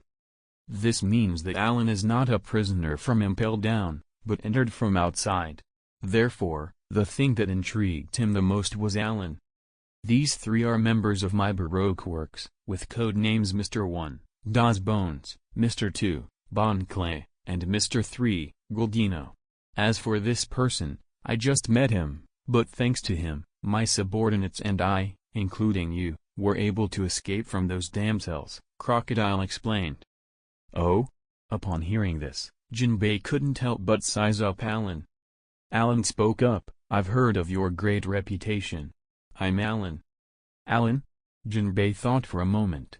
He had never heard of the name Allan before, but since he was able to enter Impel Down, he was not an ordinary person. Thank you for your help, Allan, although I am not sure of your intentions, Jinbei said politely. Crocodile interrupted, all right, let's talk outside. We're still on the 6th level. Everyone nodded in agreement, realizing it was time to leave. As they passed by other prison cells, the captive pirates inside cried out to them. Hey, let us out too. Please, help us out. Hearing this, Allan stopped in his tracks and sneered, Ha, aren't you afraid we'll drag you down with us? So why should we save you? Unbelievable. The prisoners felt embarrassed as Allan and his group passed by the 6th level. They had expressed their displeasure but never expected Allan to hold a grudge. You lot can rot in here until you die, Allan sneered. Damn it all. The incarcerated pirates regretted their words as they watched Allan leave. Meanwhile, a large group of prison guards had assembled, ready to stop Allan and his companions from escaping the 6th level. Leading the charge was none other than the warden of Impel Down, Magellan. He was joined by 2 vice-admirals, 5 deputy wardens, and 4 senior officers, as well as the 4 beasts that made up Impel Down's infamous squad of jailer beasts. Magellan had called upon Impel Down's entire army, determined to capture Allan and his friends once and for all. As they advanced through the 6th level of the prison, Allan, Crocodile, Mr. 1, Mr. 2, and Mr. 3, as well as Jinbei, were searching for a way out of the eternal hell. However, all the normal paths leading out of the 6th level had been sealed off. What do we do? We're completely trapped here, Mr. 3 said anxiously, realizing how dangerous their situation had become. We'll have to wait for the soldiers to come and capture us, then make a break for it, Crocodile suggested. That's the only way out for now, Jinbei agreed. But then Allan spoke up, no, this is still the Navy's turf. We can't just sit around and wait for them to gather their forces before we make our move. Who knows if there are any other formidable foes besides Magellan lurking around. If even a Navy admiral were to show up, our chances of escaping Impel Down would be even lower. Crocodile and Jinbei frowned at Allan's words, knowing that he had a point. One Magellan was already more than a match for any Navy admiral in terms of strength. If they had to face the admiral of the Navy headquarters, it would be even more difficult for them to escape. So what do we do now? Mr. 3 asked. In that case, we'll have to find another way out, Allan said resolutely. Hearing this, everyone turned their gaze toward Allan, hoping that he had a plan. Why take a detour? Both paths leading out of the 6th level are blocked by iron bars made of sea stone, which can't be easily broken. Besides, a large group of Marines must have already gathered outside. It's risky to rush on like that, said Crocodile. Allan then pointed to the ceiling and said, the 6th level is the bottom level of the Impel Down prison. The 5th level is right above us. Let's use the ceiling to reach the 5th level. You mean to break through the ceiling? Jinbei asked in surprise. Allan nodded, it's the best option we have. Mr. 1 added, the hardness of the ceiling is probably greater than steel, or at least just as hard. Breaking it won't be easy unless you possess the ability to cut through steel. In any case, let me try first, Allan said. Everyone agreed and looked on as Allan tightened his grip on his sword. He took a deep breath and struck upwards with all his might. In an instant, a brilliant golden light shot out, crashing into the ceiling with tremendous force. With a loud explosion, a huge hole appeared in the ceiling. Amazing. He really did it, exclaimed Mr. 1 and the others. Even Crocodile and Jinbei, who had underestimated Allan's strength before, were now impressed by his ability. At this moment, Allan's full force attack shattered the ceiling, opening up a new path that forced everyone to re-evaluate his strength. Let's go up, Allan said. The ground is too far from the ceiling, at least 30 meters. It won't be easy to get up there, Mr. 2 frowned. I can handle that. I'll make a ladder, Mr. 3 said confidently. In the next second, Mr. 3 activated his devil fruit power and created a wax ladder that led to the ceiling. Everyone's eyes lit up. They didn't expect Mr. 3's power to be so useful in this situation. Afterward, Allan and his group of 6 climbed the wax ladder and passed through the hole in the ceiling, arriving at the 5th level, the freezing hell. On the other side, the advancing Marines quickly discovered that Allan and his group, who had been trapped in the eternal hell on the 6th level, had entered the freezing hell through the hole in the ceiling. They also learned that Crocodile and the fishman Jinbei had been rescued by them. Magellan immediately ordered his troops to move to the 5th level, vowing to capture Allan and his group. Meanwhile, Allan and his group had already begun preparing to advance to the 4th level. Their plan was simple, to climb one level at a time. Once they reached the first level of Impel Down, they would be able to find a way to escape. Along the way, they encountered some prison guards and Marine soldiers who had come to suppress them, but they were easily defeated and could not stop them from leaving. As for the other pirates on the 5th level, they were nowhere to be found. Instead of trying to break through the ceiling of each floor, Allan and his group decided to take the stairs. When they reached the top of the staircase, they were met with a large door that blocked their way. Just as Allan was about to make a move, Crocodile said, "Leave this to me." He placed his right hand on the door, and in the blink of an eye, the door turned into a withered tree, all its moisture sucked dry by Crocodile's ability. With a loud thud, the decayed door crumbled to the ground. Everyone was amazed at what they had just witnessed. "So this is your devil fruit ability, Crocodile," Allan said in admiration. As Allan knew, Crocodile was a Logia user of the Sunasuna no Mi, which allowed him to turn his body into sand and manipulate it. He could also absorb moisture from any object through sand, be it humans or plants or anything that contained moisture. In the desert, Crocodile is an invincible presence. Even outside the desert, with his ability to manipulate sand and control natural elements, he is still a formidable opponent. As they broke through the gate and entered the 4th level, they found themselves facing over 100 Navy soldiers, guns aimed and ready to fire. Clearly, these soldiers had received a notice in advance and were waiting for them in the hallway. Without hesitation, they opened fire as soon as Allan and the others appeared. Bang! Bang! Bang! Bullets rained down on them, making for a perilous and treacherous battle. At the forefront was Crocodile, who was immediately hit and riddled with dozens of bullet holes. However, no blood was shed. As a user of the Logia-type sand fruit, Crocodile was immune to physical attacks. Even when hit by bullets, he remained unscathed. Crocodile's body was hit by a barrage of bullets, but instead of blood, sand flowed out from his body. The Marines were surprised, and a high-ranking officer immediately commanded his subordinates, "He's a devil fruit user, normal bullets won't work. Quickly attack him with sea-stone bullets."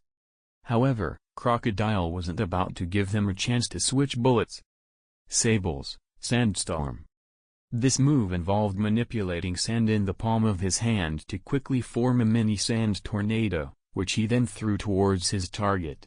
During its movement, the sandstorm would rapidly expand in size, blowing away or pulling in any surrounding objects with varying degrees of force.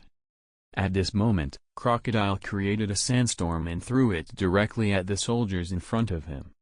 In an instant, the sandstorm rapidly expanded and swept over the dozens of prison guards in front of them. The guards who were caught in the storm or blown away ultimately fell to the ground, crashing into walls and losing consciousness. Mr. 2 laughed and said, "The boss is still as sharp as ever, quickly solving those guys with just one move." Regarding Crocodile's display of power, both Allan and Jinbei nodded in appreciation. Crocodile himself was quite self-righteous and arrogant, saying, "These ants aren't even worth mentioning. Let's go." Afterward, they proceeded smoothly through the 4th level of Impel Down, knocking down any beast or soldier that stood in their way. Leading the way at the front was Crocodile, who had apparently been held in the 6th level cell for too long and had built up a lot of frustration toward the guards. Thus, he took it upon himself to clear the path of obstacles. He demonstrated his tremendous strength as a former Shishibuke, effortlessly taking down the prison guards. Moreover, due to the nature of his sand fruit ability, many of the soldiers he struck were turned into lifeless husks, with all the moisture in their bodies absorbed by crocodile sand. The sight of them collapsing was truly terrifying. Bon Clay also joined in the fight, but not as frequently as the others. Allan conserved his energy for the upcoming battle against Magellan. He knew that they would soon come face to face with the Warden and engage in a fierce fight. That would be the time for Allan to shine. Before long, they had arrived at the third level, the starvation hell. The temperature here was extremely high, and the pirates who had been released were still causing chaos. Many soldiers were trying to suppress them. A small team of 20 soldiers stood in front of Allan and the others, aiming their guns at them. This was when Allan made his move, pulling out his sword, the Golden Wolf, and slashing forward with all his might. Zanbato. The golden slash was like a ferocious beast, sending all 20 soldiers flying. The pirates who were causing chaos on the third level were impressed by Allan and the others' strength, and many of them came over to join the fray. Crocodile intended to send them flying, but Allan stopped him. "It's good to have these guys with us. They will surely cause trouble for the Marines and impel down." So, Allan and the others arrived at the second level with the pirates from the third level. Among these pirates were some who came from the fourth and fifth levels. After arriving at the third level, they found that they could no longer ascend to the second level, as the passage leading to it was completely sealed off by a thick, giant rock. Allan, Crocodile, and the rest of the gang quickly approached the rock, knowing that they needed to break it to reach the second level. However, there were probably only a handful of pirates among the many present who were capable of such a feat. Seizing the opportunity, Jinbei stepped forward and said in a deep voice, "Let me try." "Okay, it's up to you," replied Allan. The pirates present recognized Jinbei and became excited. After all, he was one of the 7 warlords of the sea and had a formidable reputation on the high seas. Witnessing his skills firsthand was an eye-opening experience for these ordinary pirates. Jinbei stood before the giant rock and assumed a fighting stance. Fishman Karate Ogi, Birikon. He struck the rock with all his might, releasing his full strength in the form of a powerful shockwave that could destroy a battleship. With a loud boom, the giant rock shattered into pieces under the full force of Jinbei's palm, revealing a staircase leading to the second floor in front of everyone. "Amazing. You really broke it." The pirates cheered in admiration of Jinbei's strength. "Let's go up," said Jinbei, taking the lead up the stairs. Allan and his companions followed the stair to the second level, the Beast Hell. The pirates who had been causing trouble here had already been recaptured by the Marines and returned to their cells. When Allan and his companions arrived, the second-floor pirates immediately cried for help. "Mr. 3, release them again," Allan ordered in his stern voice. "Really?" exclaimed Mr. 3. Before he relented and said, "Understood." With Mr. 3's help, the pirates on the second floor were once again released and gained their freedom. They never expected to have a second chance to escape from this monster prison's cell and were moved to tears. Unfortunately, they didn't know that Allan only released them to be used as cannon fodder, to cause trouble for the Marines and impel down. He had no intention of helping them escape. Of course, if these pirates were capable of keeping up with Allan until the end, he would naturally lend them a hand. However, it was unlikely that they would make it out of impel down alive, given their strength. Even if they are released again, the vast majority of them will still end up being caught and locked up once more, Allan said with a heavy sigh. "It's so quiet here," Jinbei said, breaking the silence. Indeed, Allan and the others were surprised to find that there wasn't a single Marine or guard on the second level. "There must be a trick," Crocodile said, his voice low and wary. He couldn't believe that the Marines would let them leave without a fight. They must be planning something. After a moment of thought, Allan spoke up. "I think they've gathered all their forces on the first level, waiting for us to come up so they can trap us," he said. The others nodded in agreement. What do we do now? Mr. 3 asked. We go up, of course, Crocodile said firmly.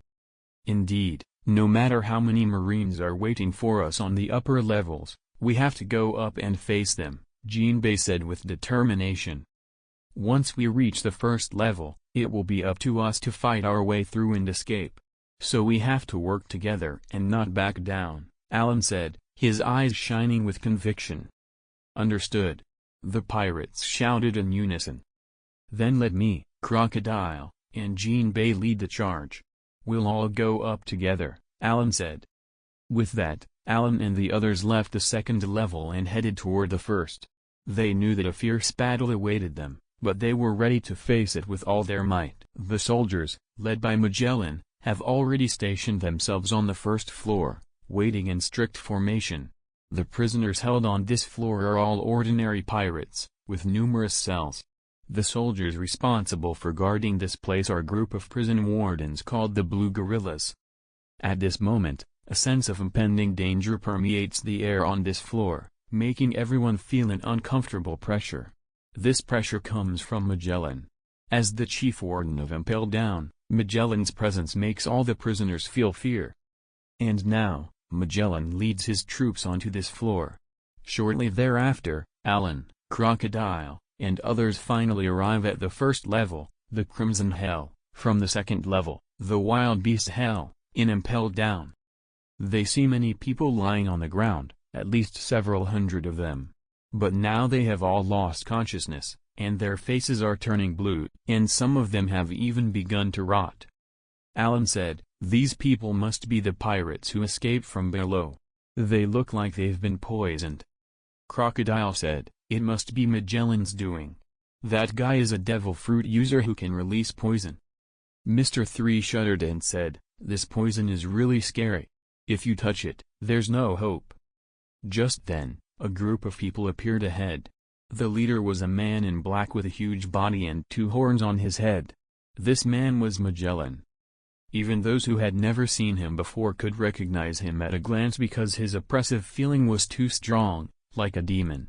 The soldiers behind Magellan were all equipped with gas masks, obviously to prevent inhaling poison gas. I want a dark, enclosed space, preferably with the mind also sealed, Magellan said. What is this guy talking about? Everyone was a bit confused. Forget about him. Let's all attack him together. Some impulsive pirates rushed towards Magellan without any hesitation. For them, who had already arrived at the first level, defeating Magellan would allow them to leave Impel Down. That's why they appeared so crazy. What a bunch of idiots, Crocodile said. There was no doubt that their crazy actions were a complete suicide mission. Because Magellan was so powerful, he was not someone they could defeat simply by relying on numbers. But the most terrifying thing about Magellan is his poison.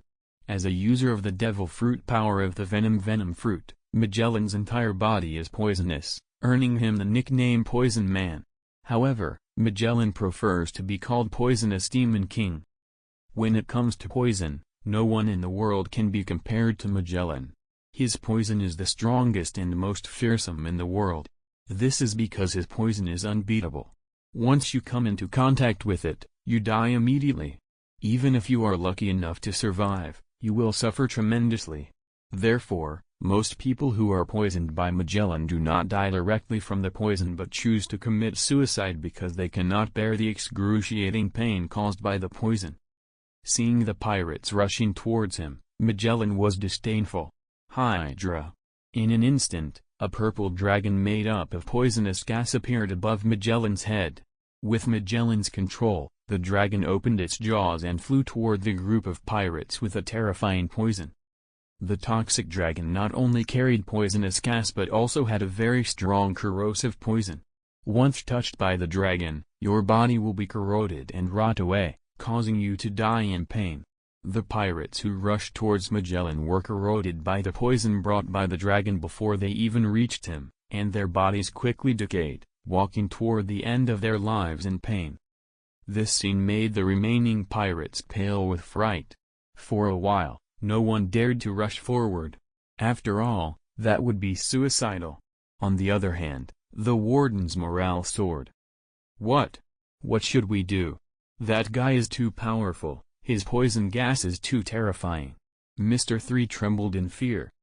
Mr. 2 and Mr. 1 also looked serious, apparently very wary of Magellan's poison. The rest of the pirates were even more afraid, some trembling, some sweating profusely. There were only 3 people present who remained calm. They were Allan, Crocodile, and Jinbei, who were the strongest among the pirates present and were not afraid of Magellan. However, Magellan's poison was indeed quite troublesome. At this moment, Magellan spoke up. "Crocodile, Jinbei, you shouldn't have left the 6th level." After speaking, Magellan's gaze fell on Allan again and he said in a deep voice, "Although I don't know where you came from, I will not let you go." Hearing this, Allan coldly smiled. "Since that's the case, let's see who comes out on top." In the next second, Allan tightly gripped his sword and slashed horizontally. One sword style, crescent moon. Suddenly, a golden crescent-shaped strike flew towards Magellan with unparalleled momentum, as if it could cut through anything in its way. Toxic Dragon. Magellan lifted one hand and a purple toxic dragon with gnashing teeth and claws charged towards the incoming crescent strike. The collision between the two unleashed a shocking amount of energy. After the clash, a solemn expression appeared on Magellan's face. Through their first encounter, he realized that Allan's strength was even greater than he had imagined. The strike just now wasn't even his full power, but it was already on par with my toxic dragon. This guy's strength is truly unfathomable, he might even have the power of a great swordsman. Thinking this, Magellan stared directly at Allan and said, "I have to admit, you are strong, but I have never heard of you before. Tell me your name and I, Magellan, will remember it." Without hesitation, Allan reported his name. "My name is Allan, remember it well." "I will remember," Magellan replied. "All right then, let's begin and see if you can stop us from leaving," Allan said. "As the warden of Impel Down, I will not let you go," Magellan declared. And thus, a fierce battle broke out on the first floor of Impel Down. Bang bang bang. The sound of gunshots echoed continuously throughout Impel Down. A group of pirates led by Allan were engaged in a fierce battle with the navy led by Magellan. Both sides were determined to fight to the death and gave it their all. Although Allan's side had fewer numbers, they had high-end combat power such as Crocodile and Jinbei, which prevented them from falling into a disadvantage. "Magellan, I'll take care of you," Crocodile said as soon as the battle began. It was not for no reason. Magellan was the boss of this large prison. Crocodile, who had been locked up on the 6th level for a long time, naturally felt very unhappy with Magellan. Looking at the menacing Crocodile, Magellan said, "You came just in time. I will defeat you and put you back on the 6th level." "Chief, let us deal with that guy," said a prison guard. "No, he's not someone you can deal with," Magellan said. "The chief can just watch. At least we have to make him pay," the guard said. The guard and 20 soldiers rushed toward Crocodile with great momentum, obviously wanting to show off in front of Magellan. But this move was too foolish. Magellan seemed to have already seen their fate and frowned. Sure enough, Crocodile attacked the soldiers who rushed over. "Scum, get out of my way. Desert Saber." Crocodile's right hand turned into sand, forming a sharp blade. As he swung forward, the sand-formed blade slashed along the ground, cutting dozens of Marines, blocking his path in half, with blood and gore everywhere. This scene made the soldiers of Impel Down, who relied on Magellan's presence, turn pale. Crocodile's strength was terrifying. For a time, no one dared to stop him. "Crocodile, don't be too arrogant," Magellan said angrily when he saw his men frightened by Crocodile. Venomous Giant Fist. A huge fist made of purple poison condensed and controlled by Magellan suddenly slammed forward from the sky. Sand Cannonball. Under Crocodile's control, a compressed sand cannonball flew towards the huge poisonous fist. Boom. The two collided, and the sand exploded like a cannonball, shattering the huge poisonous fist and unleashing a powerful energy. After the conflict, neither side gained an advantage. This first round was considered a tie. Hydra. Magellan extended his hand, summoning a purple dragon wreathed in poisonous gas. The dragon soared forward, its claws and fangs bared. When the liquid poison carried by the dragon hit the ground, it sizzled and corroded the earth beneath it. Magellan's subordinates behind him were afraid of being affected and kept their distance, not daring to get too close. Others were afraid of the toxic gas emanating from the purple dragon, but Crocodile was not. He sneered and said, "Magellan, you think you are the only one with a dragon? I have one too." In the next second, a large amount of sand gushed out from Crocodile's body and quickly condensed in midair above his head into a 10-meter-tall golden dragon, exuding an imposing aura. Everyone present was stunned, staring at the two giant dragons facing each other in midair. This was already beyond human ability, and only those with devil fruit powers could possess such abilities. "Go," Crocodile commanded. Under his control, the golden dragon formed from sand collided head-on with the purple dragon formed from poison gas, like two mountains devouring each other.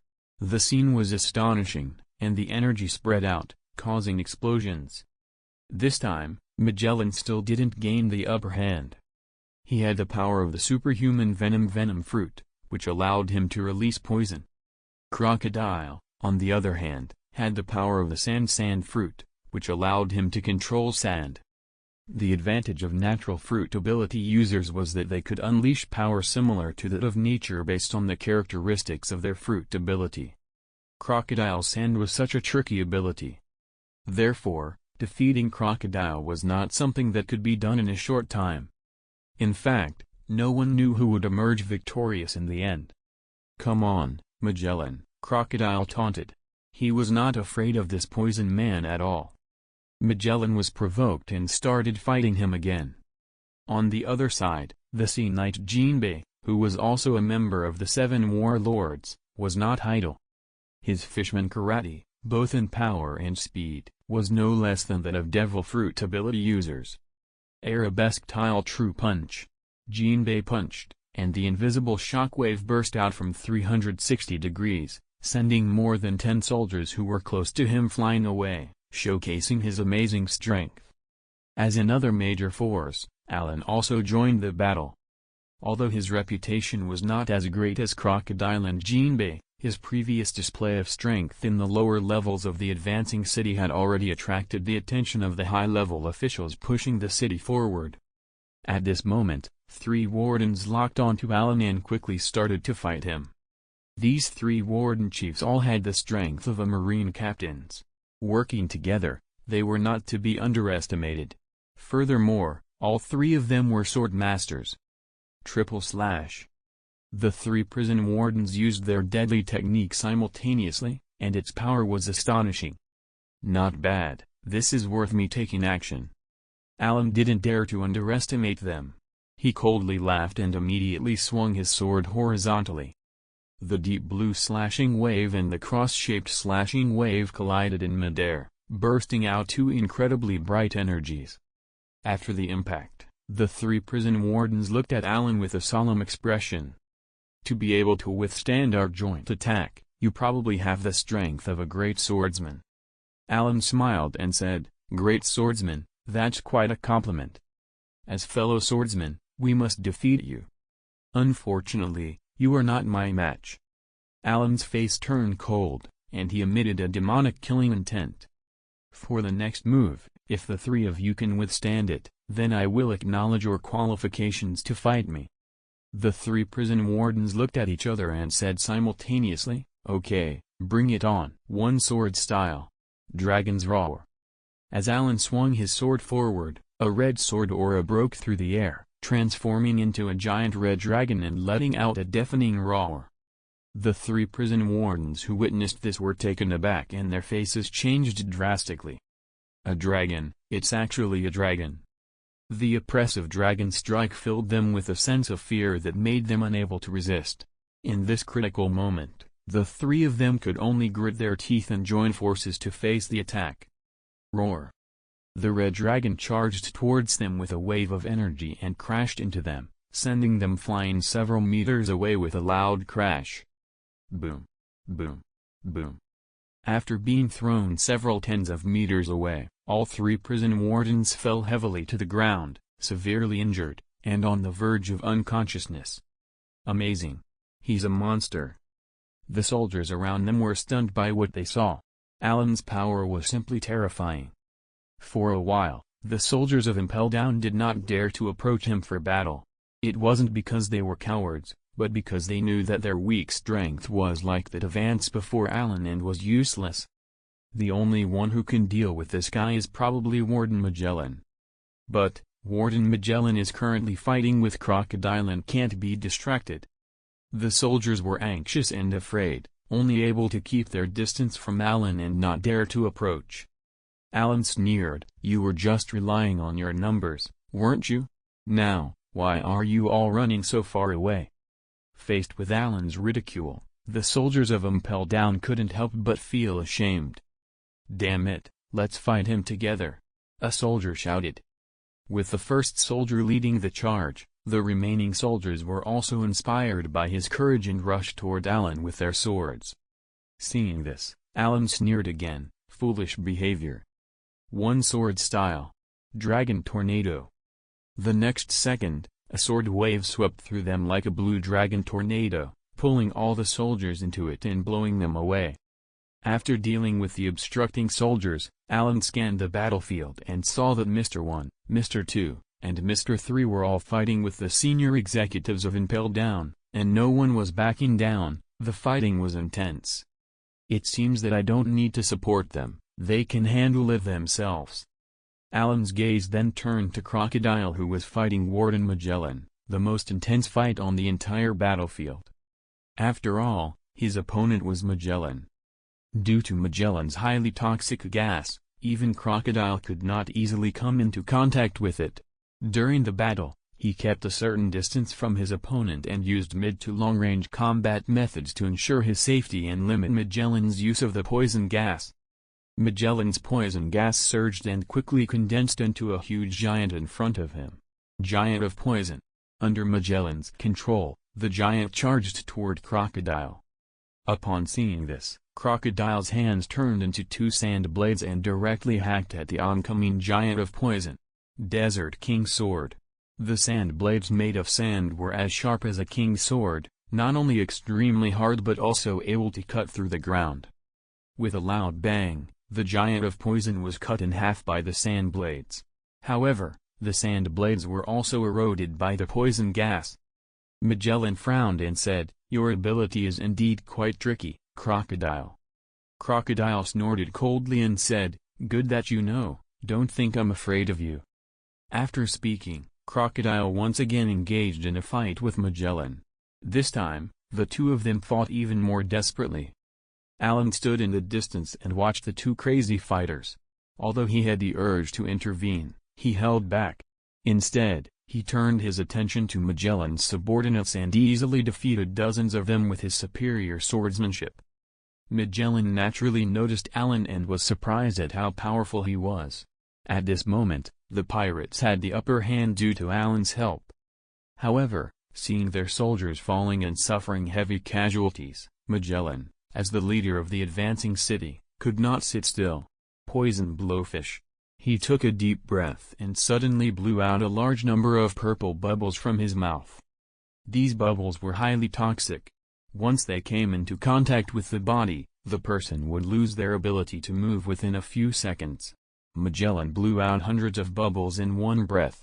Some pirates who couldn't avoid or underestimated the power of the bubbles were immediately hit and fell to the ground, losing their ability to move. Although these toxic bubbles would not take their lives, it had already rendered them unable to move and be combat ready. Crocodile snorted coldly and decisively launched a large-scale move in response. Ground death. Crocodile placed his right hand on the ground and it quickly cracked at a speed visible to the naked eye. The terrifying thing about this move was that it had the power to turn rocks into sand. And that brings us to the end of HXH, God of Choice system. If you made it this far, you're a real one. Seriously, thank you. I've got more wild anime audiobooks coming your way real soon, so don't disappear. Let me know in the comments which story you want to hear next, or just say hi. I'm probably talking to myself again. Lol. If you're new here, hit that sub button. We're just getting started. See you in the next one. Peace.